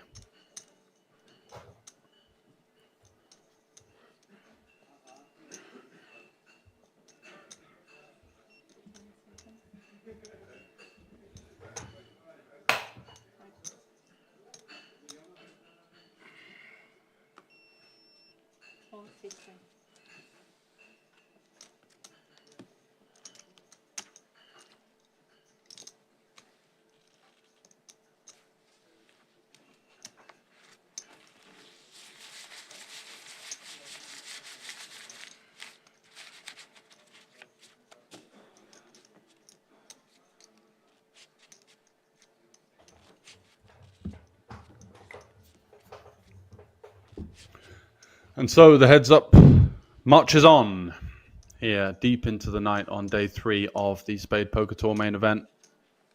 Playing for 37,000 Swiss francs plus the 10k WPT package, or seat, I should say. So Kemp with the Queen 4.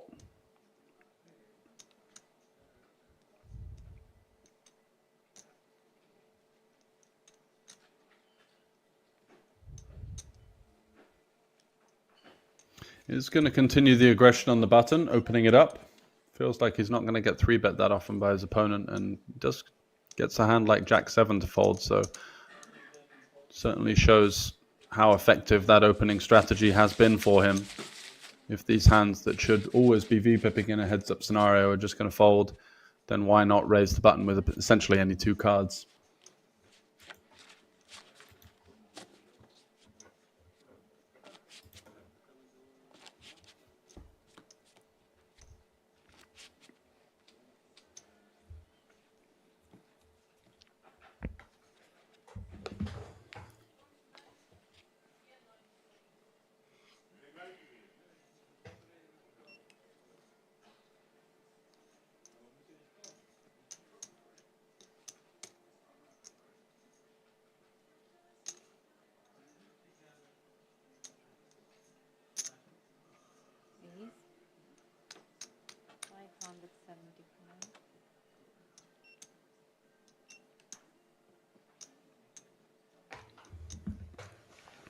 Wow, look at this for a confrontation. This could be it, guys. Ace-King is going to be up against the tens of Steiner. Steiner opening the button.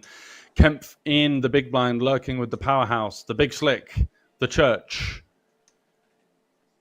How's the money going to get in is really the only question here. Raise. 575, yeah. So a raise to 575 from Steiner. 1,400,000 raise, 6-7. Did find a fold in a 4-bet pot with ace-10 earlier, just 20 or so big blinds effective, and this time you feel like the tens is going to be way too much meat on the bone to elect to do anything else but to jam over this 3-bet.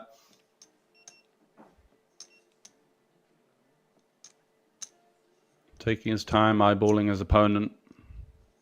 Should be pretty comfortable with this situation. He knows that his opponent is capable of finding bluffs and finding worse value in this situation. So just taking account at the moment. Nothing wrong with taking your time, but the money will be going in here, you feel, at this late stage in the night. All in, C3. Call. All in, and it's going to be a snap call. So cards are going to be on their backs. Ace-King for Kempf, the shorter of the two stacks, versus Steiner looking to get the job done here with the 2 tens. Got a little bit of paparazzi in the background with the phones out. Getting both players on their feet. Huge flip in the form of their poker careers, that's for sure. Going to be one of the biggest hands they've ever played by some margin. So ace-king versus tens. To the flop we go.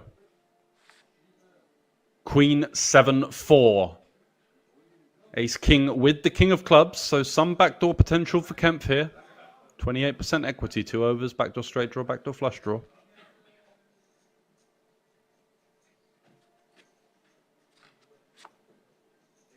And there's the jack. So the 10 now, also an option. Ace, king, or 10 to fade for Steiner.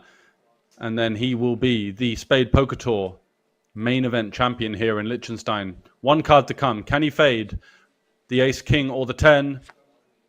There it is. The 9 completes the board. 10's holding up versus the ace, king. And look at the jubilation on the face of Steiner there. Christian Kempf coming in second for 23,500 Swiss francs. It's a great payday for him. He's going to be feeling a little bit sore about that because I feel like he had the upper hand in that heads-up match and was just kind of coming back into it, but unfortunately gets cooled out of there. A little sip of the Coke, and there it is. Peter Steiner, 36,900 Swiss francs plus the 10K ticket. A payday of what purports to be over 50,000 euros of equivalent, and what a result for Steiner there. Ran pretty well on the final table, made big hands when it mattered, held in the vital all-ins, and the 10s fading the ace and the king there at the death means that he will be crowned the champion. Thanks very much for joining us here at the Spade Poker Tour in Liechtenstein. It's going to be Peter Steiner, your champion from Switzerland, coming first place here. Good night. Mochten Sie diese Karte für das Foto? Diese Karte für das Foto? Ja, ja.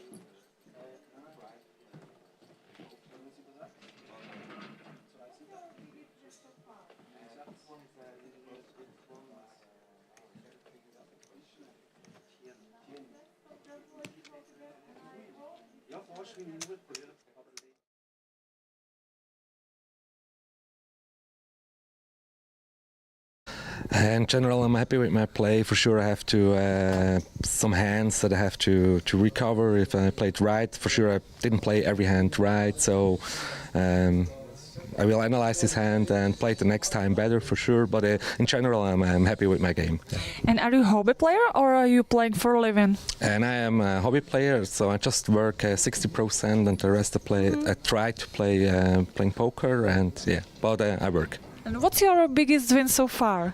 This one is pretty close to the biggest one. Now my second biggest is at 22k. So nice. Congratulations once again, and I hope we see each other again. For sure. Thank you so much. Have a good one. Bye.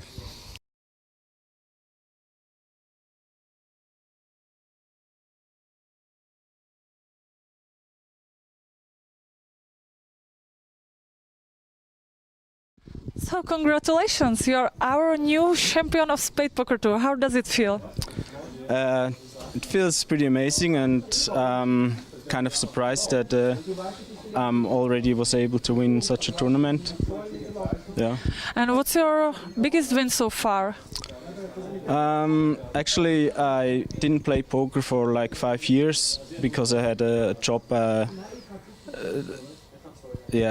just didn't have the time to play poker for 5 years, and now I have time, and since 5 weeks I'm back to playing poker. And what do you think about your play today? Would you play, for example, some hands differently? I think I still have to adjust to the range and to the position, but mostly I think I'm doing good and keep progressing. What do you think about the final 9? Were there like tough opponents for you, or? Yes, there were some tough ones.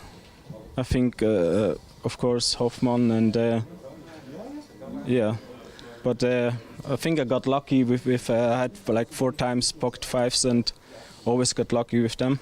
And what about your family? Does they support you? Yeah, I think a few of them are watching. They watch the stream, and also a lot of friends are watching the stream right now. Thank you very much. Congratulations once again. I hope we see each other again soon. Yeah, me too. Thank you.